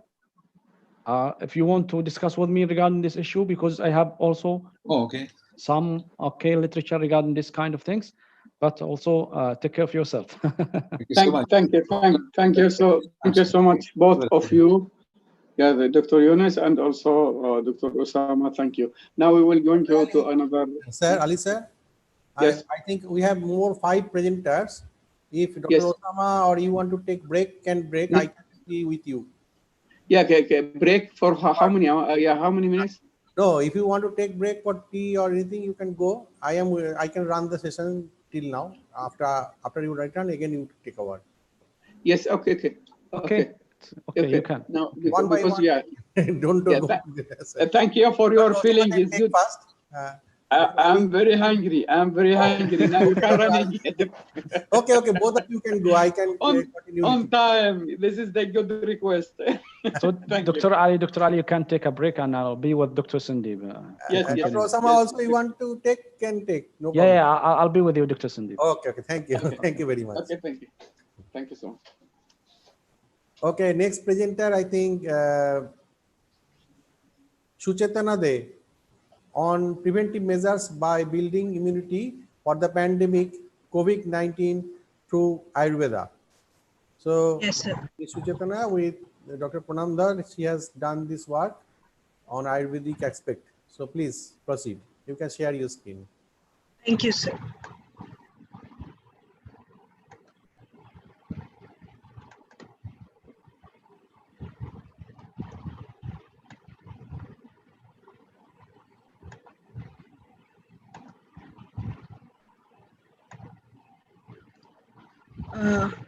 Namaste.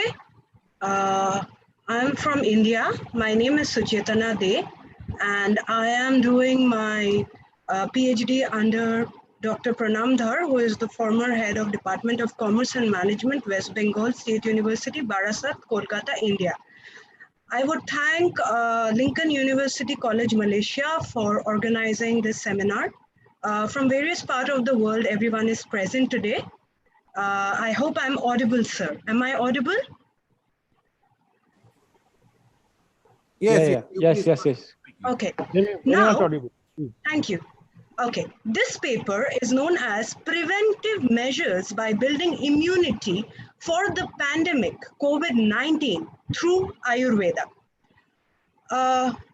India is a country which is known for its various techniques for a long period of time, and Ayurveda is a 5,000-year-old science which India has been practicing for a long period of time.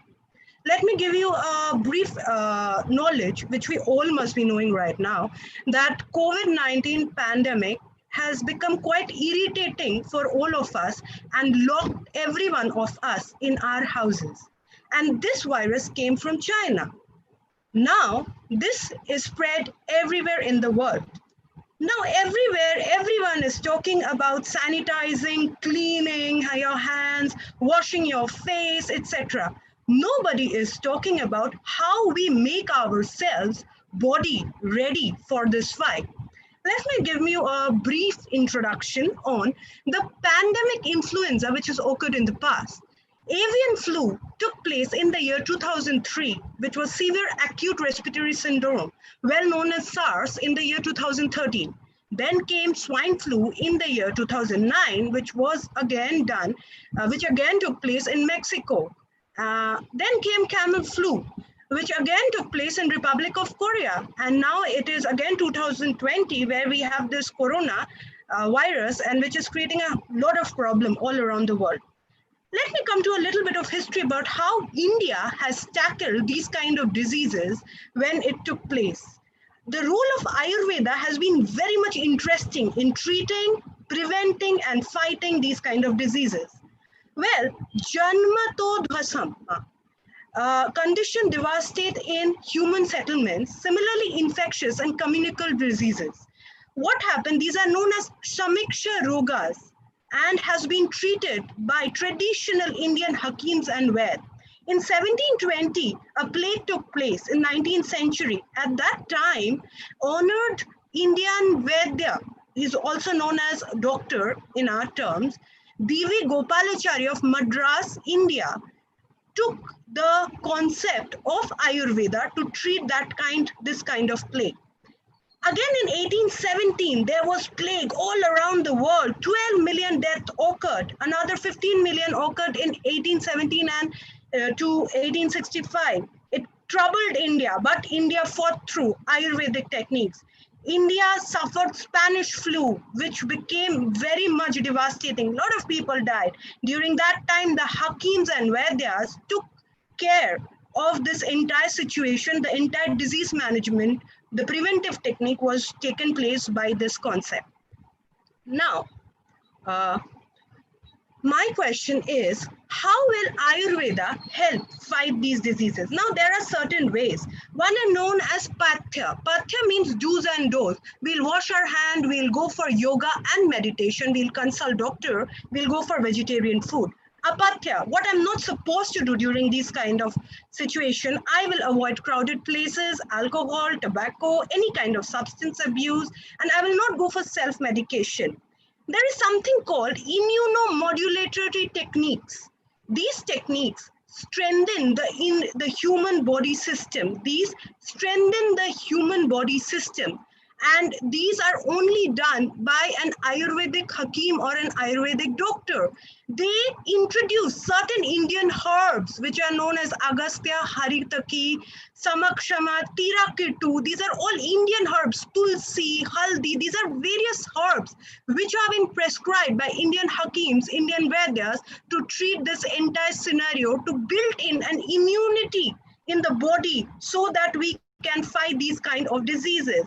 Again, we have some precautionary measures where we don't need any doctor, but where we as an individual can use these techniques which are already there in our Ayush ministry through an app known as Ayush Sanjeevani app, which anywhere in the world you can also download and come across to these kind of herbs named Gudachi, Tulsi, Yashti Madhu, Ashwagandha. These are the various herbs which we can take in and help our body to fight these kind of diseases. I'm not saying it's a cure, but it is boosting my body or preparing my body to fight with these kind of diseases. Moreover, lot of other techniques like meditation and yoga and other forms of nasya, where we inhale various kind of things through our nose using some kind of oil or eucalyptus oil and various other, which help us to be much more prepared for these all things. Now, immunity building is very important for these kind of pandemics. Food and fruit are our major tools to fight these kind of diseases. Bell pepper, broccoli, garlic, ginger, yogurt, turmeric, papaya, kiwis, poultry foods, and citrus foods are very much important during this time. Another very important part while we could prepare our body for immunity is that a process, a very traditional process, which was there 5,000 years ago and still somewhere in India we still follow it, is known as the process of dhoop. Dhoop is known as a fumigation process. I'm not saying that it is going to treat it. I am saying how we help build a security around ourselves through the process of fumigation to help clear or clean the bacteria around us if we don't have anything. India is a developing country. We don't have so much of resources, not so much of things. So what we do in villages, how we counter these kind of situation. Therefore, this dhoop, a very simple theory where we use Google, we use Aqualia agocha, known as aguru in our words. We use sarjas, we use Acorus calamus, watcher, we use mustard seed, rock salt, neem leaves, and we use pure ghee or pure cow butter. We try to make a fumigation process where we lit up, create smoke, and try to kill the virus all around. There are even various other techniques which are also there. What is the recent advancement the Indian government or the Ayush has done? The Sanjeevani app has been a major changing factor and creating a change in the lifestyle of all over us in India. With this app, we are able to fight the disease. At the same time, we are able to target those people all over India where we are not able to get them through any kind of media, but to create an awareness by using these techniques, the immunity of the body can be created. And in this situation, it is very much important for we Indians and more important for we Indians to create an awareness in the entire world that India is trying wholeheartedly to manage this situation of COVID, and we are using very scientific techniques and traditional ways in which we are trying to go for this entire disease management. Moreover, 2 herbs, which is known as Gudyachi and Sudarshanam tablet. Kerala is the hub of Ayurveda, the god where they create all these kind of medicine. There the death rate has been very low because they are using modern medicine with this alternative kind of medicine to fight these diseases. So the major factor here is that we have to prepare our body for this. We don't get any more. Suchetana, please take time.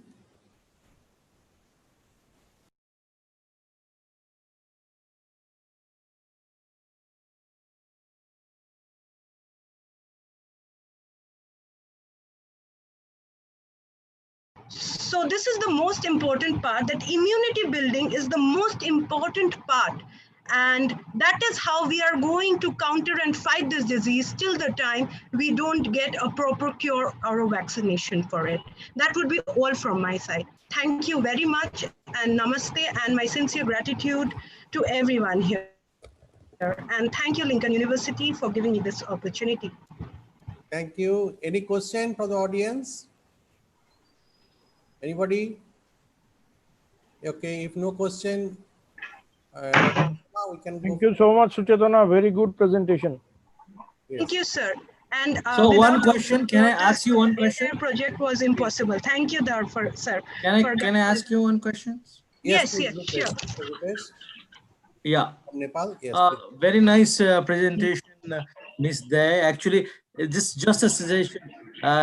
Despite all this awareness and being home of that, right? Why still in India the pandemic, the spread is still very high, rate, right?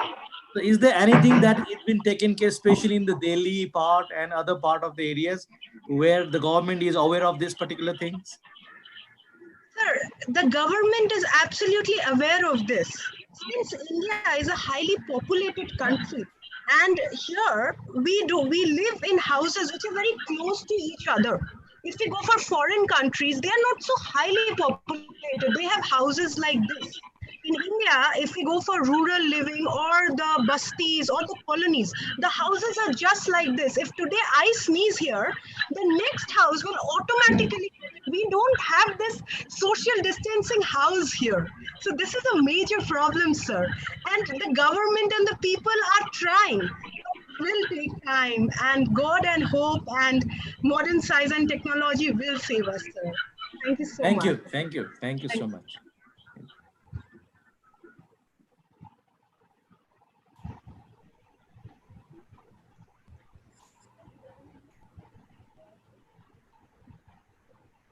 Hello.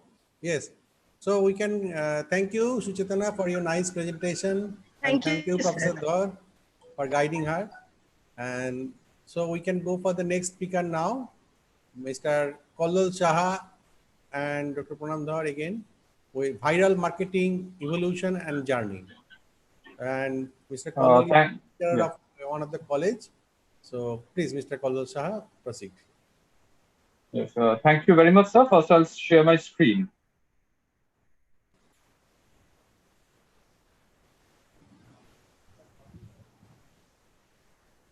I just now reported that your the abstract is missing from the book. I will check.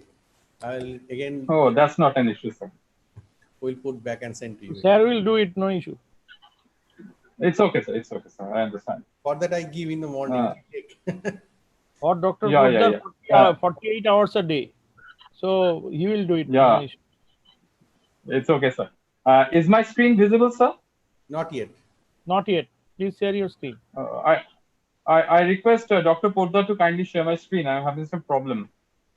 Please, can you do it for me, sir? Just send him in mail or WhatsApp. He sent. I've sent him.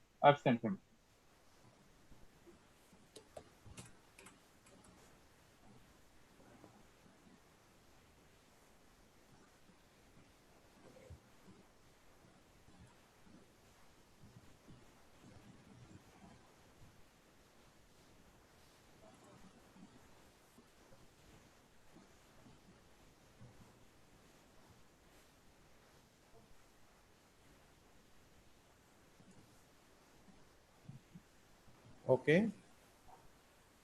Yeah. Thank you so much, sir. Okay. Please proceed. Thank you all, and I deeply apologize for the technical glitch from my side. This is Kollal Shaha, Assistant Professor, Department of Commerce from Barakpur Rashtraguru Srinath College, West Bengal, India. And I've been guided by my Honorable Sir, Dr. Pranam Dhar, who is the former Head and Chairperson, Postgraduate Department of Commerce and Management, West Bengal State University, India. Well, the topic of my discussion today is viral marketing, evolution and the journey.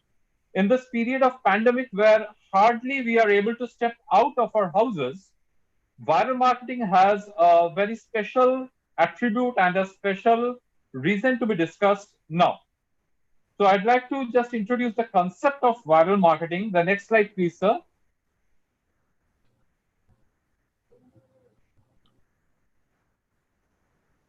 The viral marketing is a relatively new trend in marketing where digital messages and videos of advertisements are seen and shared by viewers over digital platforms like social networking sites, blogs, emails, mobile messaging applications, etc., resulting in an exponential increase in the spreading and reach of the advertising messages. I'd just like to explain that I am sure we must have seen advertisements over our Facebook pages. We may like the content in the advertisement and we may share the advertisement over our Facebook pages.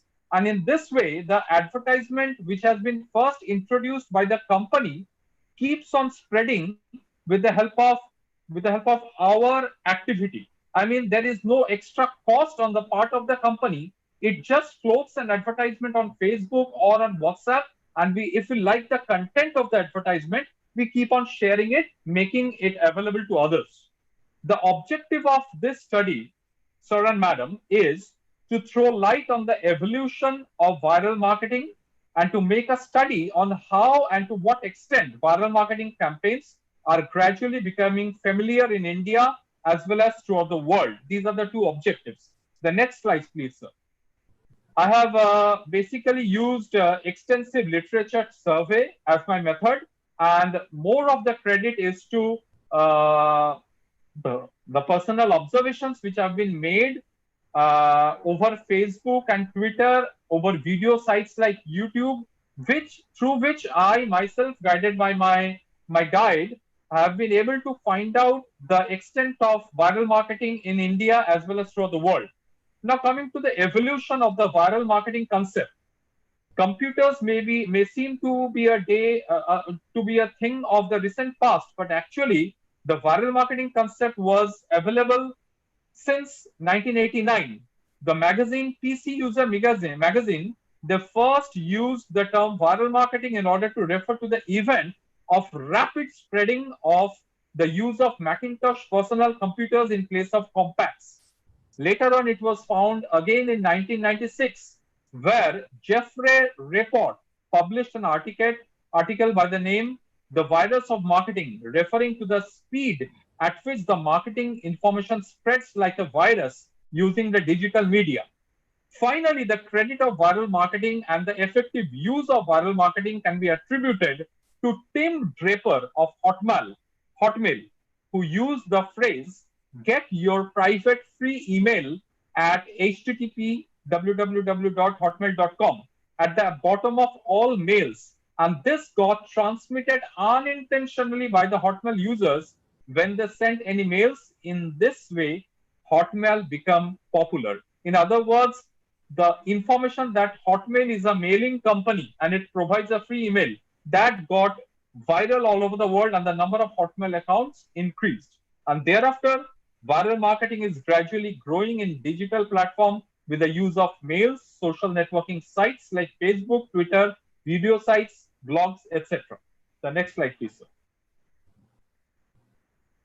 Well, as I was speaking about the history and the growth, so the growth of viral marketing can be evidenced with the help of few studies. Actually, I have made a study of about 10 to 15 well-known viral marketing campaigns. I'd just like to put up 4 of them worldwide.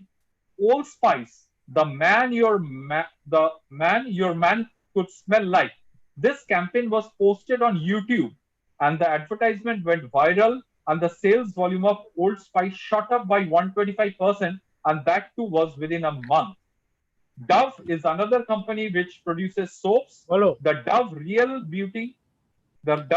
Beauty Sketches campaign posted on Facebook, and 630,000 people loved the advertisement and shared it with others in only 10 days. So just try to understand the impact of viral marketing, where the company does not make a single extra payment for making the message viral, and people like the content of the message and they keep on sharing it. In India, a well-known campaign was Domino's "Maan Nahi Bhulti" campaign. In Hindi, "Maan